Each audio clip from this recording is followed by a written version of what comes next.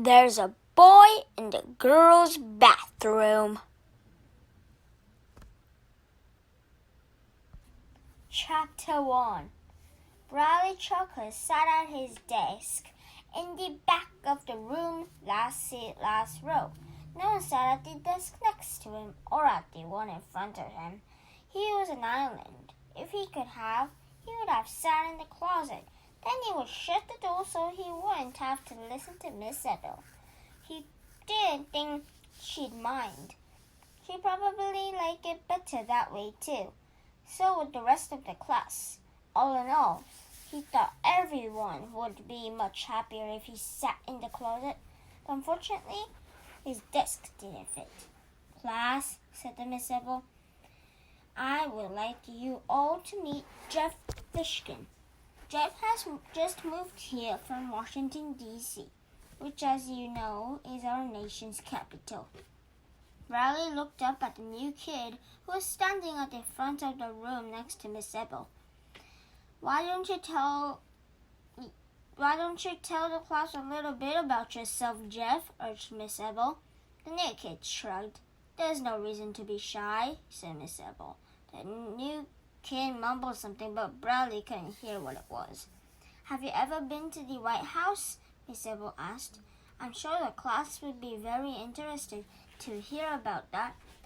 "No, I've never been there," the new kid said very quickly as he shook his head. Miss Ethel smiled at him. "Well, I guess we'd better find you a place to sit." She looked around the room. I don't see any place except I suppose you can sit there at the back." "No, not next to Bradley," a girl in the front row exclaimed. "At least it's better than in front of Bradley," said the boy next to her. Miss Ethel frowned. She turned to Jeff. "I'm sorry, but there are no other empty desks." "I don't mind where I sit," Jeff mumbled. "Well, nobody likes sitting there," said Miss Ethel. "That's right," Bradley spoke up. "Nobody likes sitting next to me." He smiled a strange smile. He stretched his mouth so wide it was so hard to tell whether it was a smile or a frown. He stared at Jeff with bulging eyes as Jeff awkwardly sat down next to him. Jeff smiled back at him, so he looked away. As Miss Ethel began the lesson, Bradley took out a pencil and a piece of paper and scribbled. He scribbled most of the morning, sometimes on the paper and sometimes on his desk. Sometimes he scribbled so hard his pencil point broke. Every time that happened, he laughed. Then he taped the broken point to one of the gobs of junk in his desk, sharpened his pencil, and scribbled again. His desk was full of little wads of torn paper, pencil points, chewed erasers, and other unrecognizable stuff all taped together. Miss Ethel handed back a language test. "Most of you did very well," she said. "I was very pleased there were 14 A's and the rest B's. Of course there was one F, but..." She shrugged her shoulders. Bradley held up his test for everyone to see and smiled that same distorted smile. As Miss Ethel went over the correct answers with the class, Bradley took out his pair of scissors and very carefully cut his test papers into tiny squares. When the bell rang for recess, he put on his red jacket and walked outside alone. "Hey, Bradley, wait up!" somebody called after him. Startled, he turned around. Jeff, the new kid, hurried alongside him. "Hi," said Jeff. Bradley stared at him in amazement. Jeff smiled. "I don't mind sitting next to you," he said. "Really?" Bradley didn't know what to say. "I have been to the White House," Jeff admitted. "If you want, I'll tell you about it." Bradley thought a moment, then said, "Give me $1, I'll spit on you." Chapter 2. There are some kids you can tell just by looking at them who are good spitters. That's probably the best way to describe Bradley Chalkers. He looked like a good spitter. He was the oldest and the toughest looking kid in Miss Abel's class. He was a year older than the other kids. That was because he had taken the fourth grade twice. Now he was in fifth grade for the first time, but probably not the last time. Jeff stared at him, then gave him $1 and ran away. Bradley laughed to himself, then watched all the other kids have fun. When he returned to class after recess, he was surprised Miss Abel didn't say anything to him. He figured that Jeff would probably tell on him and that he had to give back the $1. He sat at his desk in the back of the room, last seat, last row. He's afraid to tell on me, he decided. He knows if he tells on me, I'll punch his face in. He laughed to himself. He ate lunch alone, too. As he walked in from lunch, Miss Abel called him to her desk. Who? Me? He asked. He glared at Jeff, who was already sitting down. I didn't do anything. Did you give my note to your mother? Asked Miss Abel. Huh? What note? You never gave me a note. Miss Abel sighed. Yes, I did, Bradley. In fact, I gave you 2 notes. You said the first one was stolen. Oh, that's right, he said. I gave it to her a long time ago. Miss Abel eyed him suspiciously. Bradley, I think it's very important for your mother to come tomorrow. Tomorrow was Parents' Conference Day. She can't come, said Bradley. She's sick. You never gave her the note, did you? Call a doctor if you don't believe me. The school has just hired a new counselor, said Miss Abel, and I think it's very important that your mother meet her. Oh, they already met, said Bradley. They go bowling together. I'm trying to help you, Bradley. Call the bowling alley if you don't believe me. Okay, Bradley, said Miss Abel, and she let the matter drop. Bradley returned to his seat, glad that was over. He glanced at Jeff, surprised. Jeff hadn't told on him. As he scribbled, he kept thinking about what Jeff had said to him. Hey, Bradley, wait up. Hi, I don't mind sitting next to you, really. I have been to the White House. If you want, I'll tell you about it. It confused him. He understood when the other kids were mean to him. It didn't bother him. He simply hated them, as long as he hated them. It didn't matter what they thought of him. That was why he had threatened to spit on Jeff. He had to hate Jeff before Jeff hated him. But now he was confused. Hey, Bradley, wait up. Hi, I don't mind sitting next to you. Really. The words rolled around in his head and banged against his brain. After school, he followed Jeff out the door. Hey, Jeff, he called. Wait up. Jeff turned and started to run. But Bradley was faster. He caught up to Jeff at the corner of the school building. I don't have any more money, Jeff said nervously. I'll give you $1 if you'll be my friend, said Bradley. He held out the $1 Jeff had given to him. Jeff slowly reached it out and then grabbed it. Bradley smiled his same twisted smile. Have you ever been to the White House? He asked. Yes, said Jeff. Me too, said Bradley. He turned and ran home. Chapter 3. Bradley opened the front door to his house, then made a face. It smelled like fish. You're home early, his mother said from the kitchen. She was a large woman with fat arms. She was wearing a sleeveless green dress and holding a butcher knife. My friends and me raced home, he told her. A fat fish about the size of one of Miss Chaka's own lay on a board on the counter. Bradley watched her raise the knife above the fish, then quickly hack its head off. He walked down the hall to his room and closed the door. Hey, everybody, he announced. Bradley's home. But he was pretending that it was someone else who was speaking. Hi, Bradley, he said. Hi, everyone, he answered, this time speaking for himself. He was talking to his collection of little animals. He had about 20 of them. There was a brass lion that he had found one day in a garbage can on the way to school. There was an ivory donkey that his parents had brought back from their trip to Mexico.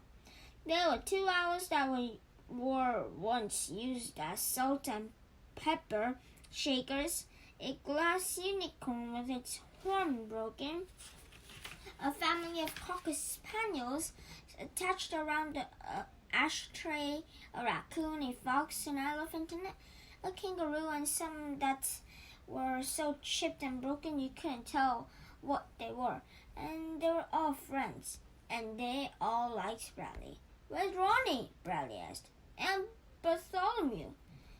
"I don't know," said the fox. They're always going off together," said the kangaroo. Bradley leaned across the bed and reached under his pillow. He pulled out Ronnie, the rabbit, and Bartholomew, the bear. He knew they were under his pillow because that was where he had put them before he went to school. "What were you doing back there?" he demanded. Ronnie giggled. She was a little red rabbit with tiny blue eyes glued on her face. One ear was broken. "Nothing but Bradley," she said. "I was just taking a walk." I have to go to the bathroom," said Bartholomew. He was a brown and white ceramic bear that stood on his hind leg. His mouth was open, revealing beautifully made teeth and a red tongue. "They were making out," announced the Mexican donkey. "I saw them kissing." Ronnie giggled. "Oh, Ronnie," scolded Bradley. "What am I going to do with you?" She giggled again. Bradley reached into his pocket and took out a handful of cut up bits of paper. His language test. "Look, everybody," he said. "I brought you some food." He dropped the bits of paper onto the bed, then scooped all his animals into it. "Not so fast," he said. "There's plenty for everyone." "Thank you, Bradley," said Ronnie. "It's delicious." "Yeah, it's really good," said Bartholomew. "Don't play with your food," the mother cocker spaniel told her 3 children. "Pass the salt," said the pepper owl. "Pass the pepper," said the salt owl. "Let's hear it from Bradley," called the lion. They all cheered. "Yay, Bradley!" Ronnie finished eating, then hopped off by herself singing doo-dee-doo-dee-doo. Then she said, "I think I'll go swimming in the pond." The pond was a purple stain on Bradley's bedspread, where he had once spilled grape juice. Ronnie jumped into the water. Suddenly she cried, "Help! I have a cramp!" "You shouldn't have gone swimming right after eating," Bradley reminded her. "Help! I'm drowning!" Bartholomew looked up. "That sounded like Ronnie," he said. "It sounded like she is drowning in the pond." He hurried in the pond to rescue her. "Hold on, Ronnie!" he shouted. The door of Bradley's room swung open, and his sister, Claudia, banged in. She was 4 years older than Bradley. "Get out of here," he snapped at her, "or I'll punch your face in." "What are you doing?" she teased. "Talking to your little animal friends?" She laughed, showing her braces. It was Claudia who had broken Ronnie's ears. She had stepped on it accidentally. She told Bradley it was his fault for leaving his animals strewn all over the floor. He didn't tell her that Ronnie wasn't on the floor, but lost in the desert. Instead, he had said, "Who cares? It's just a stupid red rabbit." "Mom wants you," said Claudia. "She told me to get you." "What does she want?" "She wants to talk to you. Tell the animals you'll be right back." "I wasn't talking to them," Bradley insisted. What were you doing then? I was arranging them. I was putting them in alphabetical order. It's a project for school. Call my teacher if you don't believe me.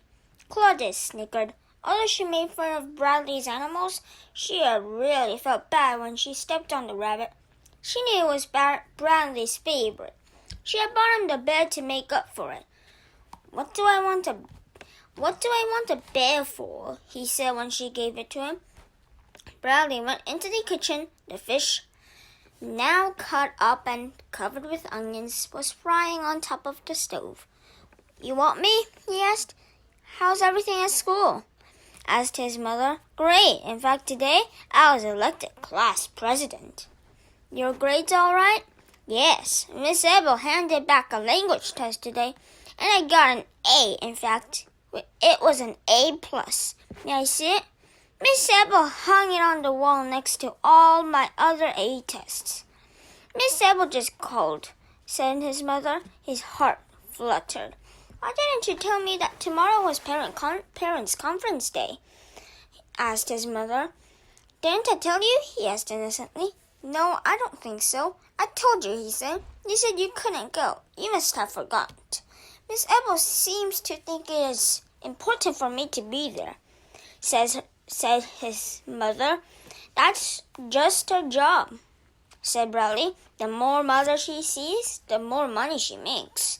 Well, I made an appointment with her for 11 o'clock tomorrow morning. Bradley stared at her in disbelief. No, you can't go, he shouted, stamping his foot. It's not fair.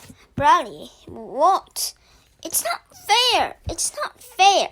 He ran into his bedroom and slammed the door behind him. A moment later, his mother knocked on the door. What is it? She asked. What's not fair? It's not fair, he yelled. You promised. What did I promise, Bradley? What did I promise? He didn't answer. He couldn't think. He thought up why it isn't fair and what she had promised him. He stayed in his room until Claudia told him that he had to come to dinner. He followed her out to the dining room, where his mother and father were already sitting down. Did you wash your hands? asked their father. Yes, Bradley and Claudia lied. Bradley's father worked in the police department. He had been shot in the leg 4 years ago while chasing a robber. Now he needed a cane to walk, so he worked behind the desk. He didn't like that kind of work and often came home grumpy and short-tempered. The police never caught the man who shot him. I hate fish, Bradley said as he sat down. So do I, said Claudia. It sticks to my braces and I taste it for weeks.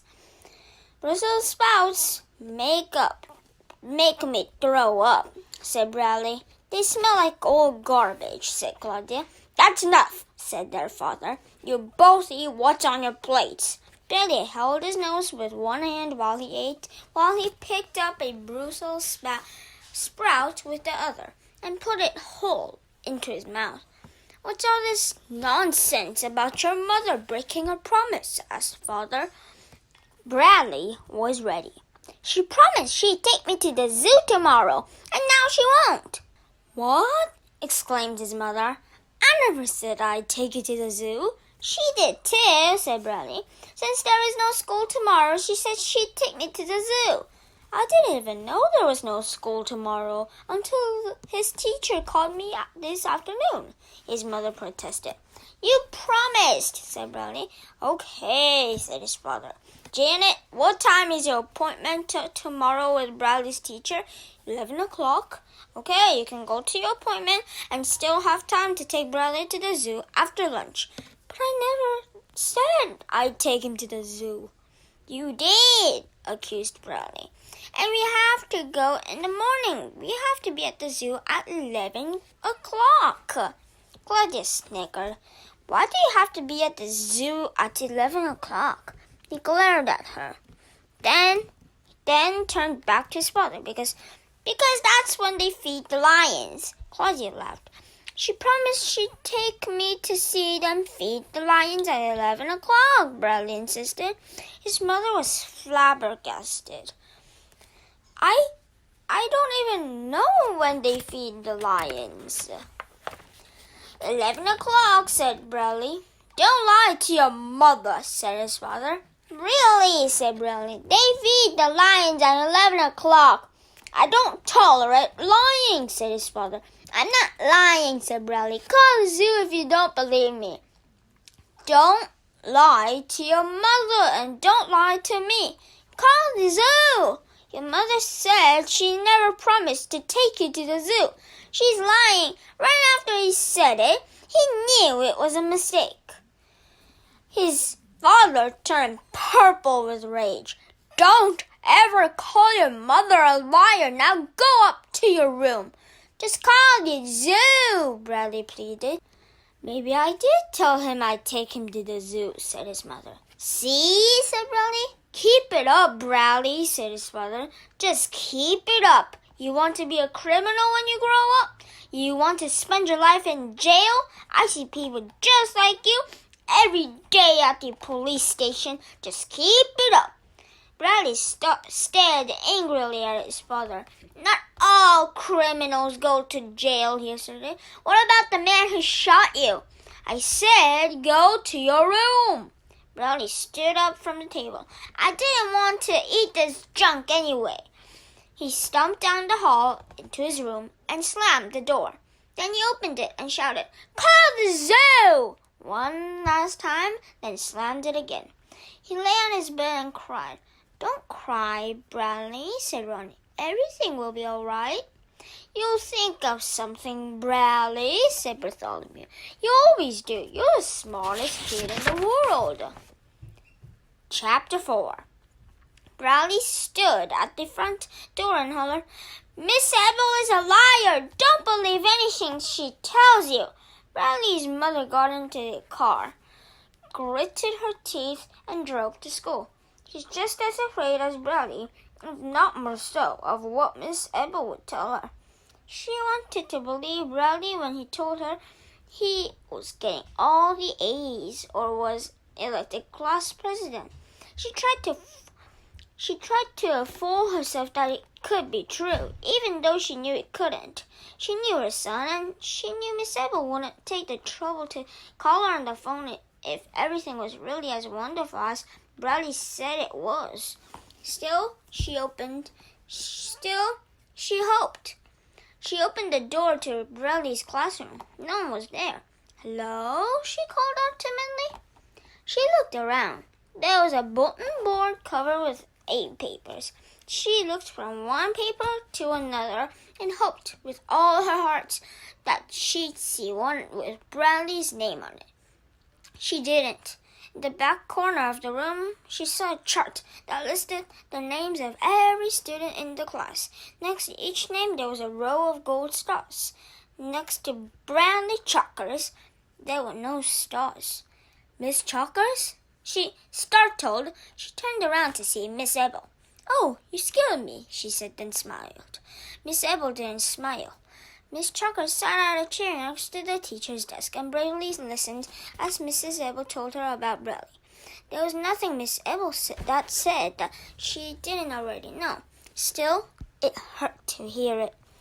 Deep down, he really is a good boy, she tried to tell Bradley's teacher. I'm sure he has a lot of good qualities, said Miss Abel. However, I have 28 other children in my class, and I can't spend all the time trying to help Bradley. He has to decide whether he wants to be part of the class or not. And if he doesn't want to be part of the class, then he shouldn't be here. He just makes it that much harder for everyone else. What can I do? Asked Bradley's mother. The school just hired a new counselor, said Miss Abel. I'd like your permission for Bradley to begin seeing her once a week. Anything that would help my son, said Miss Chalkers. I don't know if she can help him or not, said Miss Abel. Bradley has a very serious behavior problem. If he doesn't show improvement soon, more drastic measures will have to be taken. Deep down, he really is a good boy, said Bradley's mother. Well, let's go meet the counselor, said Miss Abel. She led Bradley's mother down the hall to the counselor's office. The door was open, but no one was there. Bradley's mother stepped into the room. Boxes were everywhere. Some were turned over, with their contents half spilled onto the floor. A yellow ladder lay on its side. In the center of the room was a round table surrounded by chairs, but the table and chairs were covered in papers and boxes and games and books. There was hardly room for Bradley's mother and teacher to stand. "She's just moving in," Miss Ebel explained. "I'm sure she'll have it cleaned up by tomorrow." Miss Chalker shrugged. She picked up a dolphin puppet from an open box and on the table and put her hand inside it. Suddenly, there was a loud grunt, and a young woman entered the room. She dropped the box she was carrying, and more than 100 crayons spilled out across the floor. "Oh, hello," she said. She was a lot younger than either Miss Ebel or Miss Chalkers. She wore blue jeans and a red t-shirt with rock and roll written across it in light blue letters. She had light brown hair, almost blonde, and clear blue eyes. "I'm Carla Davis," she said, and held out her hand. Bradley's mother stared at her a moment, then reached out to shake her hand, but suddenly realized she was still wearing the dolphin puppet. She quickly removed it and put it back in the box on the table. The counselor smiled. She needs to sign the form so she can start so that you can start seeing her son," said Miss Ebel. Miss Davis looked hopelessly around her office. "They're around here somewhere," she muttered, then began tearing into the boxes. "Perhaps I better come back," said Bradley's mother. "Found them," said the counselor, holding up the forms. She cleared a space on the round table by pushing away a box and gave Miss Chalkers a form to sign. Bradley's mother looked around the messy office, then at the young woman with the rock and roll t-shirt. She shrugged her shoulders and signed her name. Miss Davis took the form from her. "Oh, you're the Bradley Chalkers' mother." Miss Chalker nodded. "You wouldn't not believe all the horror stories I've heard about Bradley Chalkers," said the new counselor. "I've been here in less than 3 hours, but it seems like every teacher in the school has dropped by to warn me about him." "Deep down, he really is," Bradley's mother started to say. "I can't wait to meet him," the counselor interrupted. "He sounds charming, just delightful." Chapter 5. At dinner, Bradley's father asked how the meeting with Bradley's teacher went. Bradley looked down at the mashed potatoes. "Fine," said his mother. "Bradley's doing very well." "Good. Glad to hear it," said his father. Bradley was glad to hear it too. Later that evening, his mother came into his room. "I met Miss Davis, the new counselor," she said. You're going to begin seeing her tomorrow." "No," said Bradley. "I won't go." "Please, Bradley, don't be that way. She can help you if you let her." "I don't need any help. You said I was doing very well." "Did you want me to tell your father the truth? Do you want to be sent to military school? Maybe he's right. I don't know. Maybe that's what you need." "You said I was doing very well. I heard you." "Please, Bradley," said his mother. "Give Miss Davis a chance, please. You should have taken me to the zoo." It was drizzling the next morning as Bradley walked to school. He wore red rubber boots and a yellow raincoat. He stamped in every puddle along the way, making big splashes. He suddenly stopped when he saw Jeff standing next to the school under the overhang. Bradley's right foot remained in the center of the puddle as he stared at his one and only friend. He took a deep breath and slowly walked towards Jeff. "He has to like me," he tried to convince himself. I gave him $1. "Hi, Bradley," Jeff greeted him. He said no. He didn't answer. "If you want, I can help you with your homework sometimes," Jeff offered. "I know I'm new here, but I'm pretty smart and we learned the same stuff at my old school." He shrugged modestly. Bradley looked at Jeff as if he were from outer space. "I don't need any help," he said. "I'm the smartest kid in class. Ask anyone." They headed for Miss Ebel's room. side by side, but not necessary together. Chapter 6. Jeff Fishkin was hopelessly lost. He clutched his hall pass as he looked down the long empty corridor. The school seemed so big to him. He was on his way to see the new counselor. She was supposed to help him adjust his new environment. Now he not only didn't know how to get to her office, he had no idea how to get back to Miss Ebel's class either. The floor was slippery. It had started raining during recess, and the kids had trucked water and mud inside with them. A teacher carrying a stack of paper stepped out of the door, and Jeff hurried up to her. "Can you tell me where the counselor's office is, please?" he asked. His voice trembled. The teacher first checked to make sure he had a hall pass. Then she said, "The counselor's office. Let's see. Go down this hall to the end, turn right, and it's the third door on your left." "Thank you very much," said Jeff. He started to go.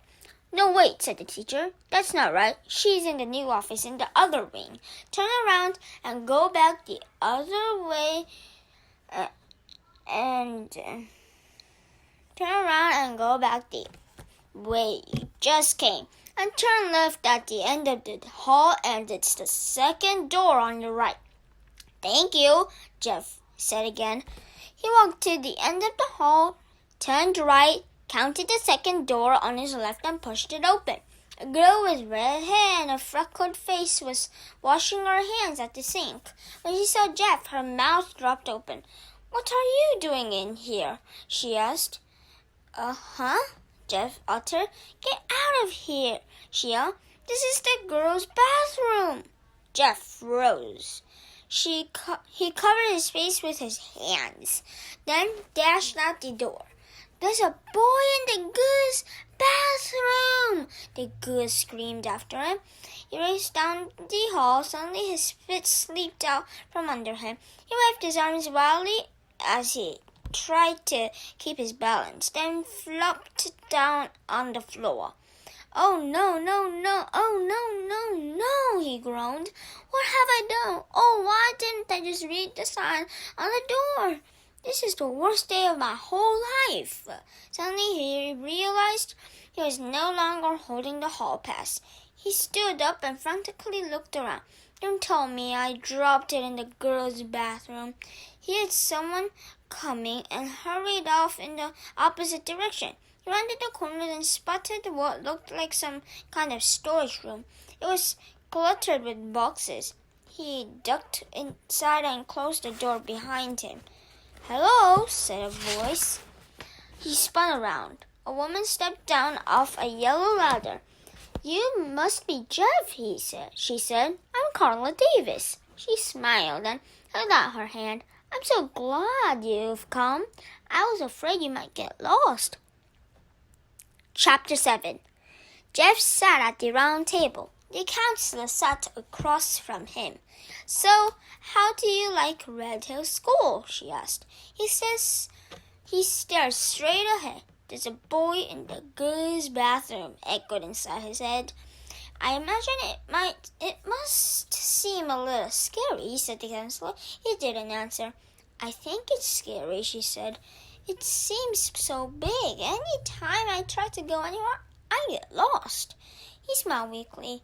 "It's hard for me because I'm new here," she exclaimed. "Today is only my second day of school. I don't know anyone. Nobody knows me. The other teachers all look at me strangely. It's hard for me to make friends with them. They already have their own friends." "I know what you mean," Jeff said. "Maybe you can help me," said the counselor. "Me?" said Jeff.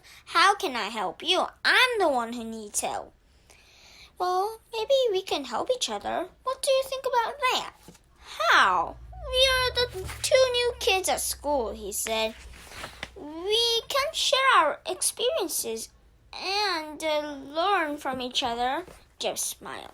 "Okay, Miss Davis," he said.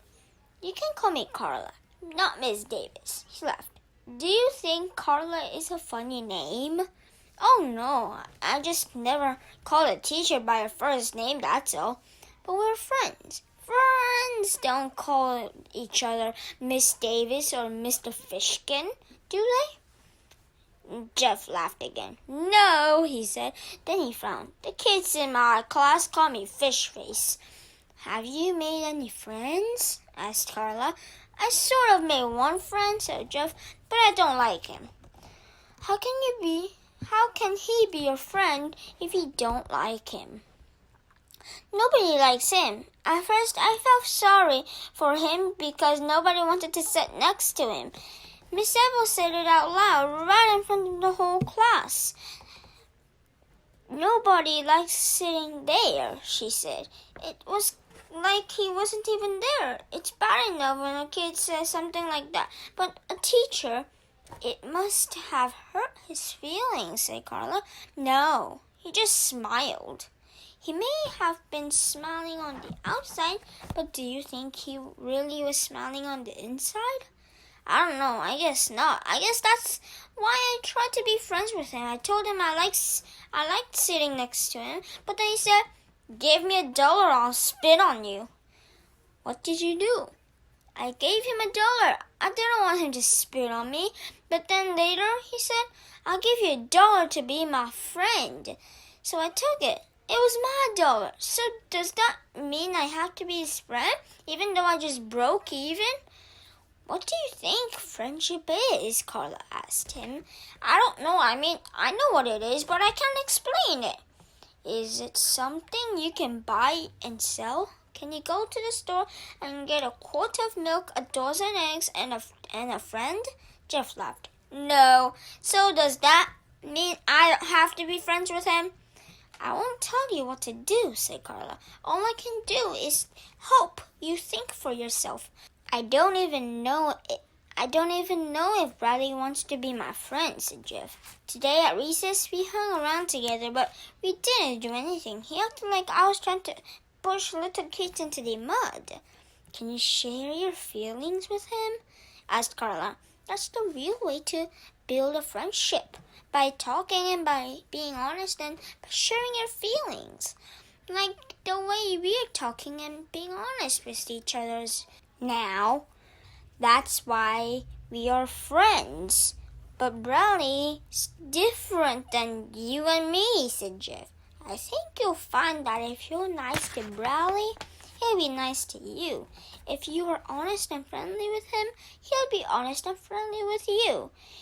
It's just like with the $1. You always break even. Jeff smiled. Are you going to see Bradley too? He asked. Yes, later today. Do you think you'll be able to help him? I don't know. I hope so. I think he needs help even more than me. You won't tell him anything I said, will you? No, that's one of my most important rules. I never repeat anything anyone tells me here around the round table. Never? She shook her head. Well, what about the other teachers? She shook it again. What about the principal? Nope. Okay, said Jeff. He took a deep breath. Here goes, he grimaced. On the way here, I got a little lost and accidentally went into the goods bathroom. He covered his face with his hands. Chapter 8. Miss Ebel was teaching geography. Everybody in the class had a map of the United States on his or her desk. Bradley's map was different from all the others. California was above Wisconsin. Florida stuck out of Texas. He picked up his pair of scissors and carefully cut out Tennessee's. He was a good cutter. The edge of his scissor never left the black line. He wondered what was happening to Jeff. He knew he was at the counselor's office. He imagined she was doing all kinds of horrible things to him. He had tried to tell Jeff at recess not to go see her. He taped Tennessee's to Washington. He was a very messy taper. His piece of tape twisted and stuck to itself. He looked up as Jeff entered the room and watched him hang the hall pass on the hook behind Miss Ebel's desk. Then he looked away as Jeff headed toward the seat next to him. When the bell rang for lunch, He shoved his map into his desk and pulled out his paper sack. Because of the rain, everyone had to eat inside, in the auditorium. He and Jeff walked there together, sort of. He's walking next to me, Bradley thought, but I'm not walking next to him. The auditorium was hot, steamy, and noisy. Long tables with benches had been set up across the room. Where do you want to sit? Jeff asked. Bradley ignored him. He stood on his tiptoes and looked around the room as if he was trying to locate his real friends. Jeff walked away and sat at one of the tables. Bradley walked behind him where Jeff was sitting. I think I'll sit here, he said aloud, as if he didn't know Jeff was there. He stepped over the bench and sat down next to him. Hi, Jeff said. Bradley faced him for the first time. Oh, it's you, he said. They ate their lunches. What are you eating? Asked Jeff. Peanut butter sandwich, said Bradley as he spoke. Bits of peanut butters and bread flew from his mouth. What about you? Tuna fish, said Jeff. Bradley swallowed his food and said, I hate tuna fish. My mother makes it good, said Jeff. She chops apple in it. I hate apples, said Bradley. He sucked the last drop of milk through his straw, then continued to suck, making a gurgling noise. Sitting 2 tables away from Jeff and Bradley were 3 girls, Melinda Birch, Lori Weston, and Colleen Verygold. They were talking and laughing about something funny that had happened to Colleen that morning.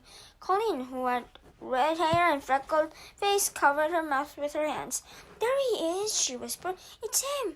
Where's? Asked Lori. Don't look at him, said Colleen. He's right there, sitting next to Bradley Chalkers. Bradley Chalkers? Said Lori. I think I'm going to throw up. Don't look, whispered Colleen. Bradley stopped sucking at his straw.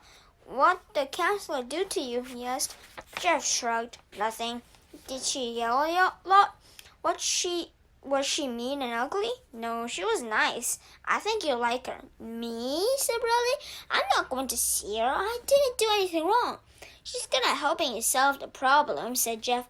I don't have any problem, said Bradley. He bit furiously into a red, delicious apple. I thought you said you hated apples, said Jeff. Bradley shoved the apple back inside the paper. Suck. That was an apple, he said. It was a banana. Jeff's face suddenly changed color. First white, then bright red. Ooh, I think he sees you, said Melinda. Lori laughed. Colleen blushed. Come on, said Lori. Let's go talk to him. She stood up. Lori Weston was a short, skinny girl with long, straight black hair. Melinda got up from the table, too. She was nearly twice the size of Lori. She had brown hair. No, don't go, pleaded Colleen. What's the matter? Asked Bradley. Nothing, said Jeff. So, did I miss anything in class? No, Miss Ebel gave everybody a map. I got one. Don't lose it, said Bradley. Miss Ebel wants them back. 2 girls were giggling behind them. Jeff and Bradley turned around. Colleen thinks you're cute, said Lori. Jeff blushed. Who? He asked. The girls laughed. What's your name? Asked Melinda. Jeff blushed again. Colleen wants to know, said Lori. Then she and Melinda laughed again. He doesn't have a name, said Bradley, coming to Jeff's rescue. He hated Lori. She had the biggest mouth in the whole world. She was always laughing, too. He could hear her laughing from one end of the school to the other. Ew, Bradley Chalker, said Lori, holding her nose. Lori Loudmouth, said Bradley. We're not talking to you, Bradley, said Melinda. Get out of here or I'll punch you in the face, he replied. You wouldn't hit a girl, said Melinda. That's what you think. He shook his fist. Melinda and Lori backed away. We only wanted to know his name, said Melinda. And what he has done in the girls' bathroom, screeched Lori. The 2 girls laughed and ran back to Colleen. Bradley slowly turned and looked at Jeff, amazed. Jeff sat with his head on the table with his arms over his head. You went into the girls' bathroom? Bradley asked. So what? Said Jeff under his elbow. Carla says, Me too, declared Bradley. I go all the time. I like to make them scream. He smiled at Jeff. Chapter 9. Bradley Chalkers, what are you doing out of class? It was a teacher. Bradley didn't know her, but it seemed as though every teacher in the school knew him. I got a hall pass, he told her. Let me see it. He showed it to her. Miss Ebel gave it to me. Go ask her if you don't believe me. Where are you going? Library, he said, to get a book. Okay, but make sure you go straight to the library. No detours, Bradley. Yeah, lied. He wasn't even allowed to check out of the library. The door of the counselor's office was open, so he walked right in. I'm here, he announced. What do you want? Carla smiled warmly at him. Hello, Bradley, she said. I'm Carla Davis. It's a pleasure to see you today. She held out her hand. I've been looking forward to meeting you. He was amazed by how young and pretty she was. He hadn't expected an ugly old hag. She had sky blue eyes and soft blonde hair.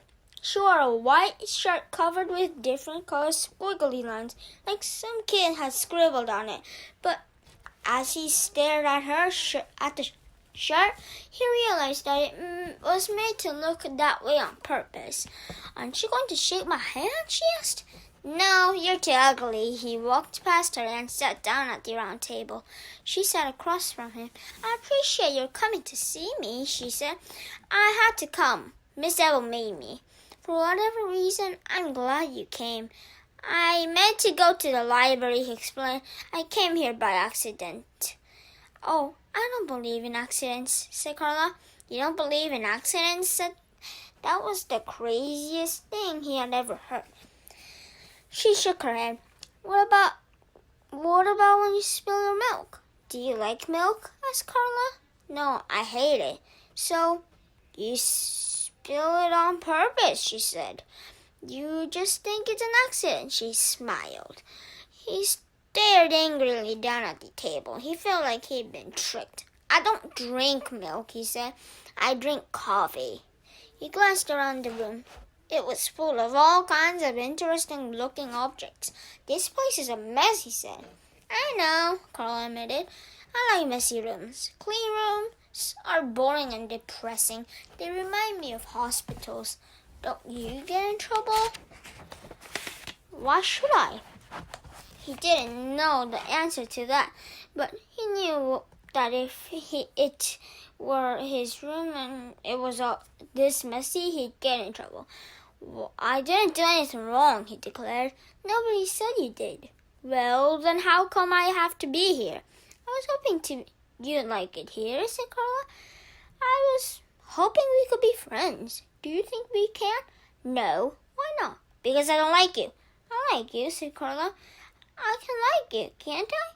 You don't have to like me. He squirmed in his seat.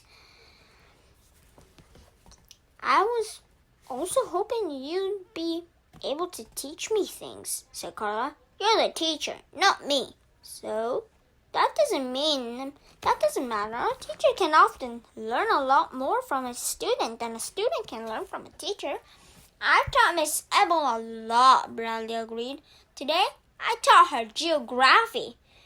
What do you want to teach me? Carla asked. What do you want to know? You tell me, said Carla. What's the important thing you can teach me? Bradley tried to think of something he knew. The elephant's the biggest animal in the world, he said, but it's afraid of mice. I wonder why that is, said Carla.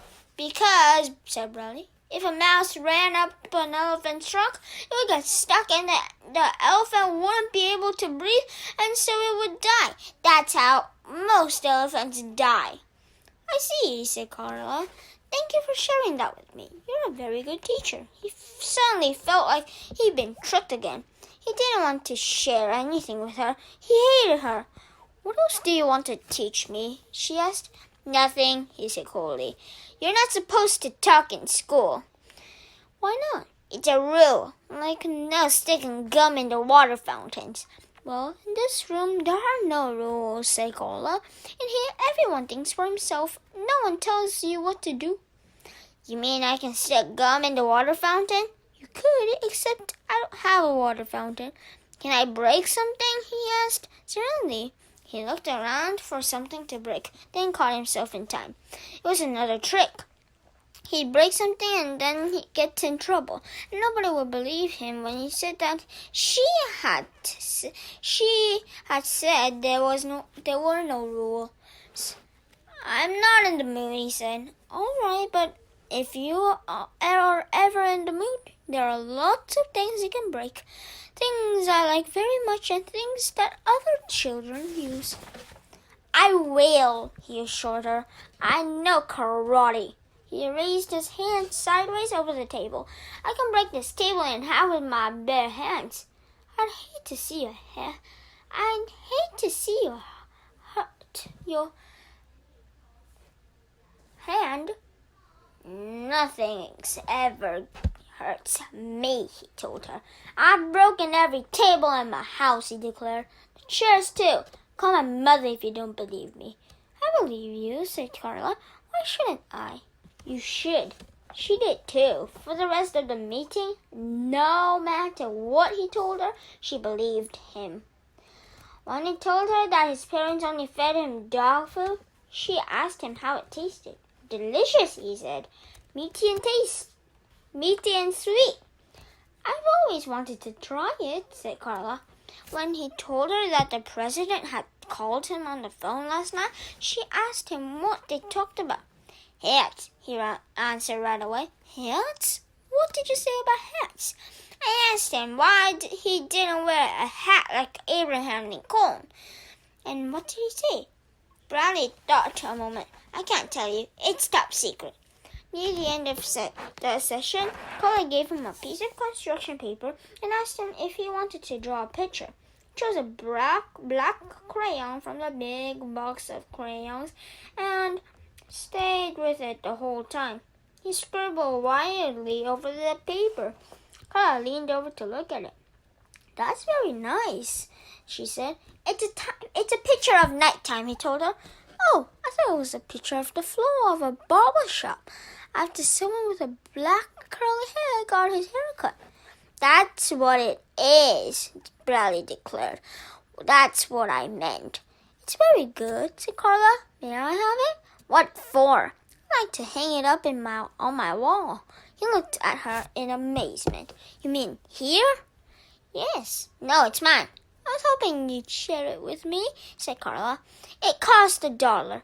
It's worth it, said Carla, but I only want it if you're willing to share it. No, he said. Okay, but if you ever change your mind, I'll still want it. You can make me give it to you, he suggested. No, I can't. Sure you can. Teachers make kids do things all the time. Carla shook her head. It's time for him to return to class. I've enjoyed your visit very much, said Carla. Thank you for sharing so much with me. She held out her hand. He backed away from it as if it were some kind of poisonous snake. Then he turned and hurried out into the hall. When he got to Miss Ebel's class, he crumpled his picture into a ball and dropped it in the waste paper basket next to her desk. Chapter 10. Bradley sat at his desk in the back of the room, last row. He felt safe there. The chancellor had scared him. She was even worse than he had imagined. He looked at Jeff, who smiled at him and then returned to his work. Bradley was glad Jeff was his friend. Jeff and me are a lot like, he thought. We're both smart, we both hate the counselor, and we both like sneaking into girls' bathrooms. Actually, Bradley never had been inside a girl's bathroom. It was something he'd always wanted to do, but he never had the courage even to peek into one. But now that he and Jeff were friends, He hoped Jeff would take him inside one. He was dying to know what they looked like. He imagined they were carpeted in gold with pink wallpaper and red velvet toilet seats. He thought girls' toilets would look nothing like boys' toilets. They'd probably be more like fountains with colored water. So how do you like Carla? Jeff asked him after school. They were walking along the sidewalks next to the school building, carrying the raincoats. It was no longer raining. She's weird, he replied. She likes to eat dog food. Jeff made a face. Did she say that? Bradley nodded. She asked me how the president doesn't wear a hat. How am I supposed to know all that? Jeff shrugged and said, I don't know. You don't like her, do you? Bradley asked. I hate her, said Bradley. Me too, said Jeff. I hate her. Bradley smiled his distorted smile. You want to go sneak inside the girls' bathroom? He asked. You mean now? Why not? Now's not a good time, said Jeff. Why not? Jeff thought a moment. There won't be any girls there now, he said. They all go home to use their own bathrooms. You're right, Bradley agreed. Good thinking. We'll do it tomorrow during recess. Jeff smiled weakly. They walked around the corner of the building. Hello, Jeff, said Laurie Weston. Hi, Jeff, said Melinda Birch. Hi, Colleen said so quietly that the F couldn't be heard. They'd been waiting for him to come by. Somehow they had found out his name. Hello, hi, Jeff answered, blushing. Laurie laughed, and the three girls hurried away. Stupid girls, said Bradley. Yeah, Jeff muttered. I hate them, said Bradley. Me too, said Jeff. Why do you say hello to them? They said hello to me first, Jeff replied. So? Jeff shrugged. Whenever anybody says hello to me, I always say hello back. Why? I don't know. I can't help it. It's like when someone says thank you, don't you automatically say you're welcome? No, I do, said Jeff. He shrugged again. I guess it's just a reflex. Like when you go to the doctor and he tapes your knee, you have to kick. You can't help it. It's the same thing. When someone says hello to me, I always have to say hello back. Bradley tried to make sense out of what Jeff said. I know what you can do, he suggested. The next time one of those girls says hello to you, kick her. Chapter 11. A week later, they still hadn't gone into the girls' bathroom. Jeff had always had a good reason why it wasn't the right time. Recess was the wrong time because it would be better to wait until after lunch, after the girls had eaten. Lunch was no good because they hadn't had time to digest their food.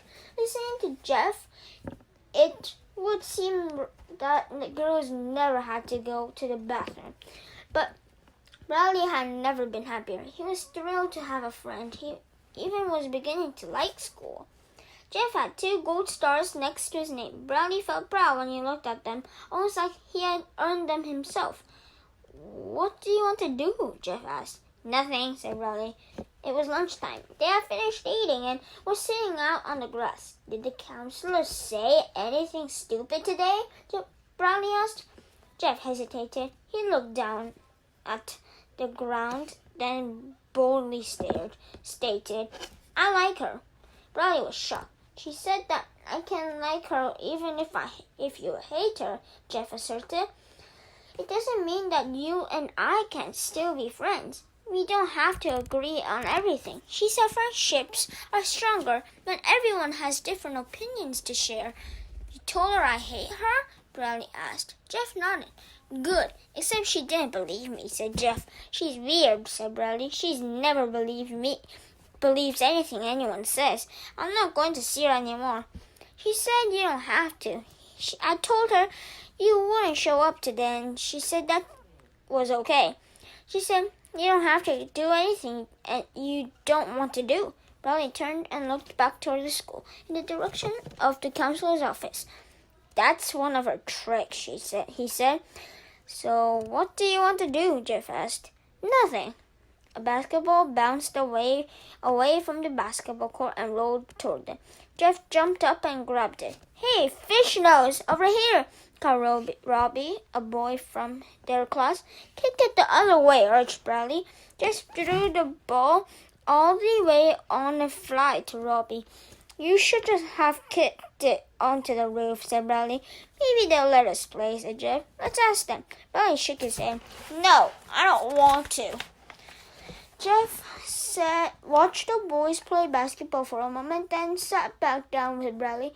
Uh-oh, Bradley said. Here come those girls again. Try not to say hello to them. Hello, Jeff, said Lori. Hello, said Jeff. Hi, said Melinda. Hi, said Jeff. Hi, Jeff, whispered Colleen. Hi, whispered Jeff. Lori laughed as the three girls walked away. Jeff shrugged. I can't help it, he said sadly. Let's go beat them up, said Bradley. Then they won't say hello to you anymore. He stared after them, but Jeff didn't follow. Come on, Bradley urged.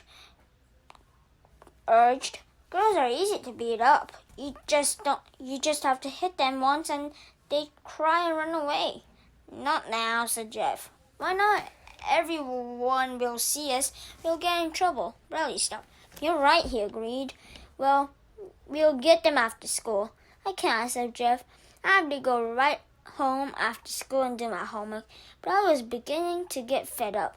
How come you're always doing your homework? He asked, hands on his hips. He said the word homework the way other people might have said the word manure. Jeff shrugged. Do you like doing it? Bradley asked. It's okay. I don't mind too much. Bradley kicked it at the ground. Do you think if I did my homework, Miss Abel might give me a gold star? He asked. I don't think she gives gold star for doing homework, said Jeff. But she might. Maybe I should do it sometime, said Bradley. Why don't you come over after school today? Jeff asked. We can do our homework together. Bradley's face twisted in anguish. Today? I think today is a good day to do homework. I can help you, Joe started to say, then stopped. You can help me with the stuff I don't understand. All right, said Bradley. I'll do it. Good, said Jeff. First, we'll beat up those girls, said Bradley. Then we'll go to your house and do our homework. Chapter 12. Just before the end of the lunch period, someone knocked very lightly on the door to the counselor's office. Come in, said Carla. A girl timidly stepped inside. Are you Miss Davis? She asked. Yes, but I prefer to be called Carla. Do I have to tell you my name? Asked the girl. No, not if you want to. Colleen Very Gold, said the girl. She sat down in one of the chairs around the round table and said, I don't know who to invite to my birthday party. Carla remained standing. See, there's this boy I want to invite, said Colleen. Do I have to tell you his name? No. Jeff Fishkin. Carla smiled. But if I invite Jeff, then I'll have to invite another boy because I can't invite 7 girls and only 1 boy, can't I? I don't, except Jeff has only 1 friend and he's the most horrible, rotten boy in the whole school.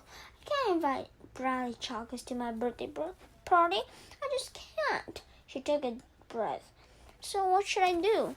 You want me to tell you whom to invite to your birthday party?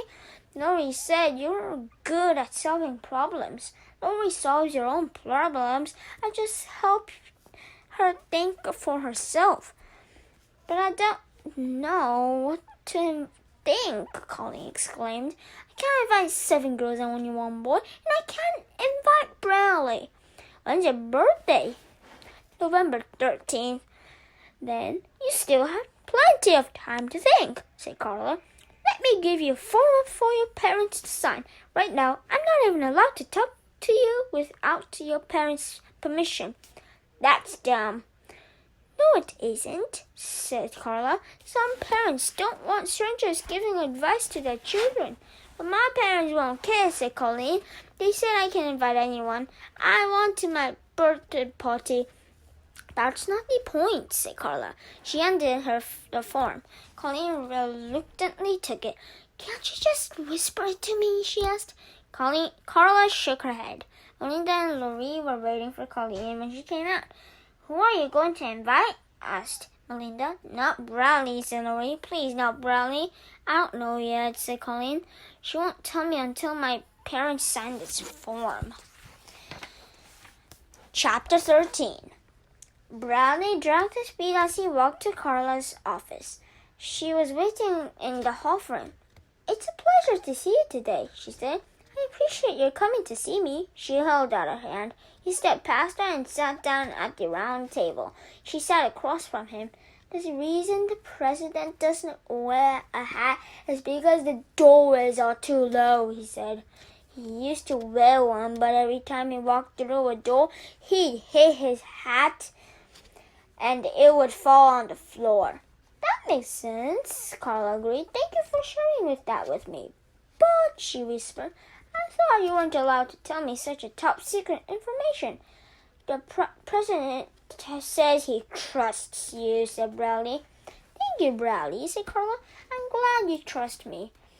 He looked at her as if she thought she were deaf.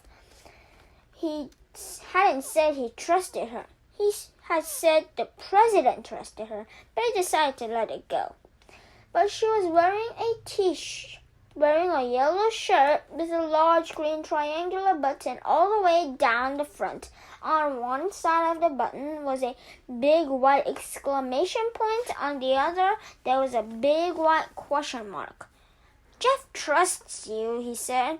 I understand you two have become friends, said Carla. We are best friends. That's wonderful, said Carla. Today after school, we are going to do our homework together at his house, and I'm going to help him with the stuff he doesn't understand. That's very nice of you, said Carla. I'm sure Jeff appreciates having you as a friend. I'm his only friend, said Bradley.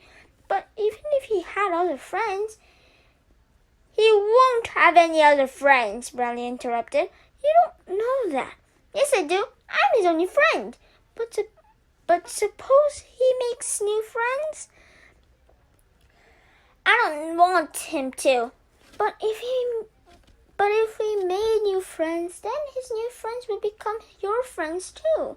He won't, said Bradley, shaking his head. Just because you and he are friends, that doesn't mean he can't have other friends too, said Carla. Yes, it does. Why? Because, he said proudly, so long as Jeff is friends with me, nobody else will like him. Chapter 14. Homework. After school, Bradley Chalkers was going to go to Jeff Fishkin's house, and they were going to do their homework together. Bradley couldn't believe it. Homework. It was all he thought about it as he sat at his desk, last seat, last row, and waited for school to end. Maybe it won't be too horrible, he reasoned. After all, Jeff always does his homework. He must like it. The more he thought about it, the more he liked the idea. Homework. What can you do at home? Except he wouldn't do it at his home. He would do it at Jeff's home. And that was even better. It would be his first time over at Jeff's house. And after he did his homework, Miss Abel might give him a gold star. Instead of scribbling, he drew little stars, one after another, until the bell rang. But first, they had to beat up those girls. Come on, let's go, he said, hopping out of his seat. Just a sec, said Jeff. He got a book from his desk. Do I need one of those? Bradley asked. He hadn't realized that in order to do his homework, he would need to bring his book home. That's okay, we can share mine. They walked outside. There was a light drizzle there in Mrs. Sharp's class, said Bradley. We can wait here until they come out. They sneak up behind them, then sneak up behind them. Ooh, the girls. We have to beat them up so they won't say hello to you. We should probably get started on our homework right away, said Jeff. It won't take long, Bradley assured him. You just have to hit them once and then they cry and run away. But it's raining, said Jeff. It was barely misting. Good, we can push them in the mud and get their clothes dirty. Girls hate it when their clothes get dirty. They stood out 10 yards away from Mrs. Sharp's door and waited. Several kids came out, but they didn't see Colleen, Laurie, and Melinda. Maybe they've already gone home, Jeff said, hopefully. No, girls always take a long time to leave class, Bradley explained. First, they have to put their papers neatly in their notebooks. Then, they have to mark their places in their books and put all their pencils in their pencil holders. Then, they put everything neatly in their desk. He said it as though it was the most disgusting thing anyone could do. Shh! Here they come. Melinda, followed by Colleen and Laurie, came out of Mrs. Sharp's room. Bradley put his finger to his lips. Then he and Jeff walked after them, keeping their distance. They followed the girls around the side of the building and along the sidewalk away from the school. Let's just go home, said Jeff. The homework might take a long time. Girls kick, warned Bradley. They don't know how to punch, so they try to kick you. He quickened his pace until he was just a few steps behind the girls. Jeff lagged a little behind. Laurie was the first to turn around. Ew, Bradley chalkers, she said, making a face. Laurie Loudmouth, snapped Bradley, the ugliest girl in school. Melinda and Colleen stopped walking and turned around too. Grow up, Bradley, said Melinda. Make me, he replied. Hello, Jeff, Colleen said very quietly. Hello, said Jeff. Quit saying hello to him, said Bradley. It's a free country, said Laurie. We can say hello. Not to us, said Bradley. We didn't say hello to you, said Laurie. Just him. Hello, Jeff. Hello, said Jeff. Laurie laughed. Why don't you just leave us alone, Bradley, said Melinda. No, you leave us alone first, Bradley said, and he punched Melinda. She pushed him back. He pushed her again. She shoved him off the sidewalk. He slipped on the wet grass and fell to the ground. Laurie laughed hysterically. Bradley scrambled angrily to his feet. You got my clothes dirty. Bradley, what his pants? Teased Laurie, hiding behind Melinda. Shut up, he yelled. You started it, said Melinda. I'll punch your face in, said Bradley. He shook his fist at her. Melinda raised her fists in the air. He charged toward her, then kicked her in the leg. She slugged him in the face with all her might. Bradley stumbled backward and almost fell again, but caught his balance. He glared at Melinda and his eyes swelled with tears. No fair! 4 against 1! He shouted, then ran home crying. Chapter 15. My poor baby, said Bradley's mother as she wrapped her massive arms around him. He had stopped crying shortly after he had ran away from Melinda, but started again when he saw his mother. They beat me up and threw me in the mud, he sobbed. His mother wiped his face with a tissue she kept rolled up in her shirt sleeve. Come on, she said, and led him by him the hand down the hall to the bathroom. You'll take a nice warm bath, put on clean clothes, and feel good as new. Claudia was in the bathroom combing her hair. What happened to him? Some bullies picked on him after school. There were 4 of them, said Bradley, and they ripped up my homework too. You've been crying, Claudia accused. That's the rain, said Bradley. Claudia started to say something, but her mother told her to leave the bathroom. She laid out clean clothes on the bathroom counter. Then started the water. After his bath, Bradley went to his bedroom. He was just in the nick of time. Ronnie the rabbit was romping across the bed, singing "doo-dee-doo-dee-doo," when suddenly she was lost. "Where am I?" she asked. Suddenly, 3 bad guys were chasing her. There were the 2 of spades, the 9 of hearts, and the king of diamonds. The king of diamonds was the leader of the bad guy. "After her," he said. He yelled.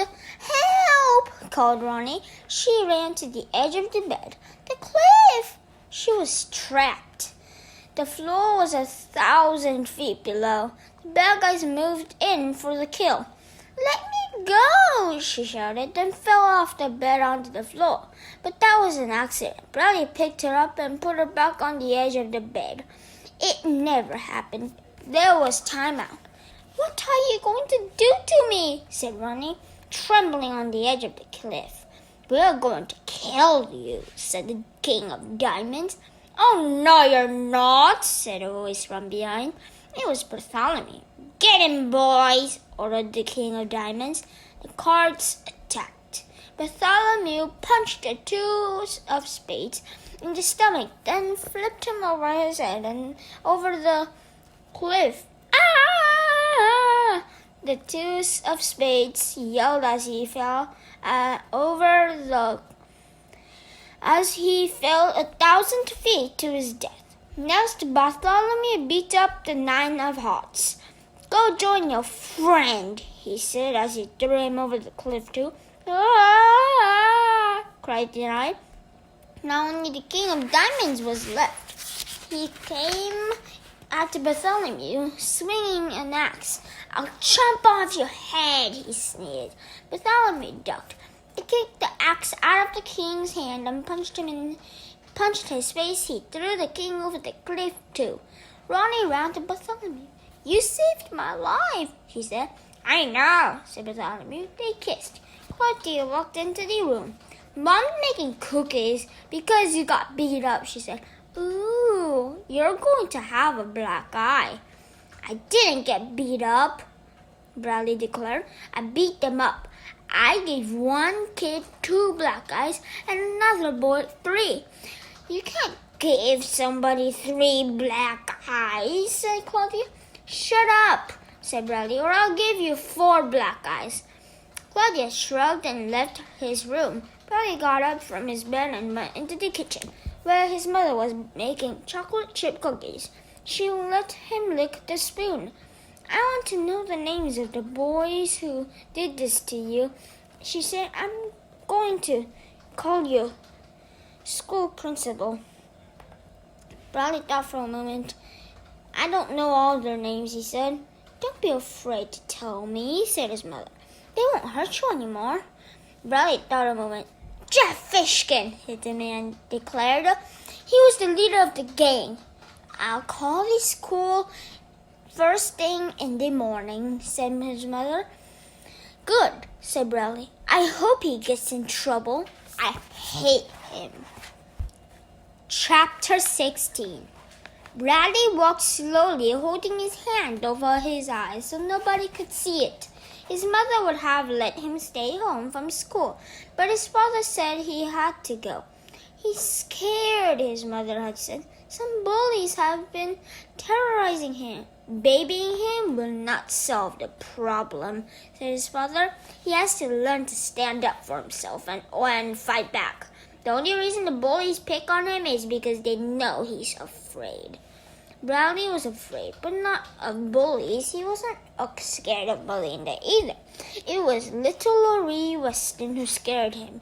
He could picture her standing in the middle of the playground with a big mouth shouting for the whole school to hear him.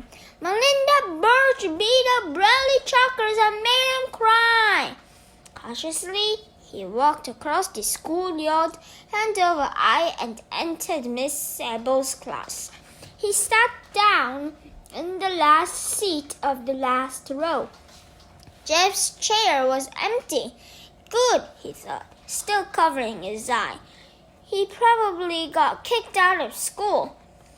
Out of his uncovered eye, he looked at the chart full of gold stars.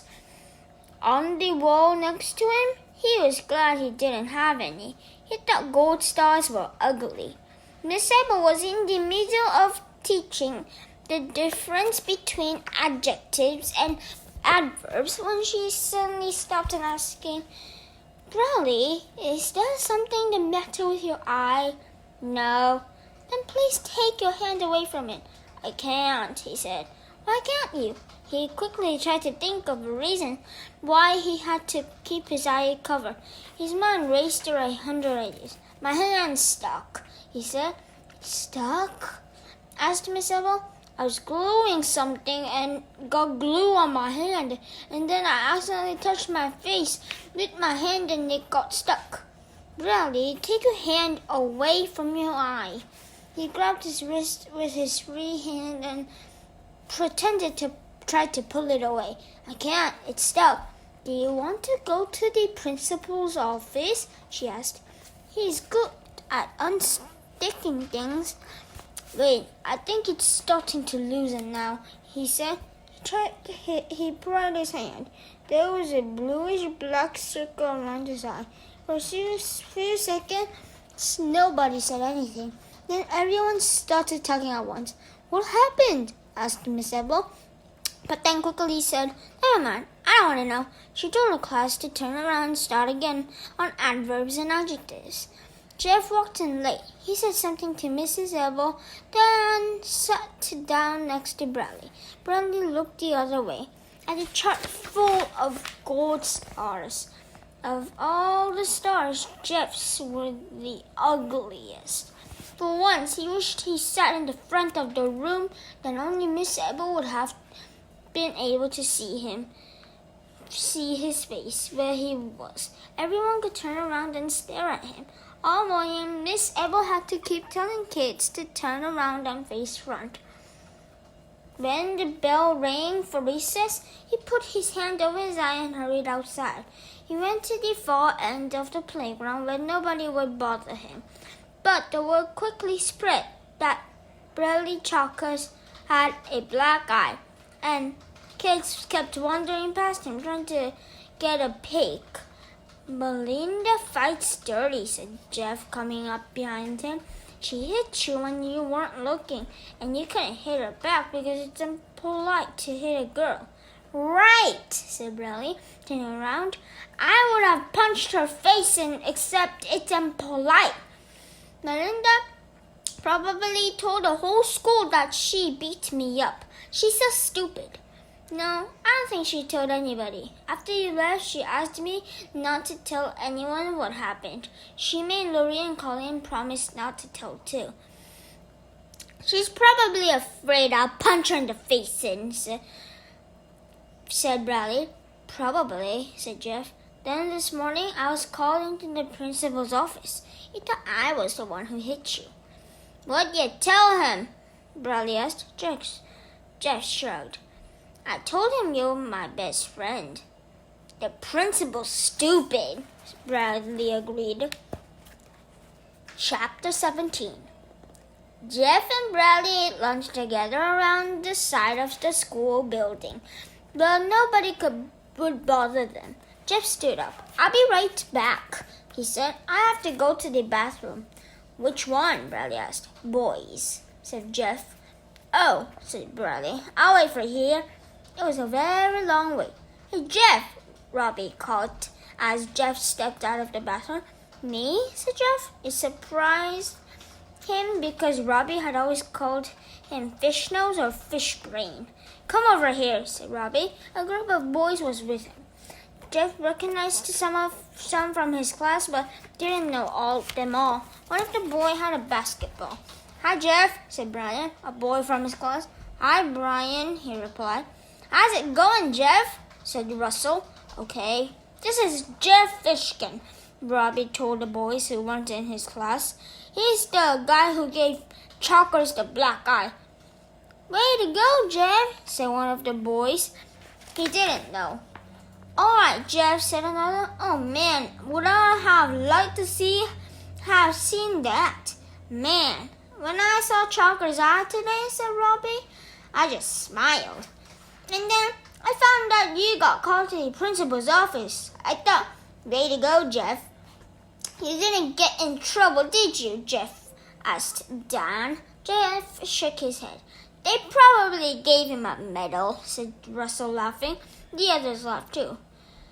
You like to play basketball, Jeff? Asked Andy, the boy with the basketball. Sure, said Jeff. They chose teams. Robbie and Andy were captains. Robbie had first pick. I got Jeff, he said. Jeff beamed. They played basketball for the remainder of lunch period. Jeff's team won, but it was also the team with 5 players. The other team had only 4. Everyone told him he played a great game. I always wondered why a guy like you was hanging around with Chalkers, said Robbie. I guess it just took you a while to find out who your real friends were. Jeff smiled. These were the kind of friends he had back in his old school in Washington, D.C. Of course, it meant he couldn't be friends with Bradley anymore, but he shrugged. Chapter 18. From around the corner of the brick building, Bradley watched the end of Jeff's basketball game. Every time Jeff took a shot, Bradley prayed he'd miss. When the bell rang, he hurried back to class ahead of Jeff and the other boys. He sat at his desk last row and took out one of his books. It didn't matter which one. He stared at it very intently as Jeff sat down next to him. Well, maybe it was okay for Jeff to have another friend, he decided as he turned the page. I'm still his best friend. That's what he told the principal. Jeff wouldn't lie to the principal. Maybe I'll get to play basketball with his new friends too, like Carla said. Jeff, he whispered. He wanted to tell Jeff that everything was still okay, that they could still be friends. Hey, Jeff. Jeff didn't look up from his work.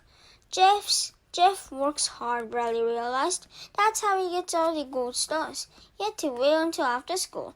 Hey, Jeff, he said as soon as the bell rang. Jeff picked up his books and started out the door. Bradley hurried after him. Jeff, he called. Wait up! Jeff stopped and slowly turned around. Bradley suddenly felt very nervous. Do you want to do our homework together? He asked. I can come over to your house if you want, or you can come over to mine. You can use my book, see? He showed Jeff his book. Hey, out of our way, Chalkers, said Robbie as he and Brian pushed past him. Chicken Chalkers, said Brian. Yeah, Chalkers, said Jeff. Bradley walked away. He heard Jeff and his new friends laughing behind him. When he got home, his own friends were very glad to see him. We're so glad you're home, said Ronnie. We missed you. We're glad you didn't go over to Jeff's house. You're our best friends, said Bartholomew. Hooray for Bradley, shouted the wooden hippopotamus. Hip, hip, hooray, yelled all the animals. Hip, hip, hooray. Hip, hip, said the hippo one last time. Hooray! Let's play a game, said the donkey.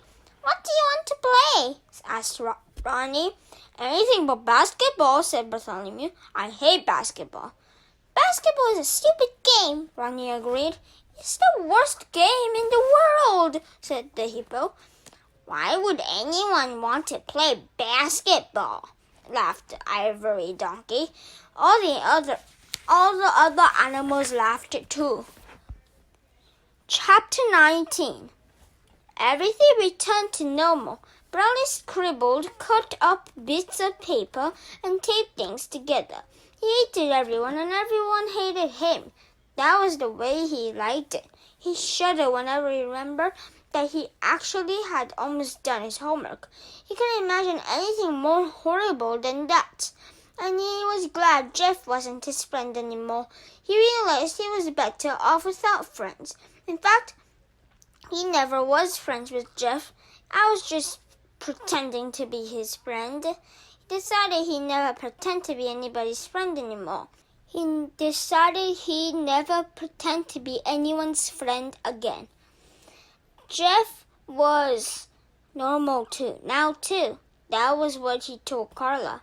He walked into her office and announced, "I don't need any help anymore. I have 8 friends now. We play basketball every recess at lunch and lunch, and I'm the best player." "Good for you, Jeff. I'm proud of you." "How many friends have you made?" he asked. "I don't keep score," said Carla. "I have 8, said Jeff. "I've always considered quality to be more important than quantity than when it comes to friendship," said Carla. 8, Jeff repeated. "And I'm not friends with Bradley anymore either." "I'm sorry to hear that. Why?" "I'm not. I hate him. In fact," he looked around the room, "I gave him a black eye." He quickly glanced at Carla to see if she knew he was lying, then looked away. "What happened?" Carla asked. "Oh, you know, he wouldn't stop bothering me. I kept telling him to get lost, but he kept hanging around. I never liked him. No one does. Then he said to me, 'Give me $1 or I spit on you.' Well, no one threatens me and gets away with it. I don't take that from nobody. So he tried to hit me, but I ducked, then punched his face. I didn't want to do it, but I had no choice." That was the short version. Jeff had told that same story to his 8 friends, but he usually made it much longer. "So, I don't think I need to see a counselor anymore," he said, "since I have 8 friends." "Okay, Jeff, if that's how you feel," said Carla. "They might think I'm weird or something," he explained. "Well, we can't have them keep on thinking like that." "Does that mean I can go?" Carla nodded. "But anytime you want to talk again, please feel free to come and see me." She smiled. "Even if you just feel like getting out of class for a while." He left, glad to be out of there. On his way back to class, he walked past the girls' bathroom. He stopped, shook his head, and chuckled to himself. It seemed like it was such a long time ago when he accidentally went in there. "I used to be such a jerk," he thought. He smiled a strange smile. He stretched his mouth so wide it was hard to tell whether it was a smile or a frown. Chapter 20. Colleen walked into Carla's office. "I just came to tell you I can't talk to you," she said. "Your parents didn't sign the form?" "No, they won't either." "You know what they said? They said it was a waste of money for the school to hire you. They said you should get married and have your own children before you start telling other parents how they should raise theirs." Carla shrugged. "They said if I have any problem, I should talk to them. But when I try to talk to them, they don't listen," she sighed. "Anyway, it doesn't matter. Jeff has lots of other friends now, besides Bradley." 8, said Carla with a smile. "So now I can invite Jeff to my birthday party without having to invite Bradley. I can invite one of those Jeff's other friends. Andy's nice. I couldn't invite Bradley if I wanted to, because Melinda is my best friend except for Lori, and she gave Bradley a black eye." Colleen quickly covered her mouth with her hand, then slowly took it away. "That was supposed to be a secret," she said. "Melinda doesn't want anyone to know." "I never repeat anything anyone tells me," Carla assured her. "Good," said Colleen. "Melinda would kill me. Have you asked Jeff to your party yet?" "No, not yet, but I will. I know he likes me because he always says hello to me when I say hello to him. And then I always get so scared. I never know what to say next. I wish you could help me. Why did my parents say such a bad thing about you? They don't even know you. Your parents are just trying to do what's best for you," said Carla. "A lot of people think counselors don't belong in schools." She shrugged. "I guess they're afraid I may fill your head with all kinds of crazy ideas." Chapter 21. "Hello, Bradley," said Carla. "It's a pleasure to see you today. I appreciate you're coming to see me." She held out her hand. "I punched myself in the eye," he said as he walked past her. He didn't want her thinking someone else gave it to him. "I'm the only one who can beat me up." "Did it hurt?" she asked. "No," he said, sitting at the round table. "Nobody can hurt me, not even me." She sat across from him. She was wearing a light blue shirt with yellow mice running all over it. The shirt was the same color as her eyes. The mice were the same color as her hair. "I wanted to hit somebody," he explained as he stared at her shirt. "But if I hit another kid, I would have gotten in trouble, so I hit myself." "Why do you want to hit somebody?" "Because I hate him." "Who?" "Everybody." "Is that why you hit yourself? Do you hate yourself?" He didn't answer. He thought it was another one of her tricks. "Do you like yourself?" she asked. He didn't trust that question either. "Maybe the reason you say you don't like anybody else is because you really don't like yourself." "I like myself," he said. "You're the one I don't like." "Tell me things about yourself that you like." He glared at her. "I like you," she said. "I think you have lots of good qualities, but I want you to tell me things you like about yourself." "I can't talk anymore," he said. "Why not?" "I'm sick. The doctor said I can't talk. The more I talk, the sicker I get." "That sounds serious." "It is. I probably said too much already, and it's your fault. I'll probably throw up." Carla nodded. "Don't say another word," she said quietly. "We'll just sit together in silence. Sometimes people can learn a lot about each other just by sitting together in silence." She locked her mouth shut and opened it to swallow the key. "You're weird," said Bradley. "A lot of people tell me that," she admitted, then put her finger to her lips. Then they sat together in silence. Bradley shifted in his chair. His eyes darted restlessly around the room. He put his hand behind his head and leaned back, then brought his hand out in front of him and folded them. Then he unfolded them. He didn't like sitting together in silence. He thought he was probably learning too much about him. I can probably talk a little bit," he said. "No, I don't want you to get sick," said Carla. "I like you too much. The doctor says I'm supposed to talk a little, just not a lot." "All right. Shall we talk about school?" "No. The doctor said if I talk about school, I'll die." Carla frowned. "That's a problem," she said. "See, as part of my job, I'm supposed to help you do better in school. But now can I help you if we can't even talk about it?" Brownie put his fingers to his chin and thought it over. "I know," he said. "Just tell everybody that you tried to help me. I wouldn't let you. Tell them that I was too mean and nasty. That's it. Tell them I said I spit on you." "No, oh no, I couldn't say that about you," said Carla. "You're too nice." "They'll believe you," he assured her. "It doesn't matter whether they believe me or not," said Carla. "I know it was a lie." So when you tell a lie, the only person you're lying to is yourself." He didn't say anything wrong with that. If you're only lying to yourself and you know it's a lie, then it doesn't matter.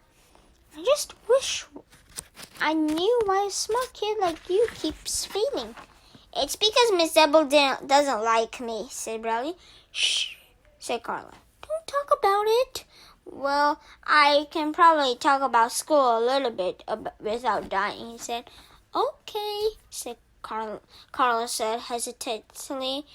"But as soon as you feel even a little bit of like dying, let me know and I will stop." They talked about school for about 15 minutes before Bradley felt like dying. Carla pointed out the same questions that were on the test were also on his homework assignments. She suggested that if he did his homework, the test might be easy for him. "Tests are easy," he told her. "I couldn't get 100 if I wanted to. I'm the oldest kid in my class. I answer all the questions wrong on purpose." "You want to know what I think?" said Carla. "I think you would like to get good grades. I think that the only reason, to get good grades, I think that the only reason you say you want to fail is because you're afraid to try.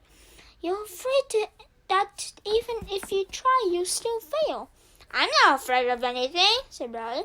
I think you're afraid of yourself, said Carla. But you shouldn't be. I have lots of confidence in you, Bradley. I know you do so well. If only you try. I can help you. We can help each other. We can try together. It was then that he told her that he couldn't talk about school anymore or else he'd die. She thanked him for talking about it as much as he had. You are very brave, she said. She suggested that for their next meeting, he make a list of topics to discuss so that they wouldn't have to risk talking about school again. Is that homework? He asked. No, he assured her. She assured him. You don't even have to put your name at the top. Good, said Bradley. He was glad it wasn't homework. It was time to return to class. Thank you for sharing so much with me today, Carla said to him. I enjoyed your visit very much. She held out her hand. He stuck his hand in his pocket and walked out of her office. Chapter 22. All week, Bradley worked on his list of topics I've discussed with Carla. It's not homework, he kept telling himself. In fact, it's the opposite of homework, because if I think of some good topics, then we won't have to talk about homework. He didn't scribble during class. He listened closely to what Miss Abel and the other kids said in order to get ideas for his list. He took other kids said in order to get ideas for his list. He took it with him wherever he went. At recess, he kept his eyes and ears open, constantly on the lookout for a new topic. The other kids were meaner to him than they'd ever been before. They were no longer afraid of him. They called him names, and when he didn't do anything about it, they called him more names. A fourth-grade boy who wanted to show off to his friends ran up to him and said, "You're not even a human. You're a monster. You're a monster from outer space." The boy ran away, but Bradley didn't chase him. He had 3 new topics to his list: humans, monsters, and outer space. Monday was Halloween. Most of the kids brought costumes, which they were allowed to put on at lunch. Brian, one of Jess's friends, didn't bring a costume, so he borrowed a black magic marker from Miss Abel and colored and stuck it around one eye. When he came back from lunch, he told everybody he was a Bradley Chalkers. While everybody laughed, Bradley busily worked on his list. It covered both sides of 3 sheets of paper. Number 1, trees that lose their leaves. Number 2, gold stars. 3, chalk. 4, tape. 5, are chickens really afraid? 6, why people laugh. 7, what does it feel like to be shot in the leg? 8, pencils. 9, pencil sharpeners. 10, accidents. 11, coffee. 12, military school. 13, canes. 14, basketballs. 15, friends. 16, enemies. 17, hopscotch. 18, dodgeball. 19, foursquare. 20, 1 potato. 21, 2 potato. 22, 3 potato. 23, 4. 24, 25 potato. 25, 6 potato. 26, 7 potato. 27, more. 28, less. 29, nothing at all. 30, what is it like to be in jail? 31, good boys. 32, bad boys. 33, breakfast. 34, lunch. 35, dinner. 36, have you ever been to the White House? 37, who shot my father? 38, why did he get away? 39, peanut butter and jelly. 40, gold stars. 41, black eyes. 42, fighting. 43, girls with big mouths. 44, what's it like inside a girl's bathroom? 45, saying hello. 46, reflexes. 47, hate. 48, When will I be able to grow a beard? 29. Things that smell bad. 50. Things you like about yourself. 51. Things you don't like about yourself. 52. Things nobody like about yourself. 53. Things you don't like about anybody else. 54. Gold stars. 55. Does my hair look like a chili bowl? 56. Closets. 57. Hiding places. 58. Dreaming. 59. Bad dreams. 60. I wish I could fly. 61. Kids with glasses. 62. Glasses you drink from. 63. Why people like some people and hate other people. 64. Breaking things. 65. I wish I was invisible. 66. Cry babies. 67. What happens to you when you grow old? 68. Humans. 69. Monsters. 70. Outer space. 71. Why is Halloween a holiday? 72. Pirates. 73. Princesses. 74. Ghosts. 75. What happened when you die? 76. What if you were never born? 77. Can someone else be you? 78. Can you be someone else? 79. If I was someone else, I wouldn't make fun of me. 80. Magic. 81. Markers. He didn't go trick-or-treating that evening, though Ronnie and Bartholomew did. The other animals gave them lots of candies. I'm making a list of topics to talk about with my counselor, he told them. Do you have any ideas? How about rabbits? Suggested Ronnie. That's a good one, said Bradley. He added rabbits to his list. Bears, said Bartholomew. That's good too. Claudia barged into his room. Bradley quickly shoved his list under his pillow and on his bed. How about what Dad's going to do to you when he finds out that you're flunking? She asked. That's a good topic. What are you talking about? Asked Bradley. The list. What list? Oh, I don't know, said Claudia. She slowly wandered toward the bed. She lunged for the pillow. Bradley died for it too, but Claudia beat him to it, and she held the list above her head and read it. As she looked at each new page, she cracked up laughing. What's so funny? He demanded. Your list. What's wrong with it? This isn't the kind of stuff you talk about with a counselor. How do you know? Chalk, said Claudia. What can you say about chalk? A lot, he insisted. Claudia laughed. 1 potato, 2 potato. Your counselor is going to be mad when she sees this. Give it to me. Yes, she answered, as if he had asked a question. Yes, what? Yes, your head looks like a chili bowl. She laughed. Shut up. Who shot my father? Read Claudia. How is she going to know that? Bradley shrugged. Claudia gave him back the list. You wrote gold stars 3 times, she said, shaking her head. Bradley grabbed it from her hand and looked at what he'd written. That's the stupidest list I've ever seen, said Claudia. Your counselor is not going to want to talk about anything on that list. You don't know her, he replied. She'll talk about anything I want to talk about. She listens to me. She likes me. No, she doesn't, scoffed Claudia. That's just her job. She walked out of his room laughing. Bradley watched her go. Then he added 2 new topics to his lists. Sisters and jobs. Tears filled his eyes as he tried to think of another topic. He crossed off 2 of the gold stars, then crumpled the list into a ball and threw it in the trash basket. Chapter 23. Look out! Here comes the monster! Screamed the chubby 4th grader. Boy, it's the monster from outer space. Ah, it's so ugly, yelled his skinny friend. Don't let it touch you, warned the girl with pink glasses, or you'll turn into a monster too. Bradley ran at them. They scattered and regrouped like pigeons.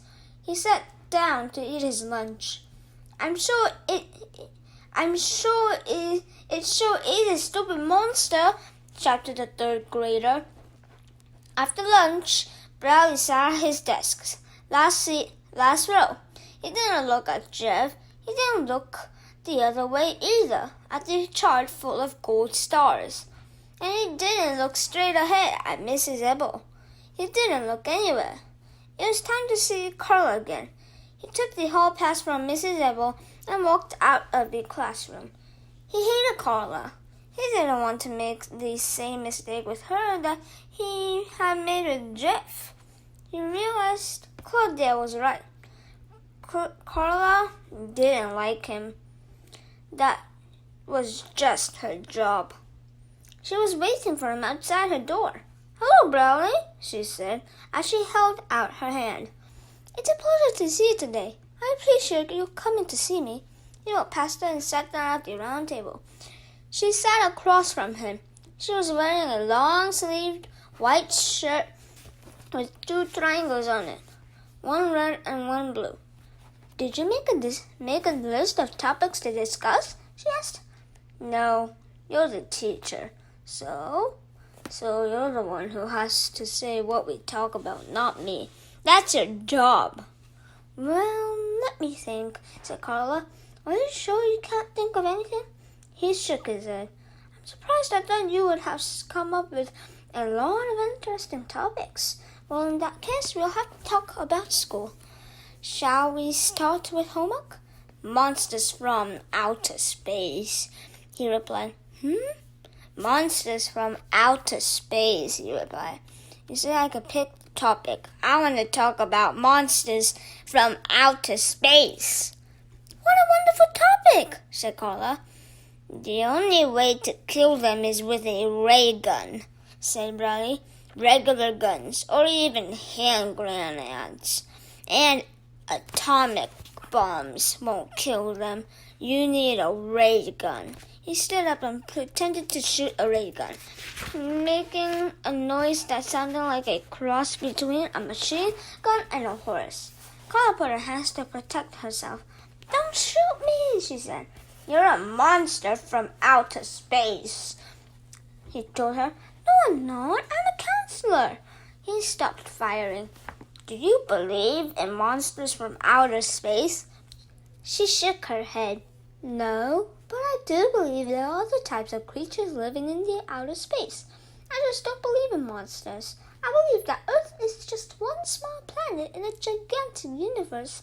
I think there are billions of other planets with trillions of other kinds of creatures living on them. Some are real stupid and others are smarter than you or me. Some are bigger than dinosaurs, others smaller than ants.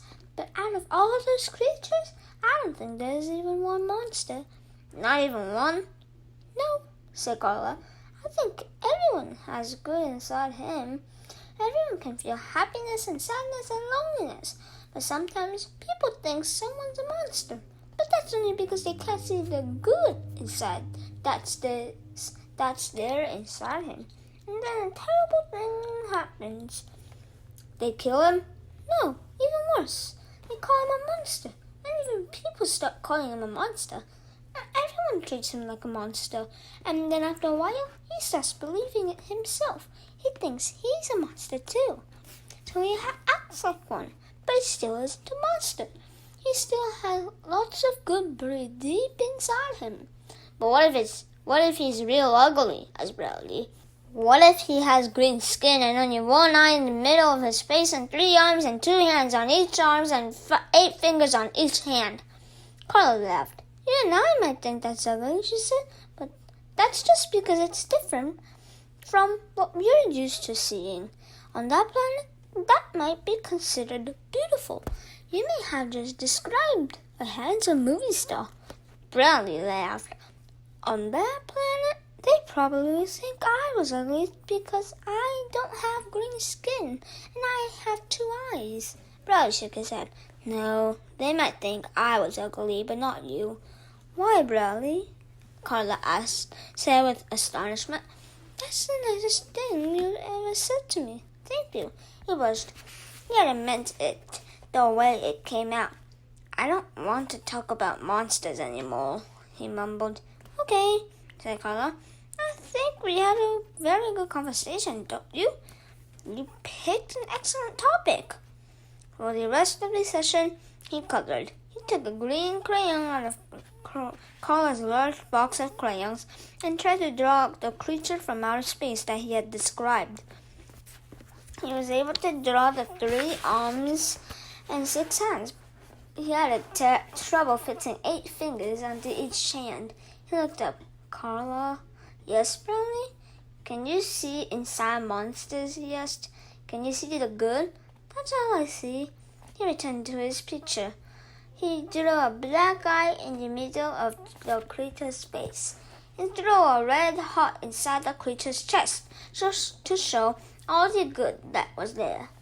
Well, how does a monster stop being a monster? He asked. I mean, if everyone sees him as a monster and they keep treating him like a monster, how does he stop being a monster?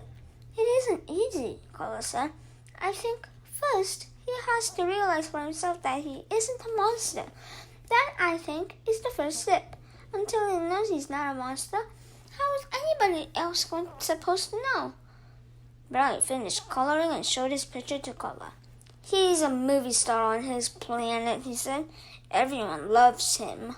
He's very handsome, said Carla. You want it? Asked Brownie. I mean, I don't want it anymore. Anyway, so you can have it. I love it, said Carla. Thank you. In fact, I'm going to hang it on the wall right now. Brownie watched her tack it up. He almost told her she wasn't supposed to put holes in the wall, but he changed his mind. It was time for him to go back to class. I'm looking forward to seeing you next week, said Carla. I hope you have another wonderful topic for us to discuss. He started to go, then stopped and turned around. Yes? She asked. He put his hand on his hips and stared at her. Did you forget something? He stood and waited. Her eyes suddenly lit up. She held out her hand and said, I enjoyed your visit very much. Thank you for sharing so much with me. He stretched his mouth into a half smile, half frown, then hurried out of her office. Chapter 24. Here he comes, said Laurie. Don't be a chicken. Colleen bit her bottom lip. It was after school. The 3 girls stood across the street and watched Jeff. Maybe we should wait until tomorrow, said Colleen. Hey, Jeff! Laurie shouted. No, Colleen whispered. Jeff turned. Laurie and Melinda walked toward him. Colleen lagged behind. Hello, Jeff, said Laurie. Hi, Jeff, said Melinda. Hello, hi, answered Jeff. Laurie laughed. Come on, Colleen, said Melinda. Ask him. Colleen blushed and looked away. Colleen has something she wants to talk to you, said Laurie. Oh, see, okay, well, stammered Colleen. Quit bothering me, Jeff said very quietly. We're not bothering you, said Laurie. Colleen just wants to ask you. Melinda stopped her. Let Colleen ask him, she said. Well, see, said Colleen. Okay, she said. She took a deep breath. It's my birth. I don't want her asking me anything, Jeff snapped. Colleen said bright red. And quit saying hello to me, too. You can say hello if you want to, said Melinda. It's a free country. I don't want you saying it to me, said Jeff. Don't worry, Colleen exploded. I won't. I will, said Laurie. Hello, hello, hello, hello, hello. Shut up, said Jeff. He slammed his book down on the sidewalk. Hello, Jeff, said Laurie. Jello, Jeff. She laughed at her mistake. Jello, Jeff. Hello, Jello. She laughed hysterically. And quit laughing, Jeff shouted. She can laugh, said Colleen. You can't tell her she can't laugh.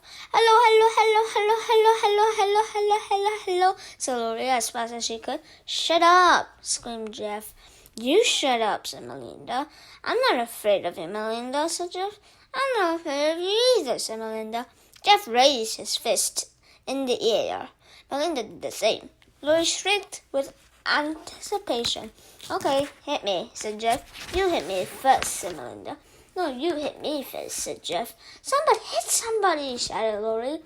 Jeff tapped Melinda's shoulder with his fist.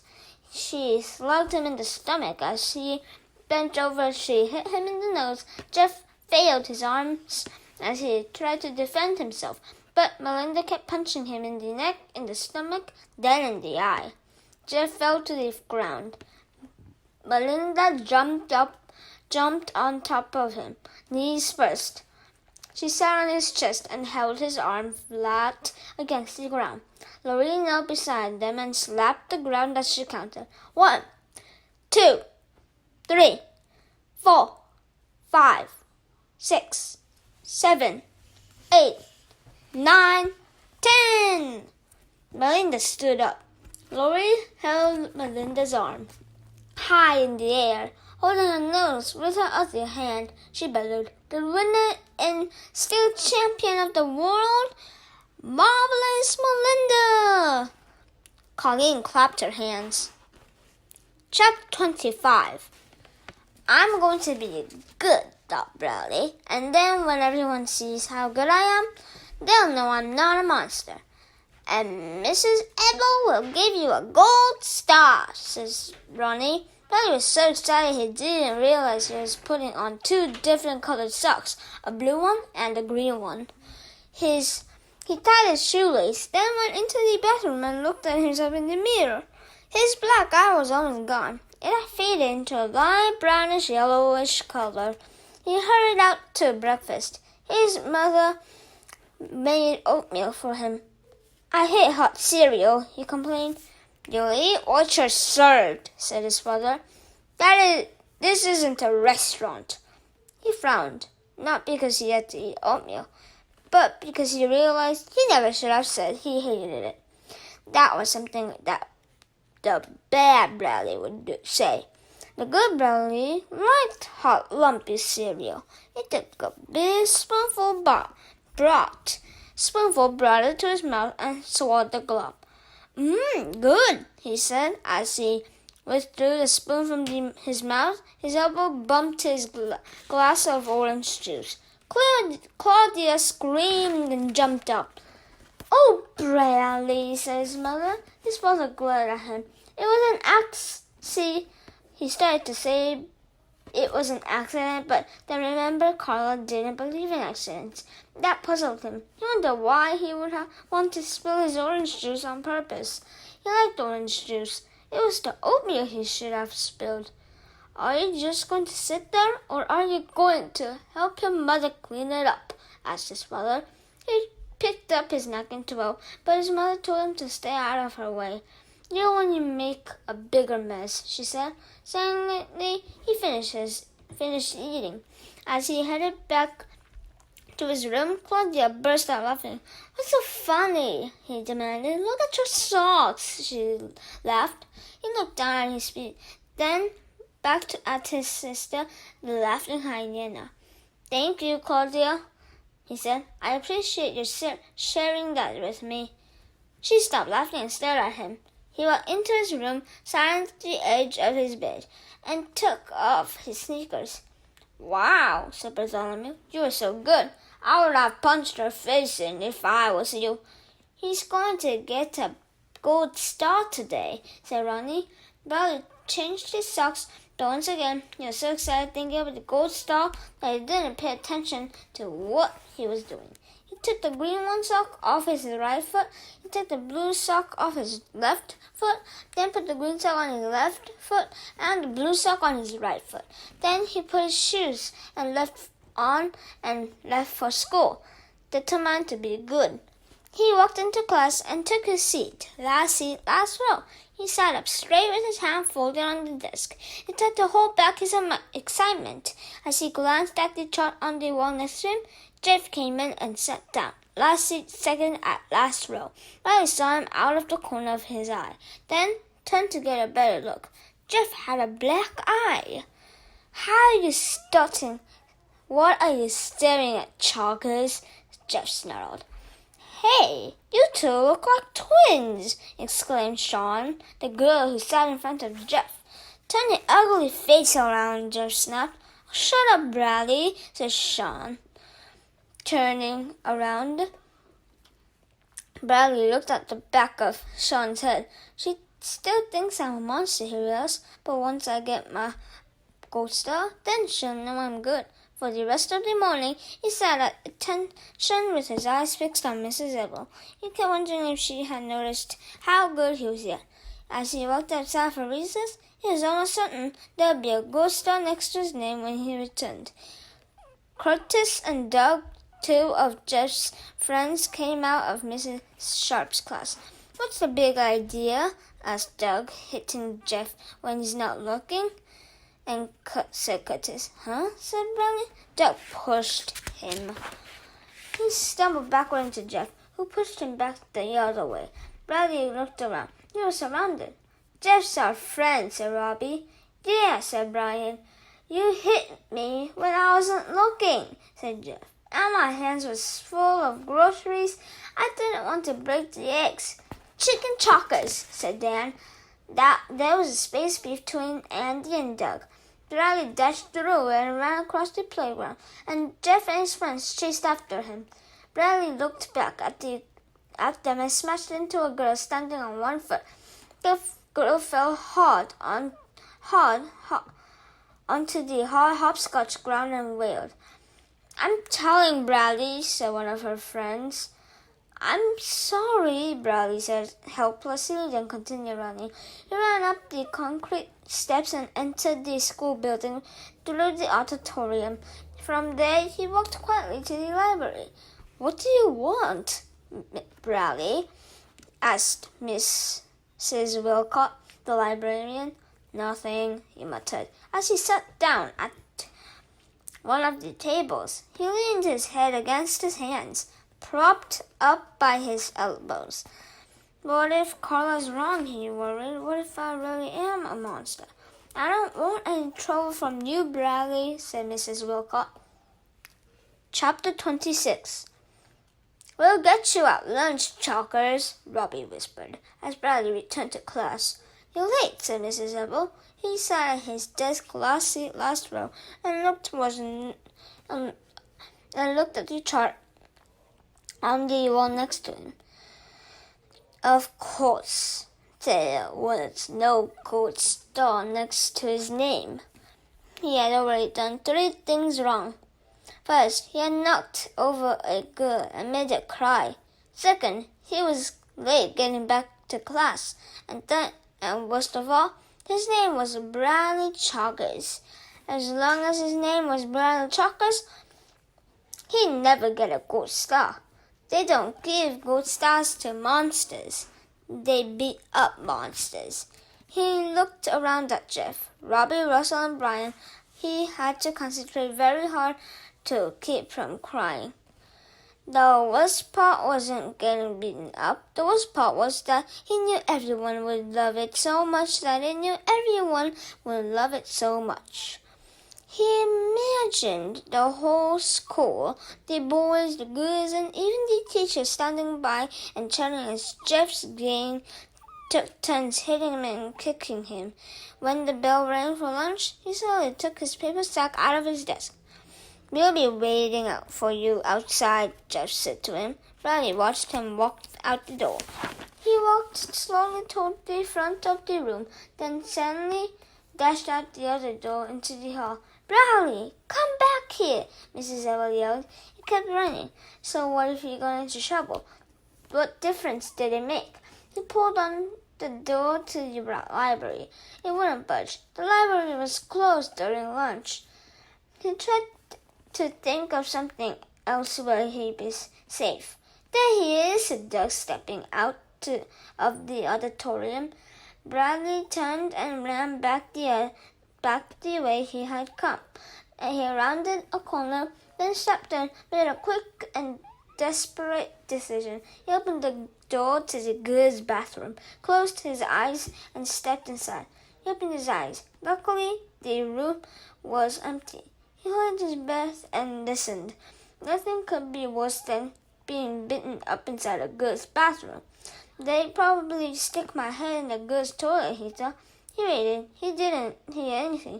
He looked around. The floor and the bottom half of the walls were covered with green tiles. There were 2 white sinks and a paper towel dispenser.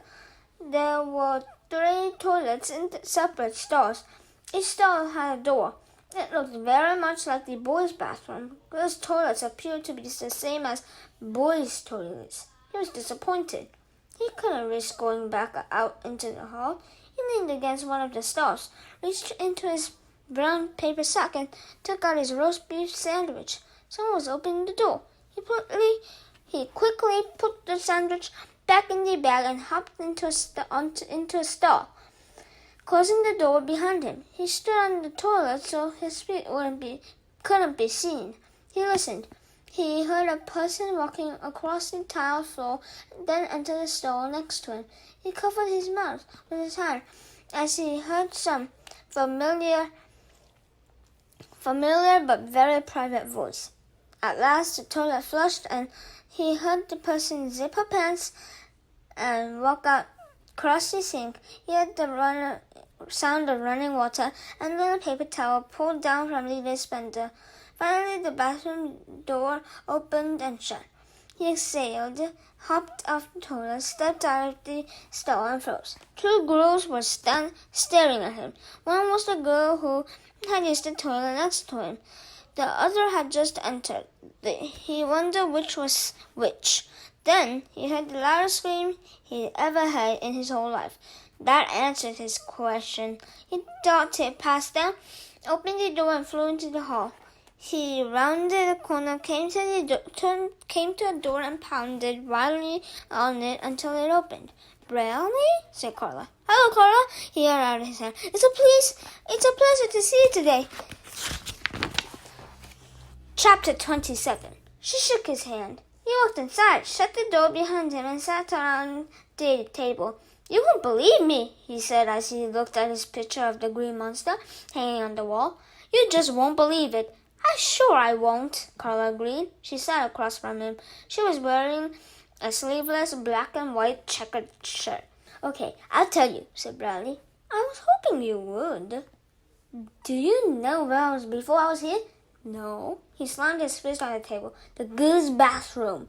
He told her all about it, how the girls had used the toilet next to him, and how he thought she had left, but really another girl had entered. At first, I didn't know which girl was which, but then one of them screamed, so she must have been the one. "Who was she?" asked Carla. "Did you know her?" "She probably doesn't want anybody else to know. That's very considerate of you, Bradley." He shrugged. "Shall we have lunch?" asked Carla. "Okay." He took out his roast beef sandwich. Carla set her lunch on the table. She had a carton of yogurt and a plate of sliced tomatoes and cucumbers. "That looks good," said Bradley. "Do you want to trade?" "Okay." They traded lunches. Bradley ate a slice of cucumber. He thought it was delicious. "So, what were you doing inside the girls' bathroom?" asked Carla. She took a big bite out of Bradley's roast beef sandwich. "Jeff and his friends were chasing me," he explained. "Jeff's got a black eye, just like me. They all think I gave it to him." "Did you?" He could have lied. He could have said sure. He beat up Jeff with one hand tied behind his back. He knew Carla would always believed whatever he said. "No, I can't even beat up a girl," he said. "Melinda Birch beat me up. Do you know her?" "No." "You like her? She's nice." Carla smiled. Bradley ate a slice of tomato, followed by a spoonful of yogurt. "I hid in the library at recess," he said. "They couldn't beat me up in the library. Even if they found me, you can't even talk in the library." "Yes, I know. Isn't that amazing?" "What's that?" "The library. All those books. And they're all different, aren't they?" Carla nodded as she drank Bradley's juice through a straw. "I kept thinking about the whole time I was there," he said. "They're all different, but they all use practically the same word. They just put them in a different order." "Did you?"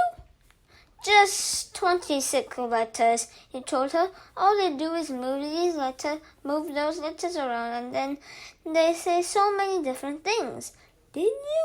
"You'd think after a while they'd run out of the way to move them around," said Bradley.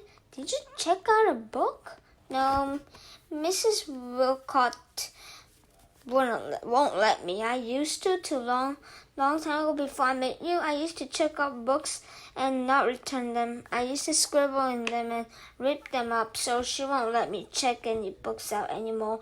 The whole time I was there, she kept watching me saying, I don't want any troubles from you, Bradley.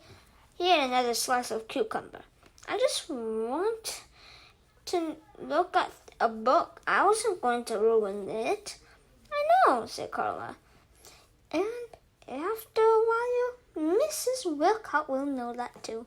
I'm trying to be good, said Bradley, but nobody will give me a chance. They will. It just takes time. Do you ever play checkers on your shirt? He asked. Carla nearly spit out her juice. She laughed and shook her head. I like your shirt, he said. I like your socks, said Carla. Bradley looked at his mismatched socks. I thought I'd change them, he said, befuddled. I hate socks that match, said Carla. See? She stuck out her leg. She was wearing white pants with she had on one white sock and one black sock. Bradley smiled. It wasn't his usual twisted smile, but one that was genie. It was one that up till now had been seen only by Ronnie and Bartholomew. I know something good you can do, said Carla, and Mrs. Apple would notice it too. What? Homework. The smile dropped off his face.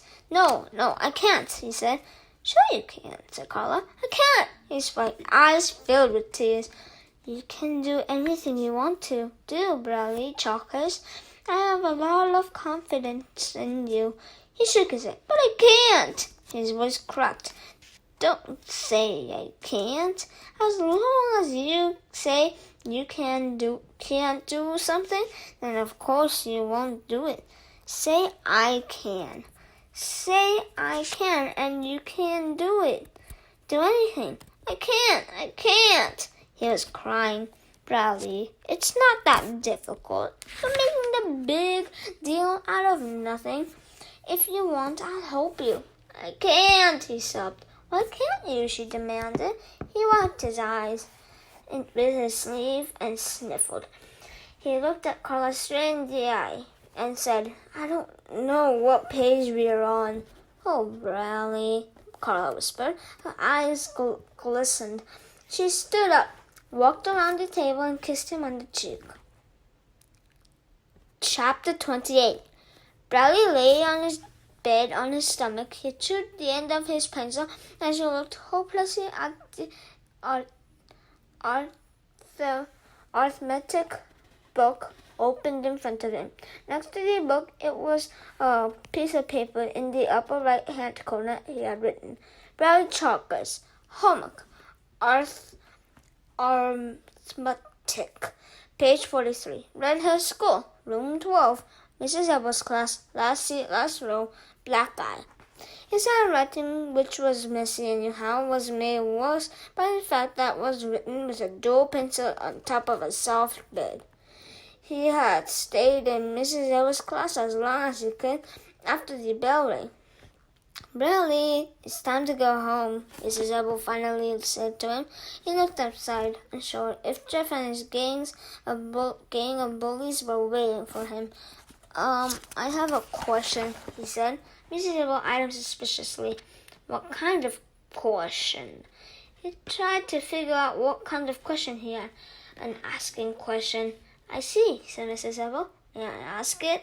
He said. Okay, she said reluctantly. He looked at his question.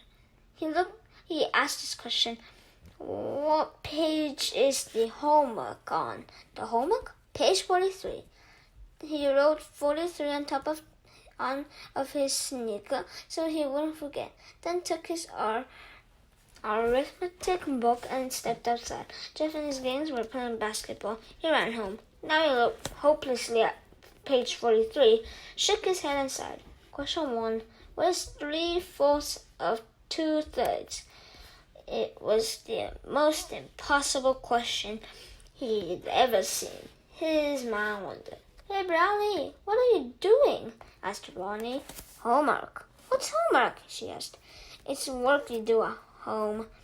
Is that supposed to be funny? She asked. No, really.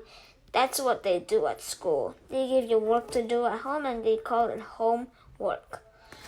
You've never done it before, said Ronnie. I'm doing it for Carla. Now leave me alone so I can concentrate. Question 1. What is 3/4 of 2/3? Why are you doing it for Carla? Ronnie asked. He said, Okay, I'll tell you, but you can't tell anyone. Ronnie promised not to tell. We're in love. Really? Exclaimed Ronnie. How do you know? She kissed me. Ew, does that mean she loves you? Said Ronnie. Are you going to marry her? Maybe, when I'm older first. I have to do my homework. I'm going to marry Bartholomew, said Ronnie. I know, said Bradley. Now let me do my homework. Question 1. What is 3/4 of 2/3? Hey, Bradley, what's going on? Asked Bartholomew. Leave him alone, said Ronnie. He's trying to do his homework. He can't concentrate when you're talking to him. Maybe I can help, said Bartholomew. What's the problem? What is the 3/4 of 2/3? Bradley asked. 3/4 of 2/3, Bartholomew repeated. That's a tough problem, all right. 3/4 of 2/3. Let's see. You divide 4 into no. You multiply 2 times no. Of means divide, said the monkey. Like if you take half of something, it means you divide by 2. You divide 3 by 2 and 4 by 3. Bradley started to write that down. No, of means times, said the lion. You have to multiply everything. First, you have to reserve the nominators, and said the fox. You don't reserve, you invest, corrected the mother cocker spaniel. I think you have to find the common denominator, said the elephant. Not for multiplication, said the hippopotamus. That's only for addition. Multiplication is the same as addition, said the fox, only faster. You cancel out the 3s, said the kangaroo. You always cancel out 3s. You multiply the 3s, said the lion. Bradley kept erasing and rewriting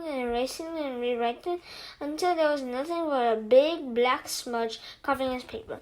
On top of the smudge, he tried to write 3 times 3, but as he did, his pencil tore a hole through the paper. The answer can't be nice, said Ronnie. If you start out with fractions, you have to end up with fractions. Bradley slammed the book shut. None of you know what you're talking about, he cried out in disgust. He took the book, paper, and pencil and walked down the hall to the dining room. His mother was sitting at the table working a crossword puzzle from the newspaper.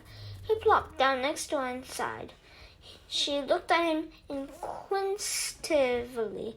I can't figure out how to do my homework, he complained. Will you help me? His mother smiled. I'm be delighted. Let me see. He pushed his arithmetic book in front of her. Page 43. She opened the book to the page and looked at Bradley's torn, smudged paper. Okay, first let me clear away this newspaper so I can have a nice, neat place to work. While I do that, I want you to go get a clean sheet of paper. I don't have any more paper. This is all I brought home. There's some paper in your father's desk. Get a sharp pencil too. He looked at her in disbelief. He wasn't allowed to touch anything on his father's desk. She nodded. Bradley felt a little scared as he walked into the extra bedroom which his father used as an office. He opened the top drawer of an old oak desk and carefully took out a pencil and a piece of paper. He shut the drawer, looked around, and hurried back to his mother. She smiled at him. He sat down and wrote much neater this time. Bradley Chalkers, homework, arithmetic, page 43, Red Hill School, room 12. Mrs. Elwood's class, last row, black guy. You have to put You have to put on that, he explained, in case it gets lost. She read the first question aloud. What is 3/4 of 2/3? He shrugged. Okay, she said. The first thing you want to do is write the equation. He still didn't know what to do. She wrote it for him. 3/4 times 2/3 equals blank. Whenever you see the word of, it means you multiply, she explained. Of means times, he said. Right, said his mother. That was what Lion had said. Now you can cancel out the 3s, said his mother. That was what the kangaroo had said. You always cancel out the 3s. Neither of them noticed that Claudia was standing behind them watching. That's not how you're supposed to learn it, she said abruptly. Bradley turned around and glared at her. You have to explain why you cancel them, said Claudia. And they don't call it canceling. It's called dividing by 1. I just know the way I learned it, said Mrs. Chalkers. If you want, I can show you, Bradley, said Claudia. He looked at his mother, then back at Claudia, then back at his mother. She knows the way they're teaching it now, said his mother. You'll help me? Bradley asked his sister. Sure, why not? I got nothing better to do.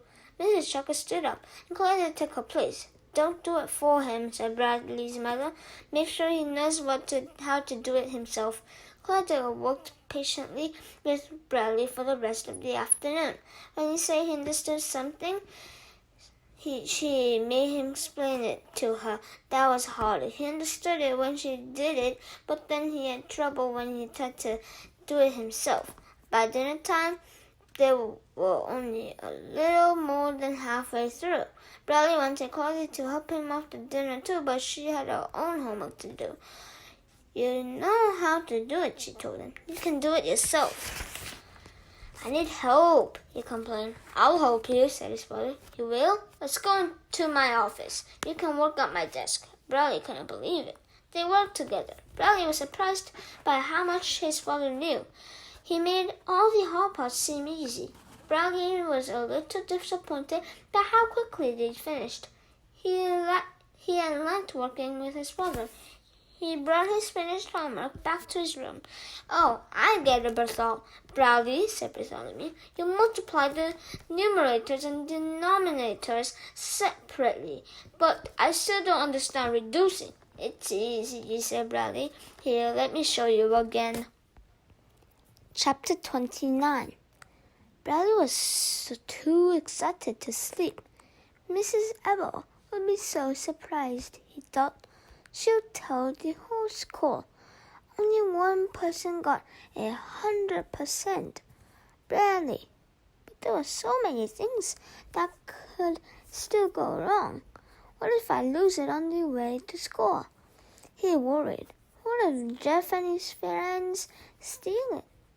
Twice during the night, he got out of bed to make sure it was safely folded inside his arithmetic book. What if I did the wrong page? He was no longer sure whether Mrs. Apple had sent his page 43 or page 62. He tried to remember exactly what she had said to him. He sat up in horror. She never said it was arithmetic homework. Mrs. Apple had just said a page number. She never said what book. She could have meant history or language or any of his other books. He lay back down and trembled. His tears wet his pillow. He got out of bed early in the morning, checked to see if his homework was still there, quickly got ready, and left for school without eating breakfast. On the way, he stopped to make sure he still had his homework. As he opened his book, the paper fell onto the sidewalk, right next to a puddle of water. He stared at it, horrified by what he had done.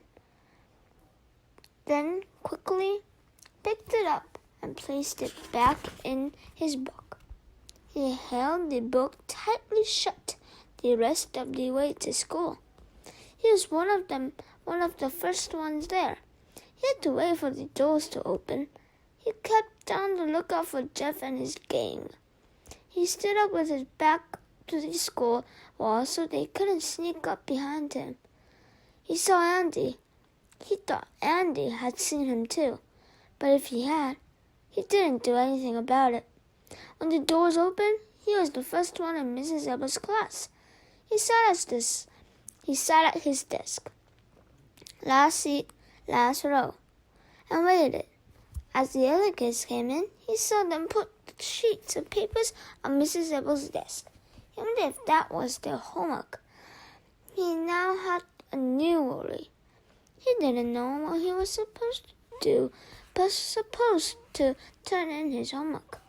Jeff and Ted placed a piece of paper on the pile on top of Mrs. Ebel's desk, then came toward the back of the room. It must be his homework, thought Bradley. What else could it be? Sean, he said aloud. The girl who sat in front of Jeff turned around. Are you supposed to put your homework on Mrs. Ebel's desk? Don't tell me what to do, Bradley, Sean snapped. You worry about your homework, and I'll worry about mine, okay? She turned back around. It was almost time for school to start. What if I have to put it on the desk before the bell rings, or it doesn't count? He fumbled through his book to his homework, stood up, then headed for Mrs. Ebel's desk. He became more nervous with each step he took.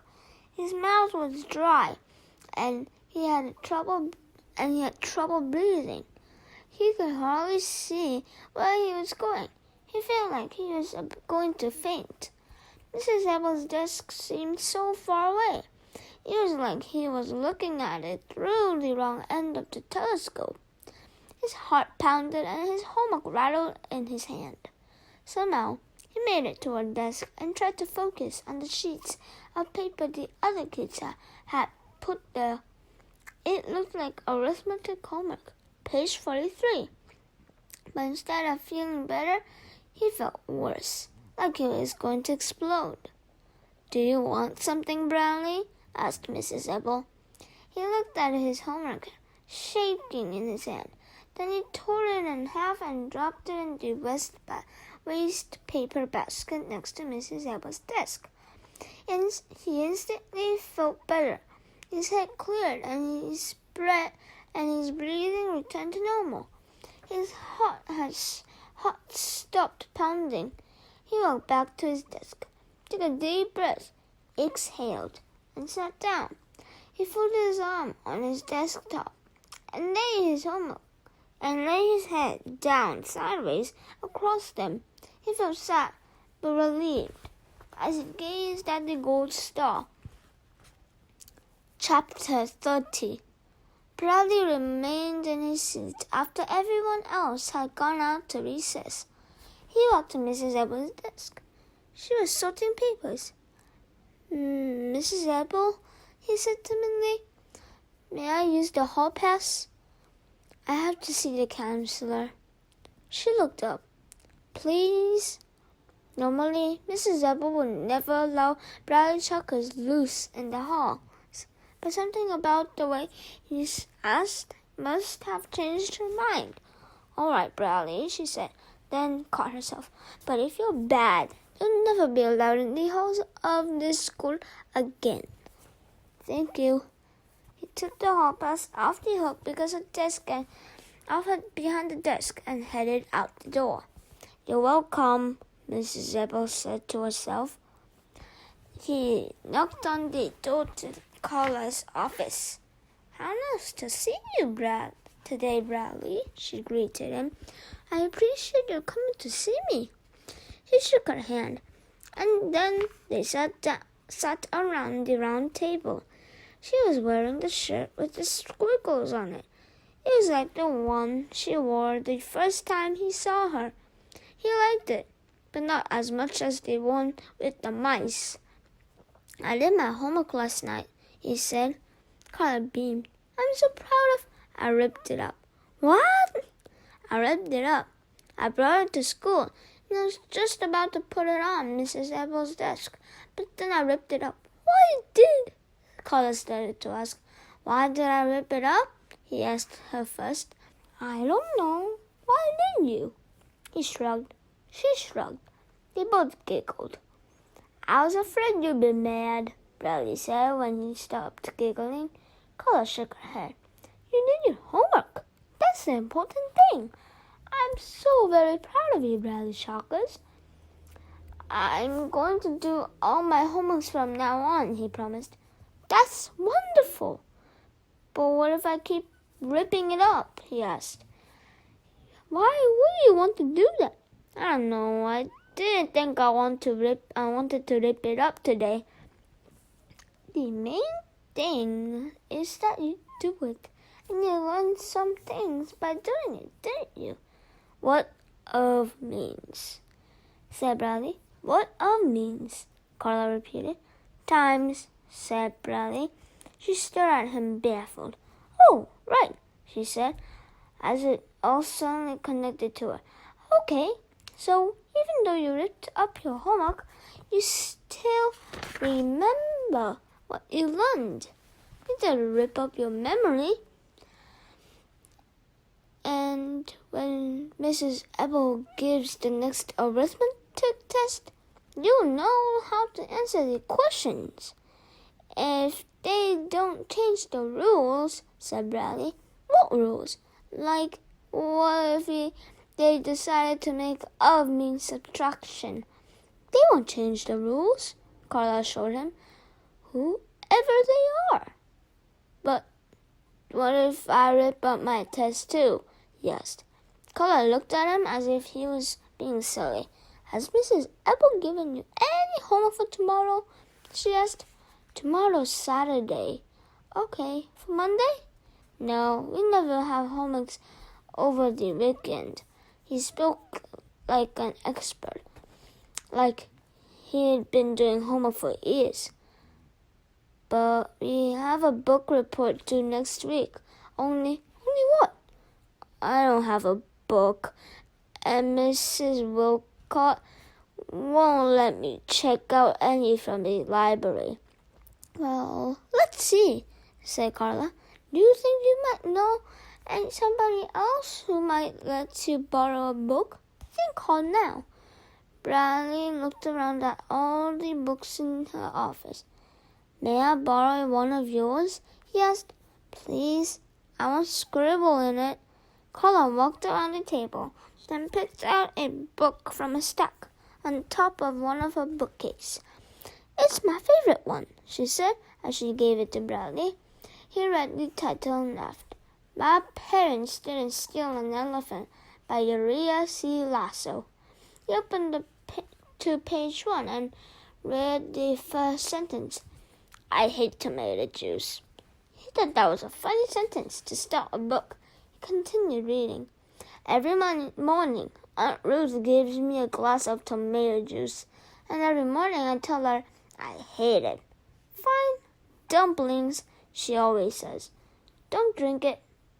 She calls me dumpling. Uncle Boris calls me cornflake. They're crazy. One of these days, I'm afraid they're going to try to eat me. He glanced up at Carla, then returned to the book. My parents are in jail. They got arrested for stealing an elephant from the circus. Only that they didn't do it. If they stole an elephant, I know about it, wouldn't I?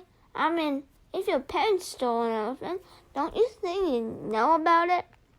I think the elephant just ran away. Her master was always mean to her. He whipped her and made her do stupid tricks. My parents used to complain about that a lot. That's why everybody thinks they stole her.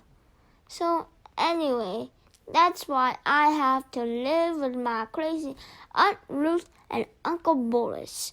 If you ask me, they belong in the circus. They're crazy. Uncle Boris always smokes a cigar. It just hangs out of the corner of his mouth. Whenever he kisses my aunt, he swings the cigar out of the way with his tongue and kisses her with the side of his mouth. I bet you think Aunt Ruth doesn't like it when he kisses her that way. Wrong. She always laughs when he does it. Sometimes she smokes a cigar too. I told you they were crazy. Look! He even smokes a cigar while he's drinking tomato juice. The bell rang. Bradley was amazed by how quickly the time had passed. Do you want to have lunch together again? He asked. I'm sorry. I'm having lunch with the president of the school board, said Carla. I'd much rather eat lunch with you.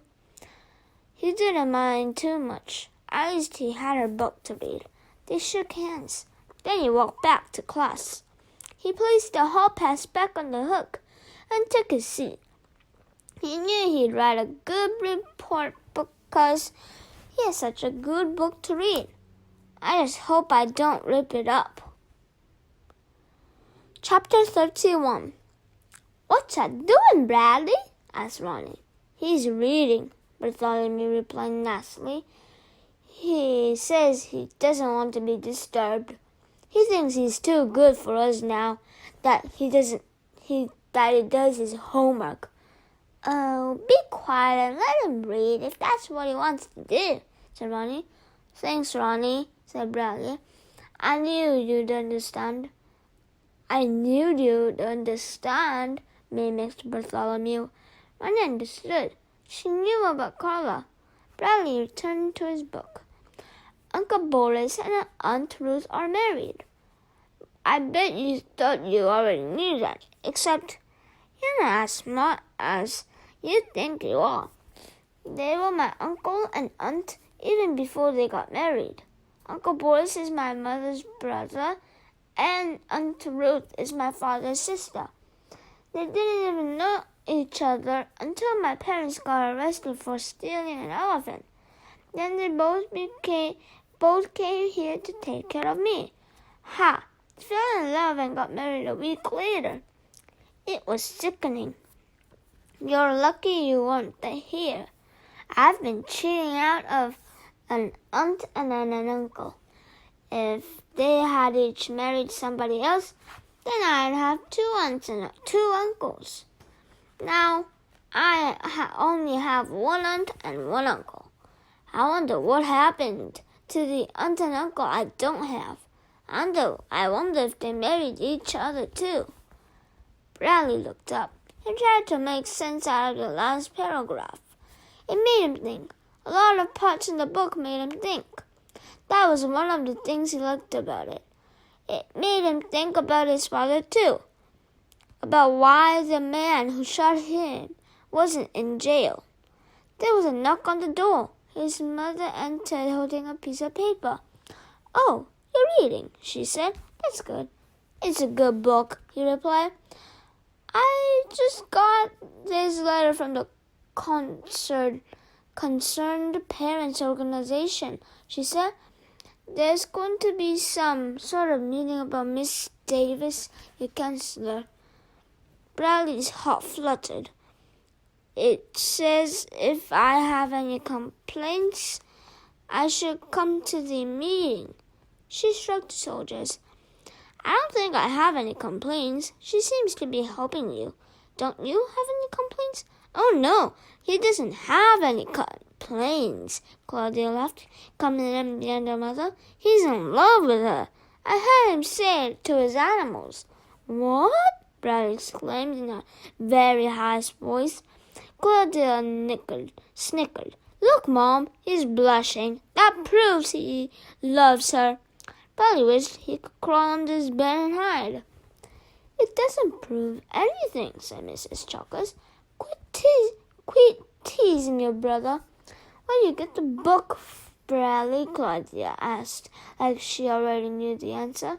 His heart was beating very fast. Carla gave it to me. Carla gave it to him, Claudia repeated. Well, I don't care where you got the book, said Mrs. Chucker. I'm just happy to see him is reading it. The only reason he's reading is because he's in love with his teacher, said Claudia. She's not my teacher, she's my counselor, said Bradley. Claudia roared with laughter. His mother laughed. too, but she quickly covered her mouth. I didn't say I was in love with her, Bradley insisted. We were just talking about my counselor, not my teacher, that's all. Are you going to let him marry her, Mom? Asked Claudia. Mrs. Tucker smiled. Well, I don't know. She seems like a very lovely girl. Bradley felt like he was going to die. His sister was hysterical. So, you don't have any complaints about Miss Davis? His mother asked seriously, getting back to the letter. She's okay, he said without emotion. Claudia snickered. Well, then I won't go to a meeting, said his mother. Come on, let's leave your brother alone. The Concerned Parents Organization never likes anything, said Claudia. They're always causing trouble at my school, too. They want to turn kids into robots. Bradley watched his sister and mother walk out of his room and shut the door behind him. He lay down on his bed. His face was on fire. So, I love her? What's wrong with that? Nothing, said Ronnie. They just don't understand about love. The door opened again. Claudia stuck her face inside and said, If the Concerned Parents Organization ever found out Carla kissed you, she'd be fired for sure. Chapter 32. Bradley paid close attention as Mrs. Ebel taught arithmetic. He nodded his head every time she said something that he already knew. Once he almost raised his hand to answer a question, but he lost his nerve. Somebody else gave the answer he would have given. I knew it, he thought as he nodded his head. He had spent recess in the library reading My Parents Didn't Steal an Elephant by Uriah C. Lasso. When he was leaving the library, Mrs. Wilcott stopped him and said, You were reading, weren't you? Yes. Good for you, Bradley. Good for you. He smiled as he remembered. It's because of Carla's book, he thought. The book was his lucky charm. As long as he had it with him, it seemed like nothing could go wrong. His black eye was all gone, too. When the bell rang for lunch, he put his arithmetic book away, took out his lucky book, and walked to Mrs. Ebel's desk. May I please borrow the hall pass? She asked. She let him have it. He knew she would. He was holding the magic book. He walked to Carla's office. Just as he was raising his fist to knock, she opened the door. Bradley, what a pleasant surprise! You want to have lunch together? He asked. Oh, I'm sorry. I can't. I have to go to the principal's office. What's the matter? Did you get in trouble? He joked. She didn't laugh at his joke. She shrugged her shoulders, then headed toward the principal's office. Maybe she really did get in trouble, Bradley thought as he watched her go. It's probably because she doesn't believe in rules. She must have broken one without knowing it. I should have warned her but he wasn't too worried. He couldn't imagine anything bad ever happened to Carla. He walked through the auditorium and outside to the playground. He sat down on the steps outside the auditorium and ate his lunch. As he had a book with him, that was almost as good as eating lunch with her. He didn't read while he ate. He was afraid he might accidentally spill food on the book, even if there were no such things as accidents. Colleen Verigold walked by. Hello, Colleen, he called to her. She stopped and looked at him oddly, then walked away without returning his hello. Bradley didn't remind. He had said hello to Colleen because he knew Carla would appreciate it. He felt Carla was watching over him, and it didn't matter that Colleen didn't say hello back, because in his heart he heard Carla say, Hello, Bradley. It's a pleasure to see you today. He finished eating and opened the book. Guess what they've done now? They wallpapered the garage. I told you they were crazy. Who ever heard of anyone putting wallpaper on the walls of a garage? Purple paper with yellow polka dots. I don't even know how they got in there. The garage has been locked shut for months. The lock was broken or something, so nobody could get in. At least I'm glad they finally got it open. It was beginning to smell pretty bad. You could smell it from the driveway. Now it just smells like paste. I can't wait until my parents get home and put an end to all this craziness.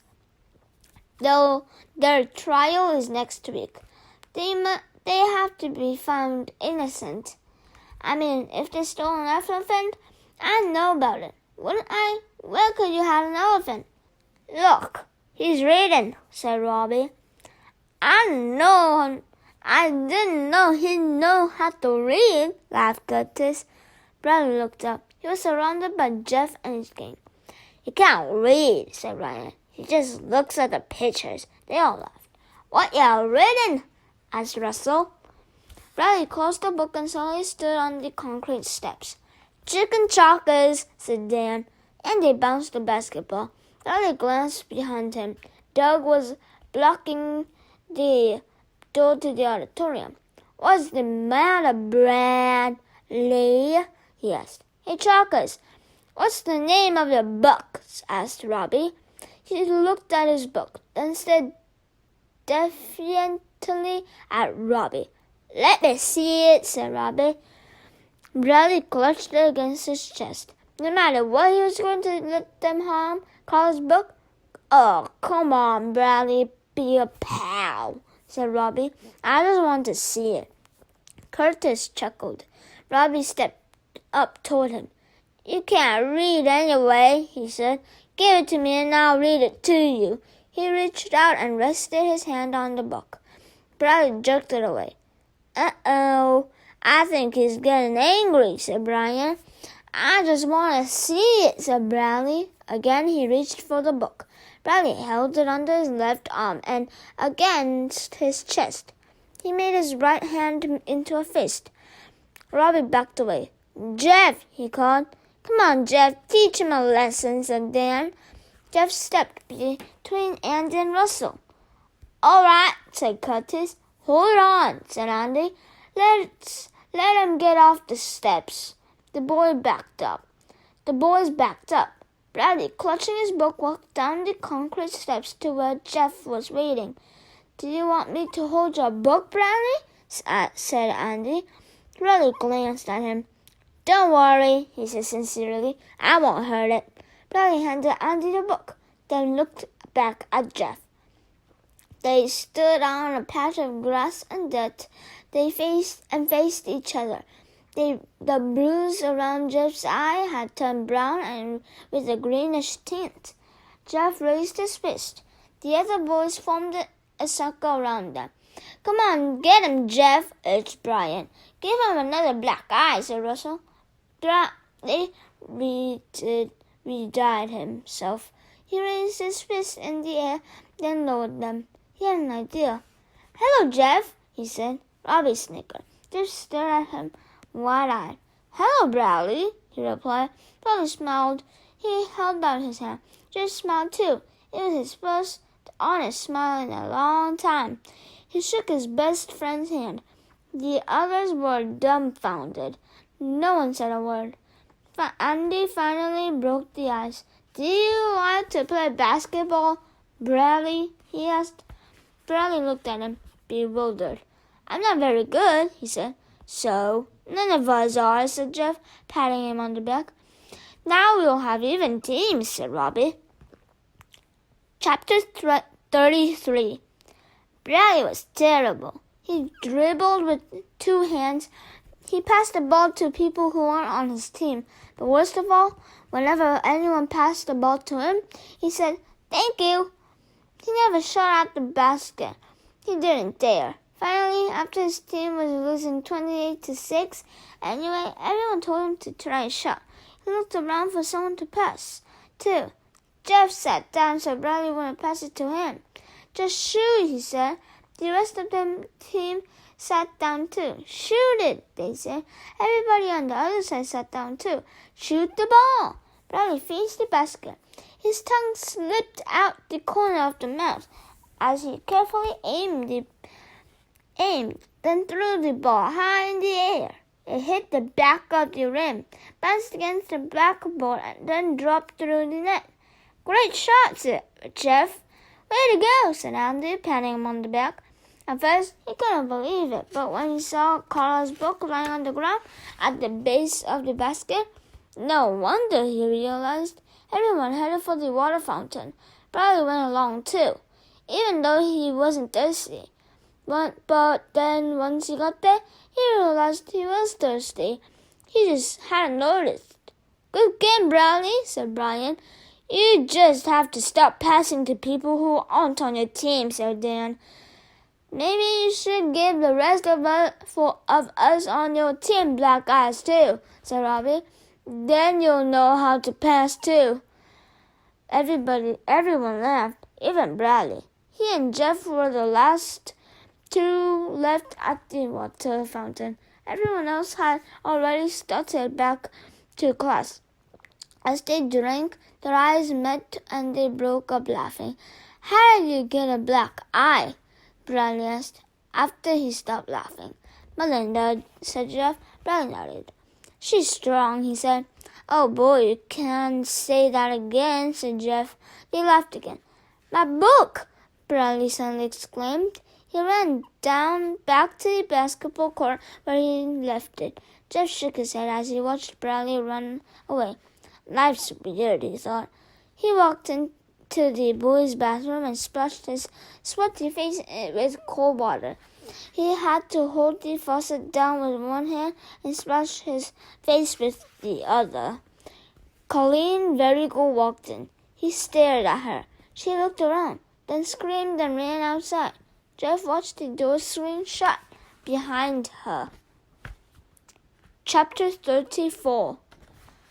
Life was too weird for Jeff to return to class. Anytime you want to talk again, Carla said, please feel free to come and see me, even if you just feel like getting out of class for a while.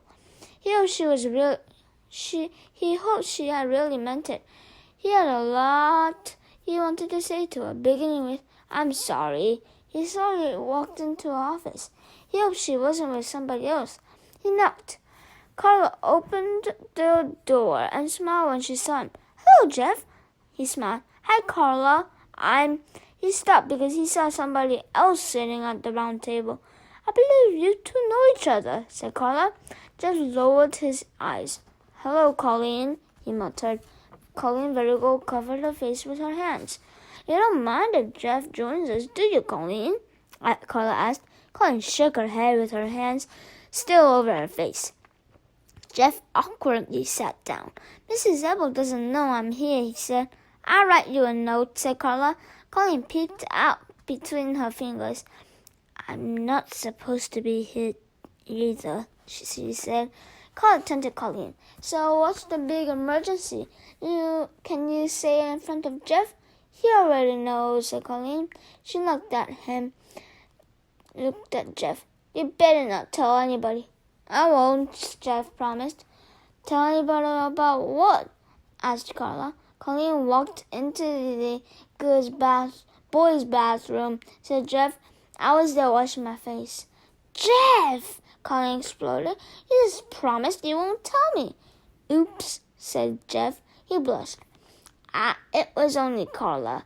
You were going to tell her anyway, weren't you? Colleen smiled at him. I didn't go there on purpose, she explained to Carla. It was an accident. I don't believe in accident, said Carla. Colleen stared at her in amazement. She wondered how Carla knew she had gone in after Jeff on purpose. She turned to Jeff. I'm sorry for saying hello to you when you didn't like it. That's okay. Anyway, how was I supposed to know you didn't like it? You always said hello back. I know. I can't help it. Whenever anybody says hello to me, I always have to say hello back. He looked at the picture of the green monster with 6 hands hanging on the wall. If a big, scary monster said, Hello, Jeff, I'll probably say hello back to it too. Colleen laughed. Well, what's wrong with that? Demanded Carla. If a monster says hello to you, you should say hello to it. If you don't, then I have to wonder which one of you really is a monster. Colleen frowned. She suddenly remembered that Bradley Chuckers had said hello to her at the beginning of the lunch period, and she had walked away without saying hello back. It made her feel terrible. You can say hello to me whenever you want, said Jeff. She smiled again. Hello, Jeff, she said. Hello, Colleen, said Jeff. I read somewhere, said Carla, that in Zen the most important rule is that when one person says hello to you, you have to say hello back. What's Zen? Asked Colleen. A religion, answered Carla. She got a book from her bookcase. Here it is. She read aloud from Raise High the Roof Beam. Carpenters by J.D. Salinger. In certain Zen monasteries, it's a cardinal rule that when one monk calls out hi to another monk, the latter must call back hi without thinking. Jeff should be the Zen monk, Colleen exclaimed with delight. Jeff laughed. I already say hello to anybody who says hello to me, he said. Can girls be Zen monks too? Colleen asked. Why not? Said Carla. Colleen laughed with delight. Then she said, Jeff, do you want to come to my birthday party next Saturday? Yes, said Jeff. That's the second most important rule about being a Zen monk. Whenever another Zen monk invites you to a birthday party, you have to say yes. Colleen laughed again. You're the only boy so far, she said. I'll invite one more, but only one. I can't invite too many boys. Suddenly she looked very serious. She knew what she had to do. Chapter 35. Before dinner, while it was still light, Bradley's father, Spare-Legged-Law, taught Bradley how to dribble. Bradley could hardly wait to show his friends. The next morning, when the bell rang for recess, everyone hurried outside, except Bradley. First, he had to put his paper neatly in his notebook. Then he had to mark his place in his book and put all his pencils in his pencil holder. Then he put everything away neatly in his desk. He rushed out the door. Hello, Bradley, said Colleen. He stopped cold. Colleen closed her eyes tightly, then opened them. With the determination of a Zen monk, she asked, Would you like to come to my birthday party on Sunday? Bradley stared at her. Jeff will be there too, said Colleen. He's the only other boy. Everyone else will be girls. I would have invited you sooner, except I just found out when it was. Bradley nodded his head until his mouth worked. Yes, he said. Good, said Colleen, then scooted away. Bradley stared after her, then turned around in the circle as he tried to remember which way he was going. Bradley, called Andy, hurry up, we need you. He ran to the basketball court. He forgot everything he learned about dribbling. Is he coming? Asked Melinda. Colleen nodded. Lori stuck out her tongue and screamed. It'll be fun, said Melinda. Bradley's not the same as he was. I think he's gotten better. Oh, you can't come any more, Melinda, said Colleen. Why not? She asked, obviously very hurt. Because they're coming and you beat them up. Because they started it. Colleen stared at her, hands on hips. She couldn't believe Melinda was being so unreasonable. I thought I was your best friend, said Melinda. You are, said Colleen, but they're boys. Oh, okay, you can come, but you better not cause any trouble. I thought I was your best friend, said Lori. That night, Bradley lay in bed, too excited to sleep. He couldn't wait until tomorrow when he'd see Carla again. He had so much to share with her, and it was all because of her magic book. He turned on the light above his head and read aloud to Ronnie and Bartholomew. They laughed whenever he did. I just met Ace. He's my parents' lawyer. Guess what? He's crazier than my aunt and uncle put together. The first thing he said to me was, "Do you like peanuts?" "They're okay," I answered. "Good," he said. He gave me a peanut and I ate it. "Do you want another peanut?" he asked. I shrugged. So he gave me another peanut, and I ate that one too. "Big deal. You must really like peanuts a lot," he said. "I told you he was crazy. I want you to remember that," he said. "If anybody asks you, you really like a peanuts a lot?" "Okay, I really like peanuts a lot," I said. Then he gave me 3 more peanuts. "Eat these." I ate them. "You just ate 3 peanuts in 5 seconds," he said. "Can you believe it?" He had timed me. "Tell me he isn't crazy." "He isn't crazy," laughed Ronnie. "Why is he making such a big deal over peanuts?" asked Bartholomew. "I don't know," said Bradley. There was a loud knock on his door. Then his father entered. "It's past your bedtime, Bradley," he said. "Okay," said Bradley. He reached for his light. "Oh, you were reading?" his father noticed. "Well, that's all right then. You can stay up if you want to read." Bradley smiled. Once again, the magic book had kept him from getting into trouble. "So what did the kids think of your dribbling?" "I forgot how," Bradley admitted. He hated to disappoint his father. "I guess we need to practice more," said his father. "Maybe this weekend I'll put up a backboard on the garage." He said good night and walked out of Bradley's room. "Come on, I want to hear about the peanuts," said Bartholomew. Bradley continued reading. "So then he asked me, are you good at math?" "Well, I don't like to brag, but math happens to be my best subject." "Big deal." "Okay, here's a math problem for you," he said. "If you can eat 3 peanuts in 5 seconds, how long would it take for you to eat 50,000 peanuts? I got out a pencil and a paper and figured it out. "About 23 hours and 9 minutes. "That's less than a day, isn't it?" he asked. "Yes," I said. "There are 24 hours in a day." He's supposed to be my parents' lawyer, and he doesn't even know how many hours there are in a day. "Remember that," he told me. "If anyone asks you, you can eat 50,000 peanuts per day." I laughed. Who would ask me that? The police. The chapter ended there. Chapter 36. Bradley giggled as he walked to Carla's office for his regular scheduled appointment. He couldn't wait to tell her all that had happened to him. She'll be so happy, he thought. She was waiting for him in the hall, just outside her office. But before she could say anything, he beat her to it. "Hello, Carla. It's a pleasure to see you today. I appreciate coming to see you." She smiled. "The pressure is mine," she replied. He laughed. He got kicked out of being polite. They shook hands. They went inside, around the table. She was wearing a dark blue shirt, almost black, with little white stars.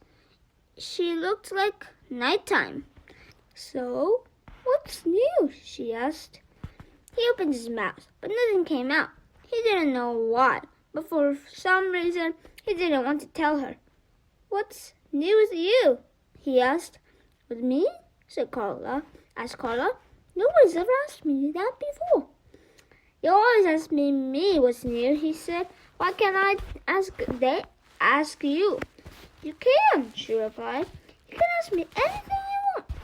Let me see, what's new? I bought a new shower curtain yesterday, but that doesn't sound like interesting news, does it?" "What color?" "Oh, sort of beige. I don't know. It doesn't really have a color." That's a great color, said Bradley. It sounds beautiful. It's okay, said Carla. What happened to your old shower curtain? He asked. It was getting a little rotten, said Carla. Was it also beige? No, said Carla. I think it was yellow when it was new, but it was sort of a greenish brown when Colleen invited me to a birthday party, he blurted.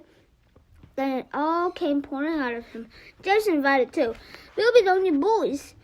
Everyone else will be girls. Jeff and I are friends now. The other guys like me too. We play basketball together. At first, I was afraid to shoot the ball, but then everyone said, "Shoot, Bradley, shoot." So I shot and made it. Everyone was amazed. So was I. I stood myself up. Then I make, but I'm getting better. Everyone says so. My father taught me how to dribble. He's going to put a basket over the garage. At first, they wanted to beat me up, but I said, "Hello, Jeff." And he said, "Hello, Bradley." And then Andy asked me if I wanted to play basketball. Then Colleen asked me to her birthday party. And I said yes. And she said good. She would have asked me sooner, except she just found out when she was born. Fortunately, Carla had heard most of it already. Otherwise, she wouldn't have understood a thing he said. It's all because of you, said Bradley. You did it, Bradley, not me. It was a magic book. My book? What's that got to do with it, Bradley? What's wrong? He was crying. 1 second, he was being about her magic book, and the next, he was sobbing and shaking all over. Bradley? He covered his face with his hands. Tears spilled out of his eyes. What is it? Asked Carla. What happened? He shook his head. Carla rushed from the table, got a box of tissues, and placed it in front of him. He pulled a tissue, but didn't use it. I've never been to a birthday party, he blubbered. Then he hiccuped. Not a real one, where other kids are there. He hiccuped again, then blew his nose. A long time ago, when I was in 3rd grade, I went to one, but then they made me go home because I sat on the cake. Well, you're a lot smarter now than you were when you were in 3rd grade, said Carla. But I don't remember what to do, Bradley went. Do I have to bring my own chair? Why would you have to bring your own chair? For musical chairs. That's why I sat on the cake. I got mad because there was no place else to sit. He sniffled. Will there be ice cream? Don't you like ice cream? What if they don't have enough for me? What if they only have enough for everybody else? And what about pinning the tail on the donkey? You don't have to bring your own donkey, said Carla. He laughed through his tears. But what if I stick in the bad place? You want to know what I think, asked Carla? I think you're a little overwhelmed by all that has happened to you. It scared you. You think you're Cinderella. Cinderella? He repeated and laughed again. You're Cinderella, and you've just been invited to the ball. And now you're afraid that right in the middle of Colleen's birthday party, everything will suddenly turn into a pumpkin. He wiped his eyes on his tissues. You're afraid all the good things that had happened will suddenly disappear. You're afraid everyone will stop liking you. But this isn't a fairy tale, Bradley. Your friends like you for who you are. My magic book wasn't magic. The magic is in you. Do I have to bring her present? He asked. You don't have to do anything, said Carla, but it's a nice thing to do, don't you think?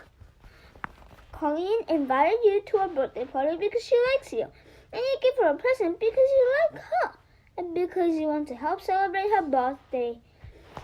What should I get her? Should I get her a doll? Is that what girls like?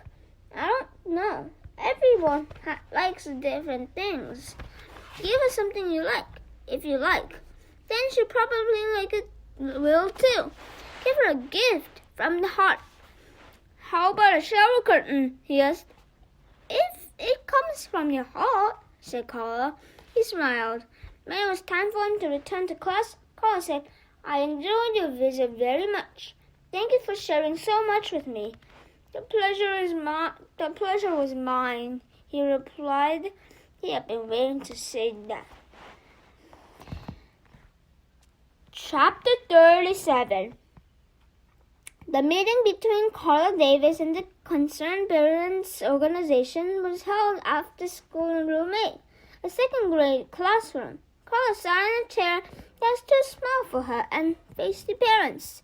She crossed her ankles and folded her hands on her lap. The 5 members of the school board sat behind her. The principal sat next to her at the teacher's desk. Bradley's mother wasn't there. She was out with Bradley, shopping for Colleen's birthday present. Since she didn't have any complaints, she didn't come to the meeting. The only parents who came were those who had complaints. I'd like to know what we need a counselor for, asked the father. Kids have enough counseling. What they need is more discipline. If they're bad, they should be punished. The other parents clapped their hands. We need to get back to the basics, said a woman. Reading, writing, and arithmetic, and of course, computers. Her husband had a chart that showed that if the counselor was fired, there would be enough money to put a computer in every classroom. Everyone got very excited about that idea. They all loved computers. No one is being fired, said the principal. The purpose of this meeting is to give you a chance to ask Miss Davis questions. She told my son it was good to fail, shouted a woman standing under a poster of an octopus. She told him grades didn't matter. I never said it was good to fail, Carla calmly replied. I simply tried to help him relax. Children learn better when they're not under pressure. They do better when they can enjoy school. My son doesn't go to school. We have a good time, said the woman. He said he has to get good grades so he can get into a good college.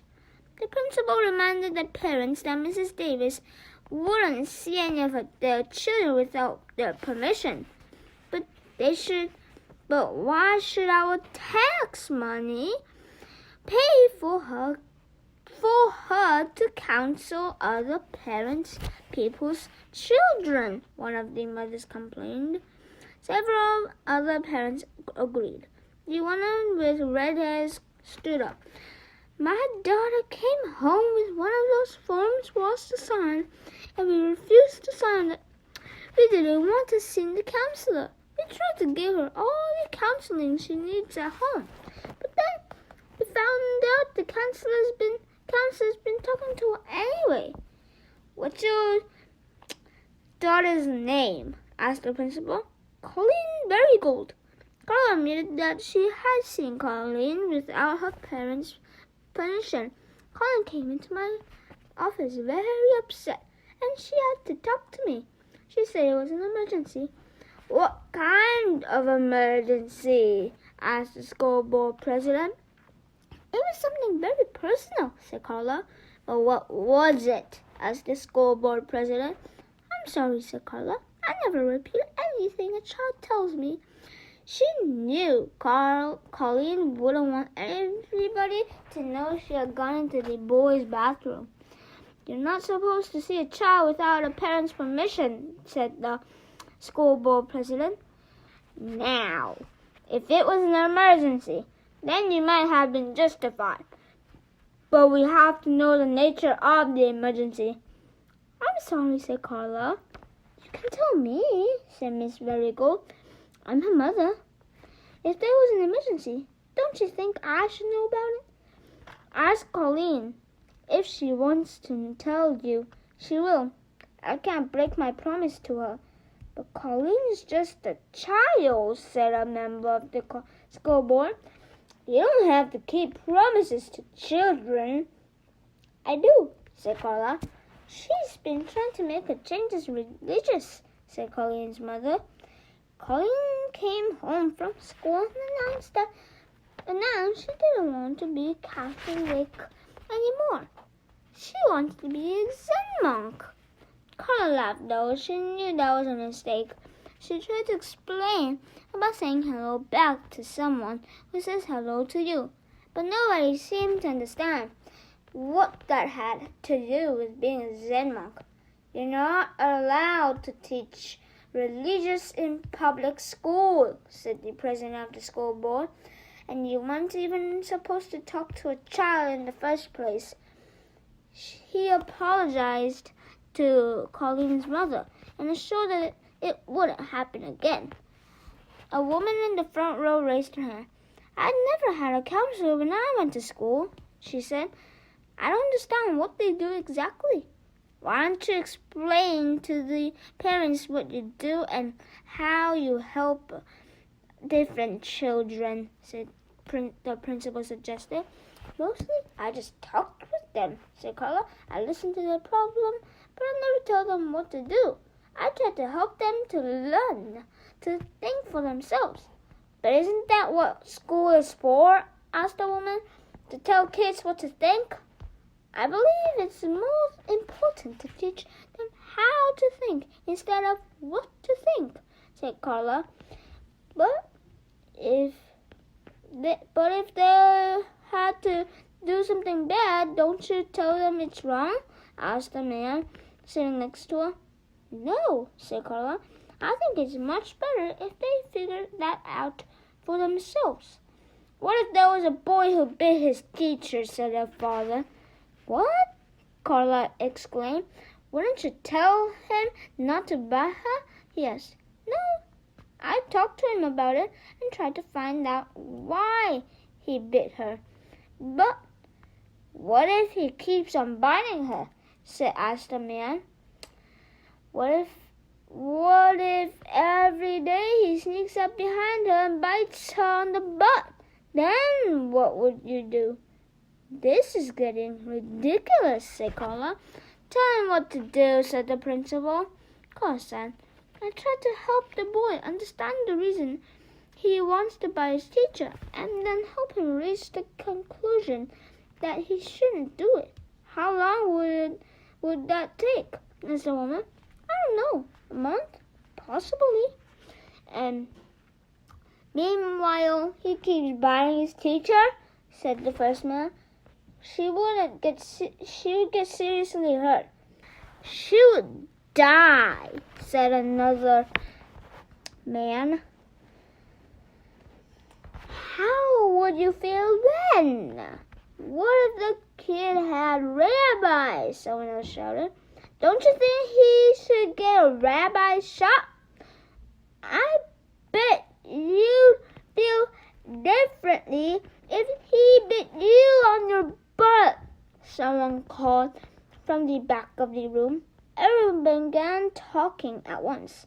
What if he bit you? You'd punish him, wouldn't you?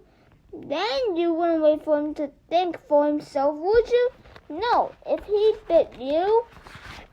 What if he bit you? Carla uncrossed her ankles, then crossed them the other way, as looking at the angry group of parents, she had the horrible feeling that they all wanted to bite her butt. Chapter 38. Bradley Chalkers. Homework. Book report. My Parents Didn't Steal an Elephant by Uriah C. Lasso. Mrs. Ebbers' class. Room 12.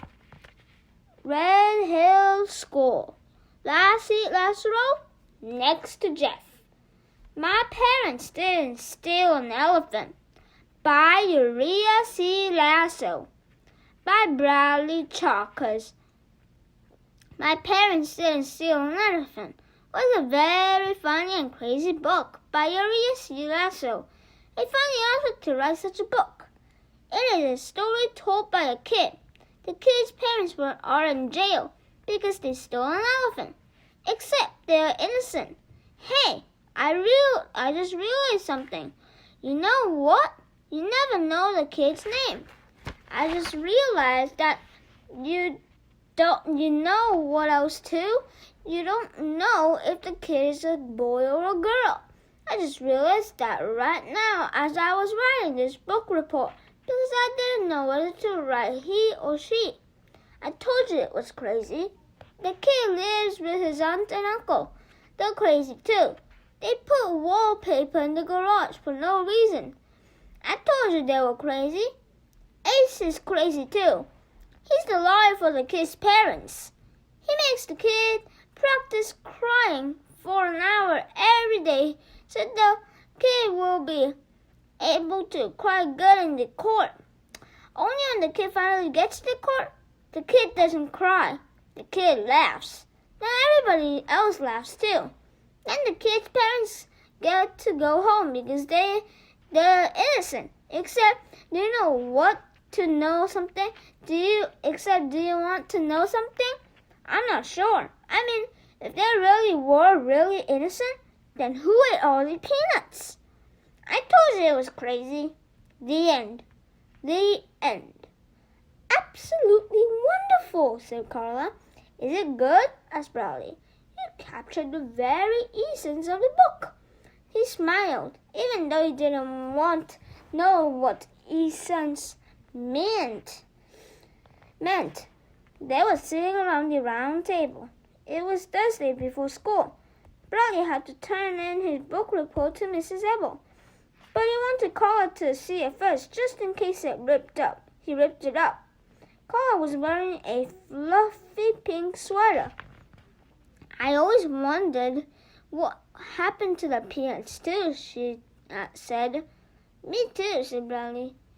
And they could have hid the elephant in the garage. That's why they put wallpaper there, to cover up the fingerprints. Do elephants have fingerprints? asked Carla. Maybe they have trunk prints, he laughed. Well, I have to go to Mrs. Ebel's class. Here's your book back. Thank you. I didn't write on it or spell food or anything. I'd like for you to keep it, said Carla. It's my present to you. But I thought it was one of your favorite books. It is. That's why I want to give it to you. If I didn't like it, then that wouldn't be much of a present, wouldn't it? He smiled. I wish I had a present to give you, he said. You already gave me one. I did? What was it? The book report. The smile left his face. What's the matter? Well, I'm supposed to give it to Mrs. Ebel, but that's okay. You can have it. I wouldn't be much of a present if I didn't want it too. Carla laughed and shook her head. That's very sweet, Bradley, but that's not what I meant. I want you to give it to Mrs. Ebel. It just makes me very happy that you did such a good job. Wonderful job. That's the present you gave me. Really? Really, said Carla. It's the best present I could have gotten. He thought that was great. He was able to give it to her. Carla and still give it to Mrs. Ebel. What's wrong? Carla wiped her eyes. The corner of her mouth trembled. Are you crying? He asked. Bradley, I have something to tell you, she said. I hope you can listen to what I have to say about feeling scared or upset. He suddenly felt scared and upset. Tomorrow will be my last day here at Red Hill School. Huh? That's why I'm so glad you've written such a wonderful book report. I know you can continue to do good work without me. I'm very proud of you. You're leaving? She nodded. I've been transformed. I'll be teaching kindergarten at Willow Bend School. But I want to thank you, Bradley. You've made my short time here very special. I'm so glad we got to know each other. You're leaving? We can still see each other. she said. Saturday. He shook his head. No, you can't go. It's not fair. I have to. You couldn't believe me. What if I don't do my homework? Then you'll have to stay and make me want to do it again. She smiled warmly at him. Her blue eyes glistened. You're on your own now, Bradley. I know you'll do wonderfully. No, it's not fair, he stood up. You tricked me. Carla stood too. She walked around the table toward him. I hate you, he shouted in her face. I know you don't mean that. Yes, I do. I hate your stupid book too. He picked up My Parents Didn't Steal an Elephant by Uriah C. Lasso and threw it at her. Then he picked up his book report. Bradley, please. He ripped it in half. He stretched his mouth so wide it was hard to tell whether it was a smile or a frown. He tore his book report again and dropped the pieces on the floor. I hate you, he shouted, then ran out of the office. He ran into the boys' bathroom. He leaned over the sink and cried. His face throbbed as he watched the water wash down the drain. There was a knock on the bathroom door. Bradley? said Carla. Are you all right? Go away, he yelled. I hate you. The door slowly opened, then she stepped in. You're not allowed in here, she said. I think it's important that we talk, said Carla. That's how friends handle their problems, by talking about them. That's why we've become such good friends, because we've learned to talk to each other. I'm not your friend. Why would I want to be your friend? Why would I want to be friends with you? I hate you. I like you, Bradley. I can like you, can't I? You don't have to like me. I'm not going to Colleen's birthday party, he said. And I don't like Jeff either. And I'm never going to do my homework ever. And I'm going to fail on my test. Do you want to know what I think? I think you're worried that now I'm leaving, everything will turn bad again. You think that Jeff won't like you anymore. And Colleen won't want you to come to her birthday party. And Mrs. Edward will give you bad grades no matter how hard you try. This is the boys' bathroom. But it wasn't me who magically changed your life, Bradley, she said. It was you. You're not Cinderella. And I'm not Prince Charming. You're not allowed in here, he said coldly. Saturday, I'm going to need somebody to help me. Move all my things out of the office, she said.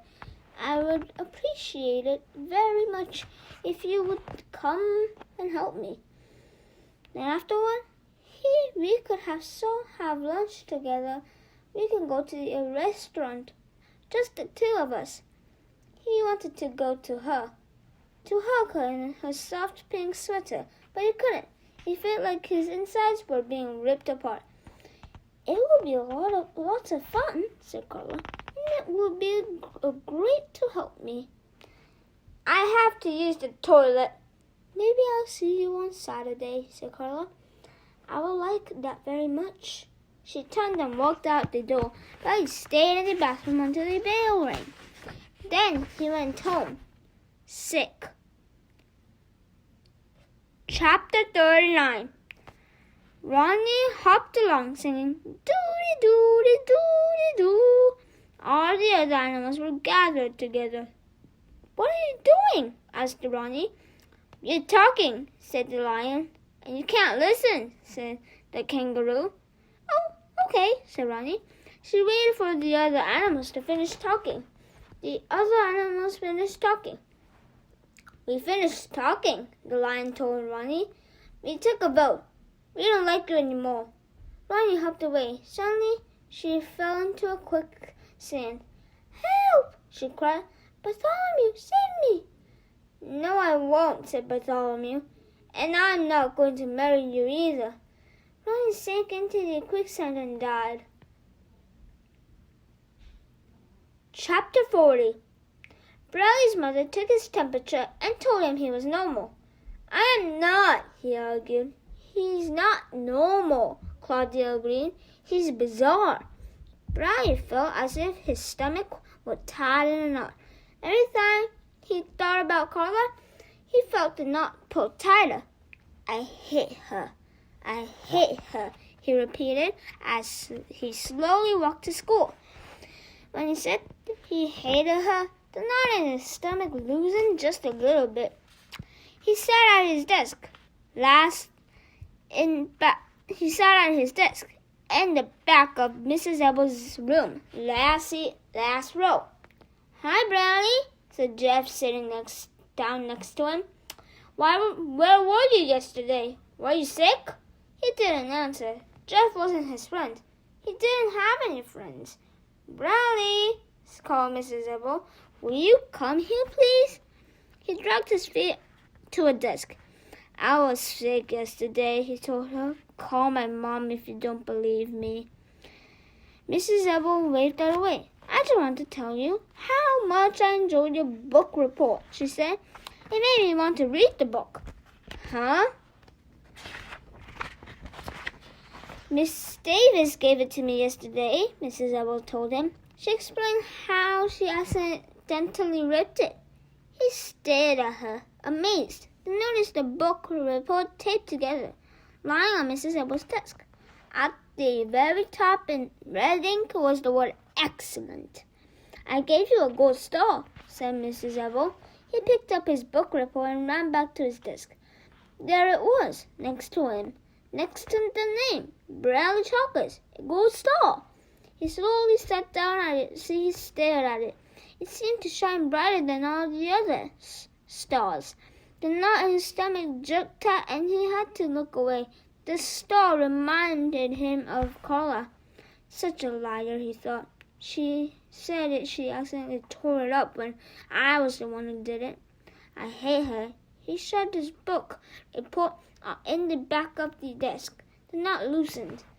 He walked all recess. The boys called to him from the basketball court, but he pretended not to hear them. He just kept walking.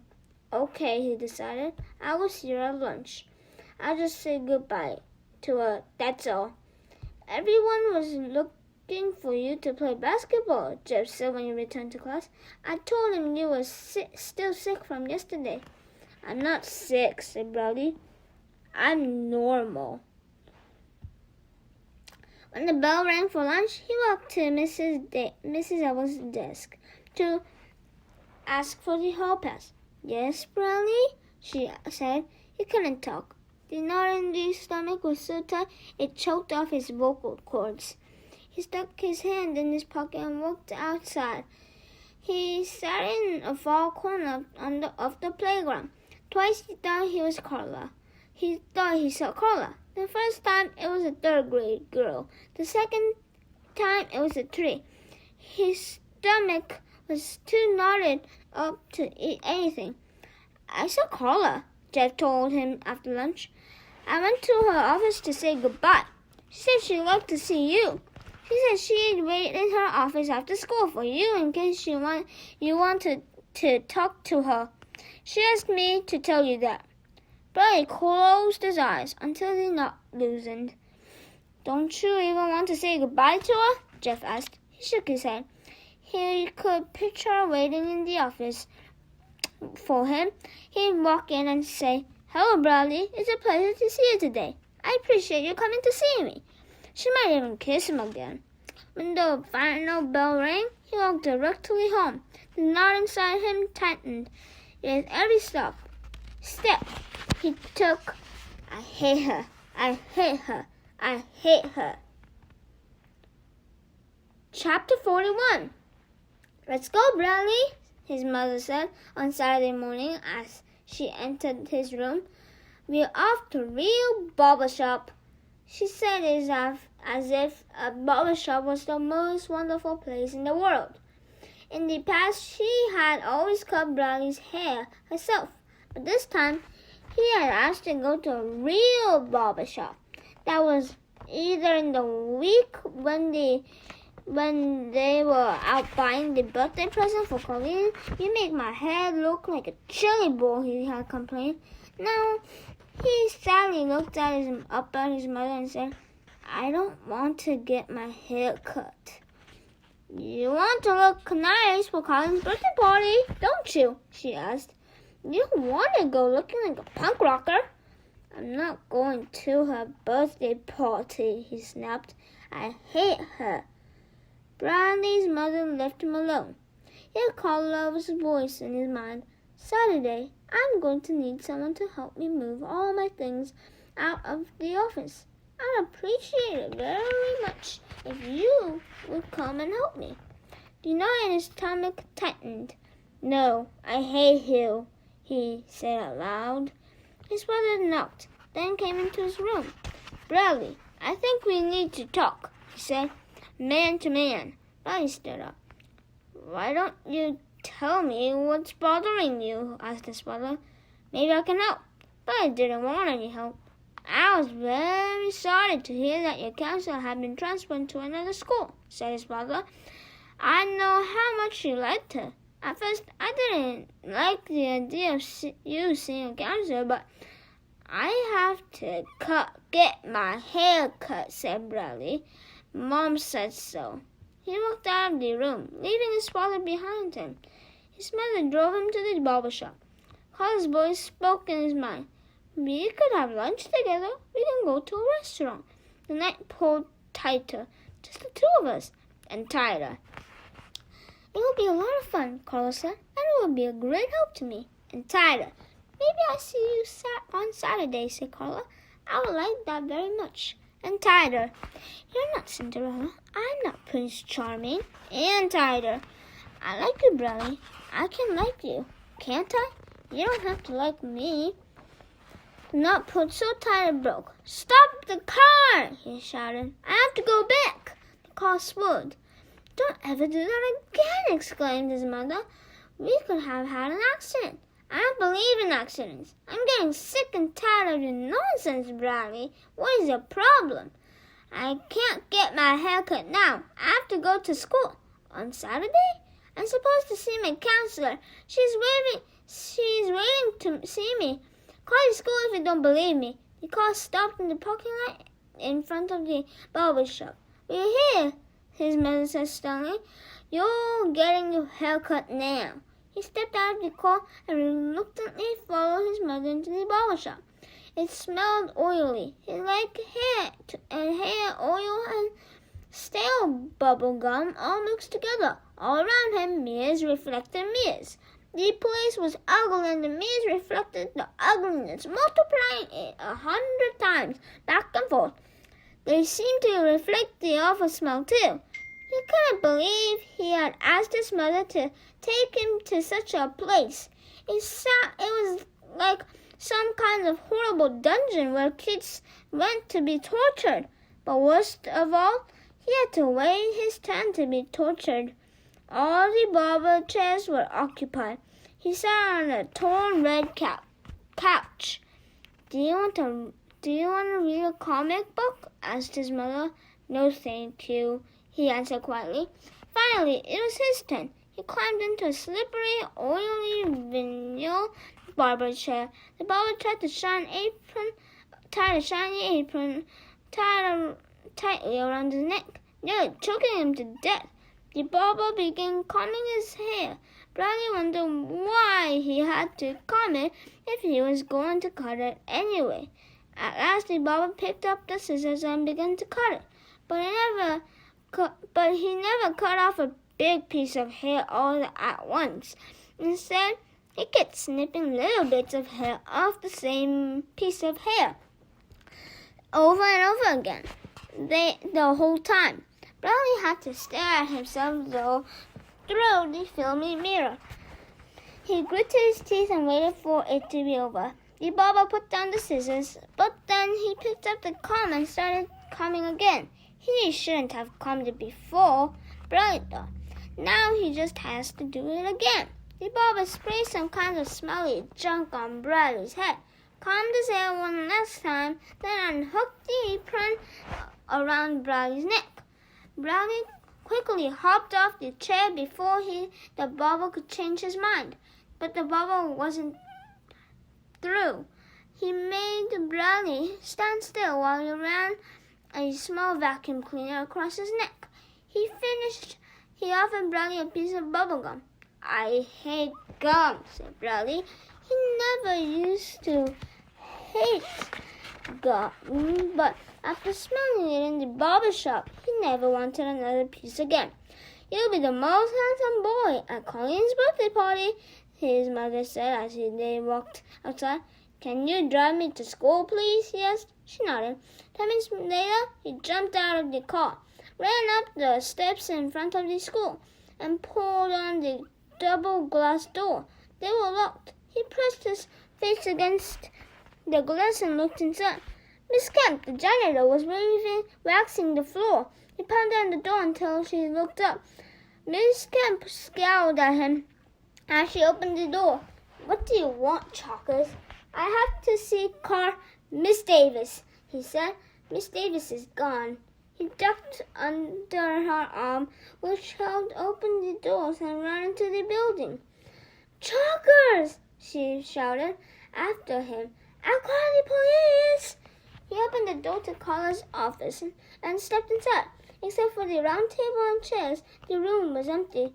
But in his mind, he heard Carla say, "Hello, Bradley. It's a pleasure to see you today. I appreciate your coming to see me."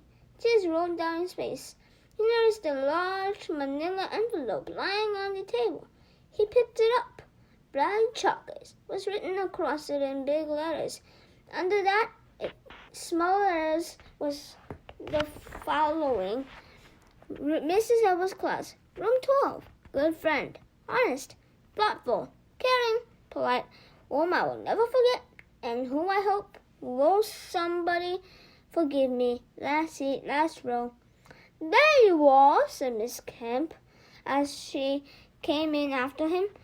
If you don't get out of here now, I'm going to call the police." "Look," he exclaimed, holding up the envelope. "She left this for me. See? We were best friends, Carla and me. We were best friends."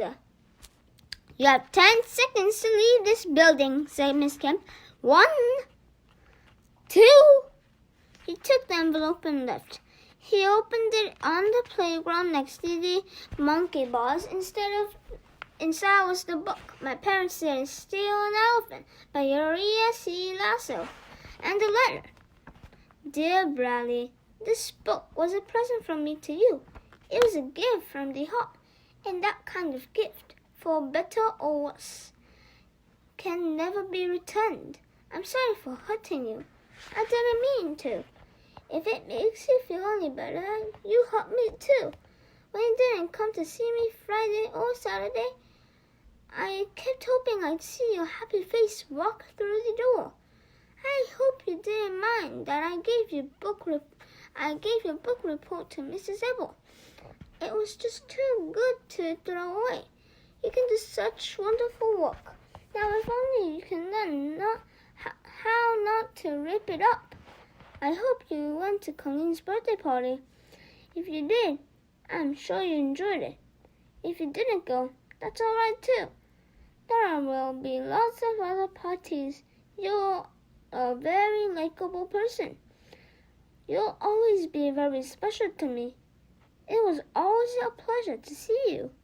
I appreciate you coming to see me. Thank you for sharing so much with me.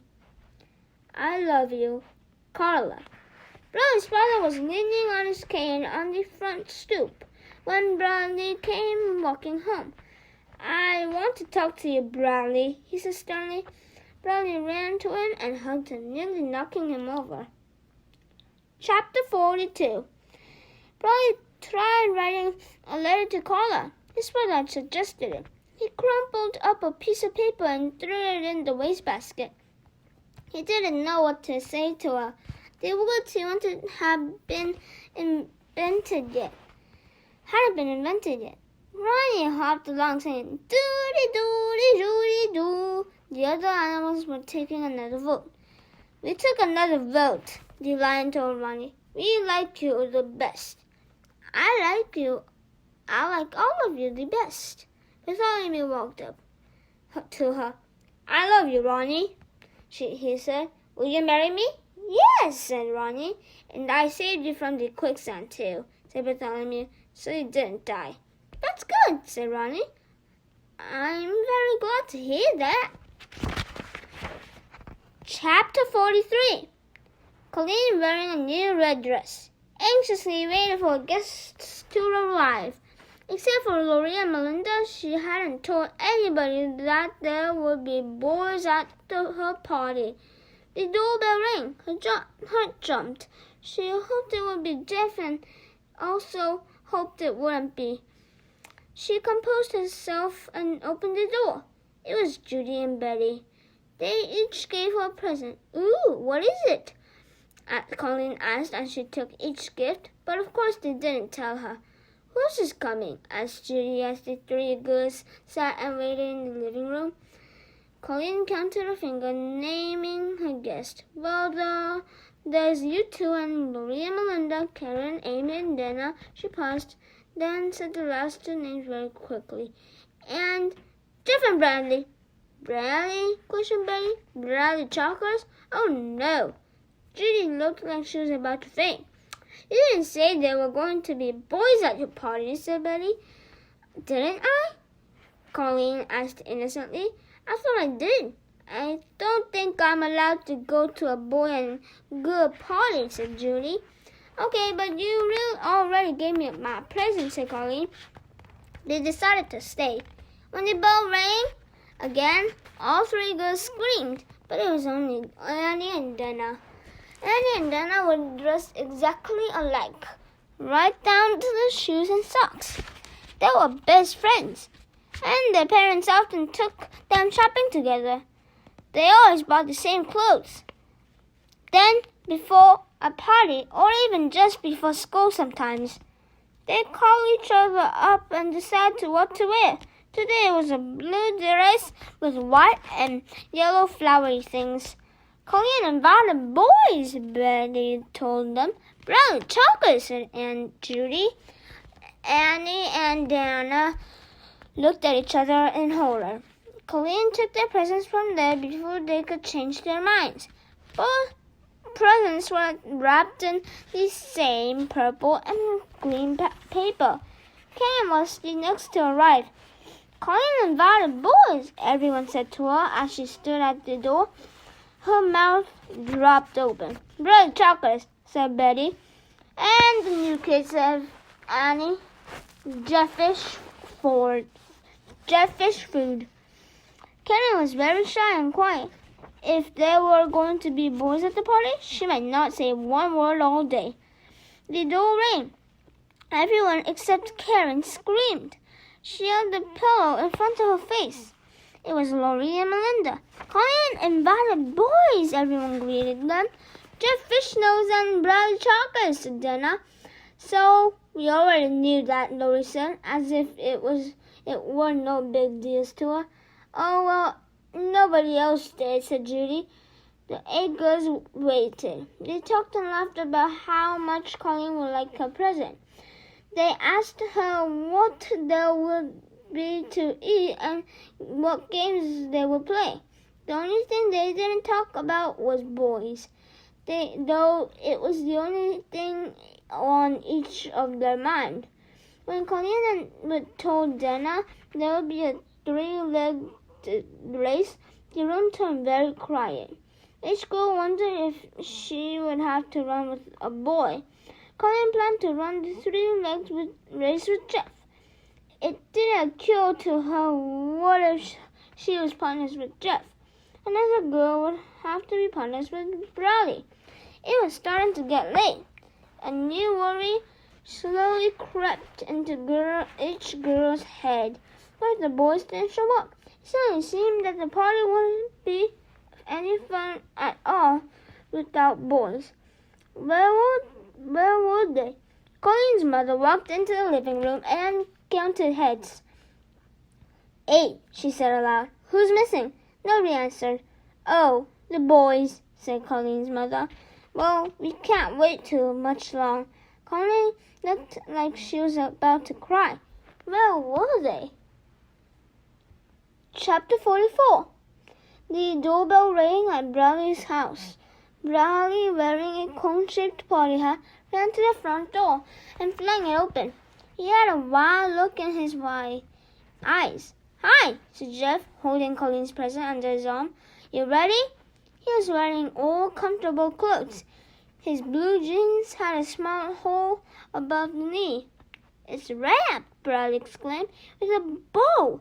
"What?" uttered Jeff. Bradley ran back to his parents' bedroom. "It's gotta be wrapped," he told his mother, "with a bow." She cut off a piece of tape and smiled at her son. "I'm wrapping it now." "Okay, good." He returned to the front door. "My mother's wrapping it now," he told Jeff. He had been running around the house that way all morning as he desperately tried to get ready for the birthday party. He had already changed his clothes 6 times. He didn't know what he was supposed to wear. He didn't know what he was supposed to do. He didn't know what he didn't know. Claudia had given him the birthday party hat to wear. She told him he wasn't allowed to take it off. "They wrapped my present at the store where I got it," Jeff said. Bradley hardly heard him. "Are you supposed to wear torn pants?" He asked. "What?" He ran into the kitchen. He took a sharp knife from the drawer next to the sink and cut a hole in his pants, just above the knee. Then, when he returned to the front door, Jeff was standing inside the house. Claudia was with him. "Is my hat on straight?" Bradley asked his sister. She looked him over. "It's hard to tell," she explained, "because your head's crooked." Mrs. Chocolate came down the hall, holding Colleen's present in front of her. "See? All right," she said. "Hello, you must be Jeff. I'm Bradley's mother." "Hello, Mrs. Chocolate," said Jeff. "It doesn't have a bow," Bradley shouted. "Oh, I couldn't find any ribbon," said his mother. He stared at her in disbelief. "It needs a bow," he wailed. He turned to Jeff. "Doesn't it need a bow?" "No." "Oh, okay," he said happily. He took the present from his mother. She kissed him and told him to have fun. He and Jeff started out the door. "Oh, Bradley," said his mother, "you ripped your pants." "I know." He closed the door. They headed up the sidewalk toward Colleen's. She lived 2 blocks away. "Do you want my bow?" Jeff asked. "I can take it off." Bradley nervously shook his head. "Are you all right?" Jeff asked. Come," said Bradley. He had tried to say, "I'm okay," but his mouth didn't work. "You're acting kind of strange," said Jeff. "Even for you, I mean." Bradley sighed and stopped walking. "What's the matter?" Jeff asked. Bradley trembled. It felt the same way as when he first tried to turn in his homework. "I don't know what to do at a birthday party," he said, shivering. Jeff laughed. Bradley sat down calm. "I haven't been to one in 3 years." Jeff looked impatiently up the street, then sat down next to his best friend. "There's nothing to worry about," he said assuringly. "Birthday parties are fun." "How many birthday parties have you been to?" Bradley asked. Jeff shrugged. "A lot." "What do you want to know?" "Everything?" "Okay," said Jeff. "First, take off that dumb hat." So while the 8 guys anxiously waited, Jeff was patiently trying to teach Bradley everything he knew about birthday parties. Chapter 45. Bradley watched Jeff poke his fingers into the doorbell and heard it ring inside the house. Then there was a loud scream. A moment later, Colleen opened the door. "Happy birthday," he sang, but stopped when Jeff elbowed him in the side. "This is for you," Jeff said, handing Colleen his present. "This is for you," said Bradley as he did the same. "Ooh, what is it?" she asked. "It's a..." Bradley started, but Jeff elbowed him again, so he shut his mouth. They found Colleen into the house. "You're not supposed to tell her what you got her," Jeff whispered. "But she asked." "She's supposed to ask, but you're not supposed to tell her. Don't tell anybody. Anyone." Bradley nodded like he understood, but of course he didn't. "Hello, Bradley," said Melinda. He looked to Jeff for help. "Hello, Melinda," said Jeff. "Hello, Melinda," said Bradley. Colleen's mother came in and led everyone out to the backyard. A picnic table had been set up on the patio with paper plates and cups. Bradley chose a seat and sat down. "My, this boy must be hungry," said Colleen's mother. The girls laughed. Bradley looked around, puzzled. He was the only one sitting down. He quickly rose, bumping against a table. A paper cup fell onto the ground. As he bent down to pick it up, he knocked over his chair. The girls were hysterical. Bradley looked around helplessly. Annie picked up the cup and Dana set the chair right. "We don't eat yet," Jeff explained as Bradley made it safely away from the table. "First, we have to play games." Bradley turned pale. "Just do whatever I do," said Jeff. A large dog dashed out through the back door and jumped up on Bradley, putting his muddy paws on his clean shirt. Bradley nearly fell over. "Chicken, get down!" scolded Colleen's mother. Chicken had worry red and square face. He got down, but stayed on Bradley's side. "Chicken's usually afraid of everybody," said Colleen. Bradley patted his head. Glad Chicken liked him. Miss Marigold split the groups into 2 teams for a relay race. She put Jeff and Bradley on separate teams because she said it would be fair for the 2 boys to be together. Bradley lined up with the other members of his team. He was in the middle. Annie and Betty were in front of him. Judy and Dana were behind him. On the other team, Jeff was talking to Colleen. Bradley wondered if he should talk with one of the girls on his team, but he didn't know what to say. Besides, they were all talking to each other. He petted Chicken. "On your mark," said Mrs. Marigold. "Get set, go!" Suddenly the race started, and everybody on his team was screaming, "Come on, Annie! Go! Run, Annie! Faster!" He watched Annie run and touch a tree at the end of the yard, then turned around and come back. She slapped Betty's hand, and Betty ran toward the tree. "Run, Betty!" Everyone except Bradley shouted. "Slow down, Betty!" he whispered to himself, hoping his turn would never come. He turned around. Jetty was behind him, yelling to Betty, "Do you want to go next, Siesta?" "Stick your hand down!" she hollered back. He spun around and stuck his hand out just in time. Betty slapped it and took off. He ran as hard as he could to the tree. "Go, Bradley!" he had someone yell. "Come on, Bradley!" It made him run faster than he'd ever run before. Chicken barked at his side. Melinda was running for the other team. She had started before him, but he beat her to the tree. He almost slipped and fell, but caught his balance and charged back toward his cheering teammates. "Come on, Bradley!" they all yelled. He slapped Judy's hand. They bent over to catch his breath. He turned and shouted louder than anyone, "Go, Judy! Run!" Then, "Come on, Dana!" Dana crossed the finish line and everyone on the team jumped up and down. "What happened?" he asked. "We won," said Betty. He jumped up and down too. "That means we each get 2 points," said Judy. That was something new. Jeff hadn't told him anything about points. Jeff explained it to him. "Everybody on the winning team gets 2 points, and everyone on the losing team gets 1 point. Betty interrupted. "It would come out of the same if they just gave 1 point to the winners and nothing to the losers," she said. "But this way the losers don't feel as bad." "I'm telling him," said Judy. "After each race, we trade teams, and then at the end of all the races, Colleen's mother counts up the points, and the girl with the most points gets first pick from the basket of prizes. Then the girls with the second get second pick, and so on. Colleen's mother has a chart with everyone's name on it to keep track of the point," explained Betty. "I'm telling him," said Judy. "Colleen's mother has a chart." Bradley laughed with delight. "Are all birthday parties this much fun?" he asked. Judy and Betty looked at each other. The only thing that made this party special was the boys, but they couldn't tell that to Bradley.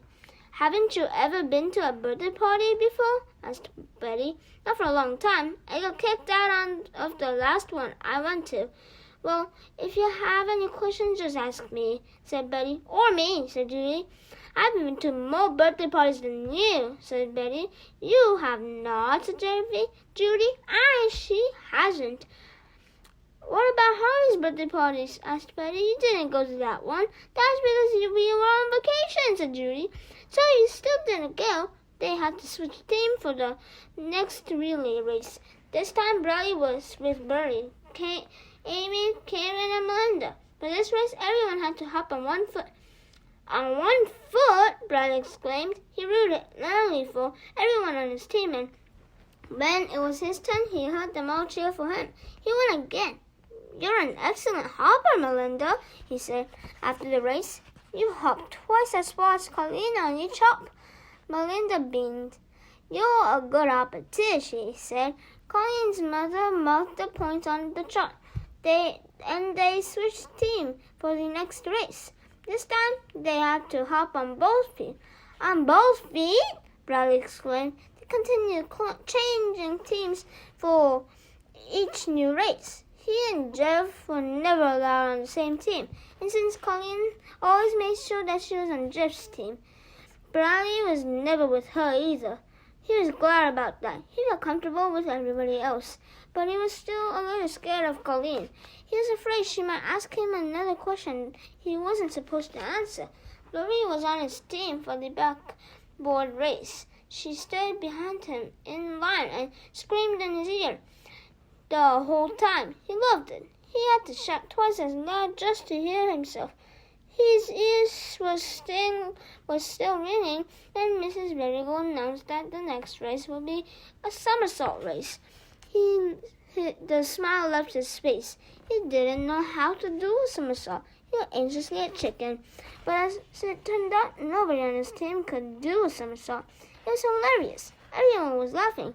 When it was his turn, he rolled and flopped in every direction except the way he was supposed to go. And every time he hit the ground, Chicken tried to lick his face. Perhaps he would have done better if he could have stopped laughing. Everybody on the other team was good at somersaults. The teams just worked out that way. Karen was the best. "You should be in the Olympic," he told her after the race. She smiled and blushed. Bradley smiled too. Even though his team lost, he thought it had been the most fun race of the day. Plus, when the girls somersaulted in the party dresses, he could see their underwear. Chapter 46. Colleen's mother told everyone to find a partner for the three-legged race. Jeff and Colleen looked nervously at each other. Judy and Betty paired up. They stood side by side, with their arms around each other, shoulders as Miss Marigold tied their legs together. Lori and Melinda became another team. Bradley thought they looked funny since Melinda was almost twice Lori's size. And Amy and Jenna looked even funnier. Since they were both dressed the same, they looked like a two-headed monster. Except, of course, he didn't believe in monsters.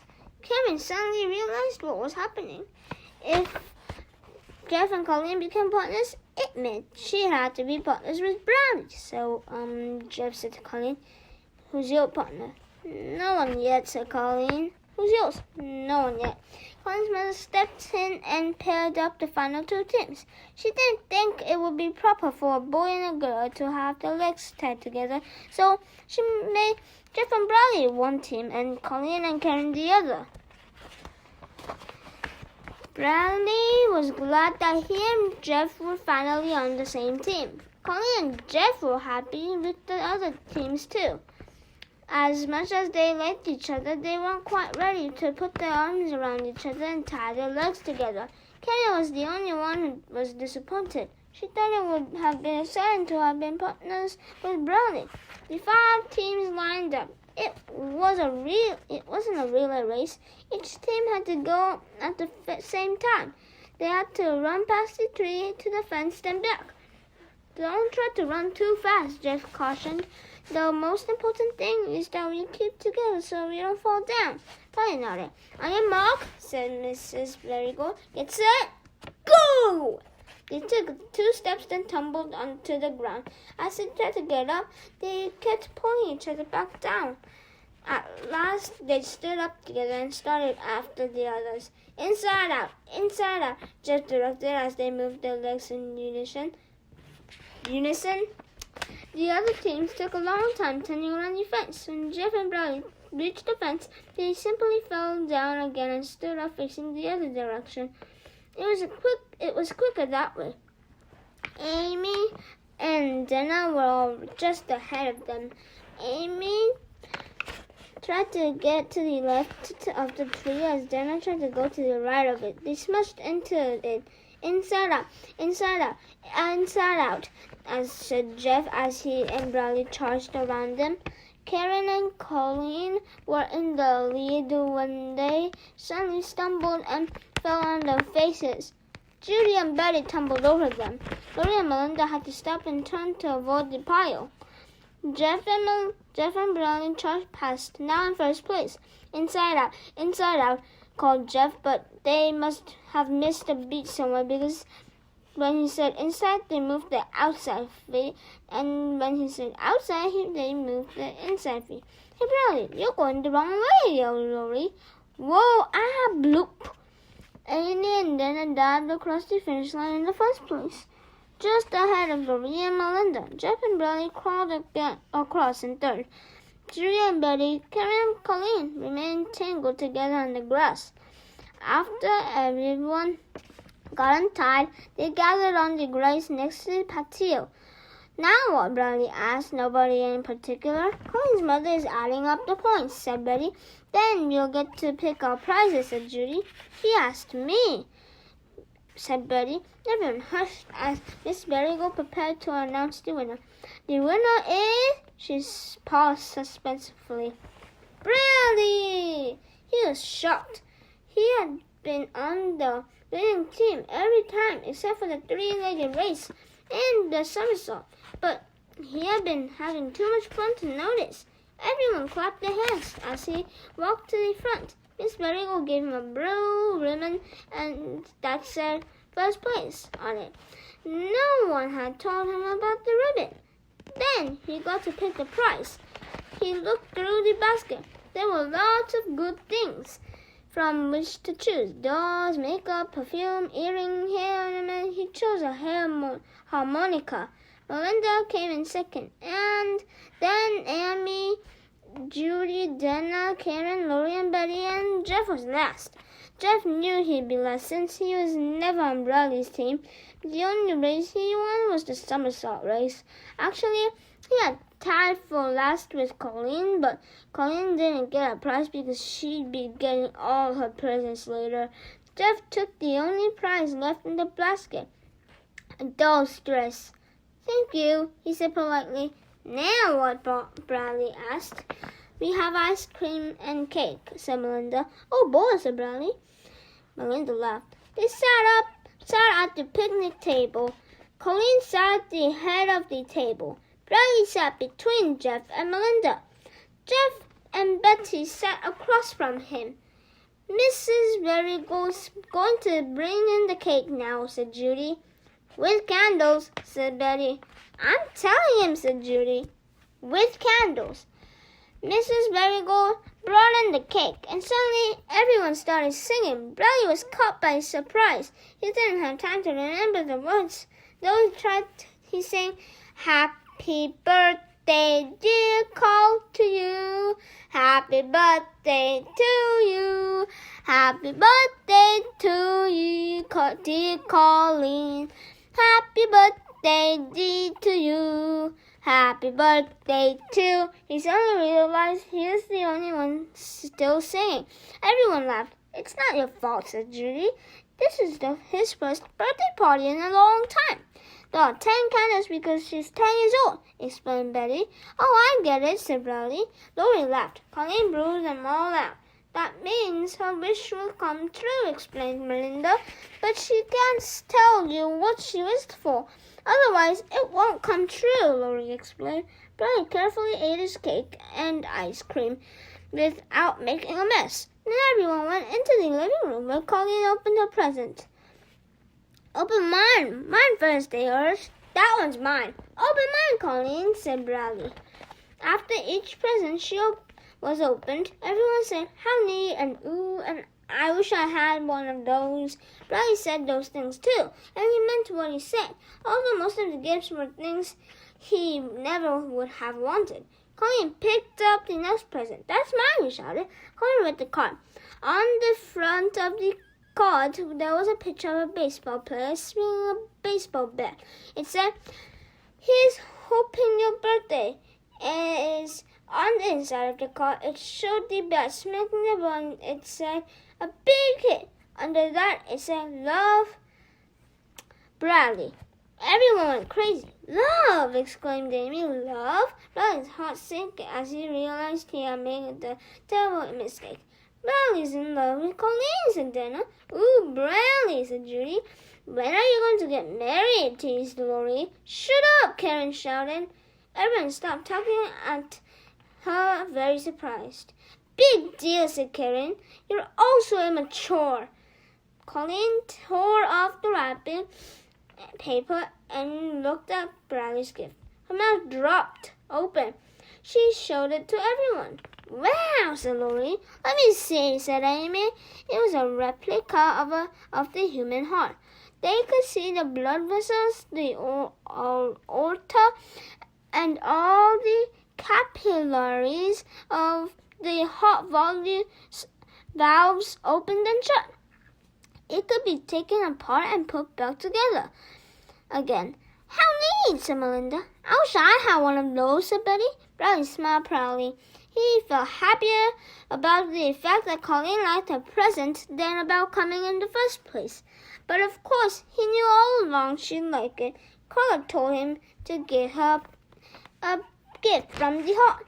Colleen opened the rest of the present. Then everyone went home. Jeff and Bradley left together. It was still light outside. All of the street lights had come on. So, Jeff asked Jeff, wasn't that fun? Bradley exclaimed. It was the most. At first, when I gave Colleen a birth present, and she asked me what it was, I always told her. And then, I was the only one sitting at the table. Mom, this boy must be hungry. But then the races started, and everyone got points, even the losers. Only next time, I won't sign it, love. Karen's a good somersaulter. Chicken's a funny name for a duck. Maybe if they gave a chicken, they'll name it Doug.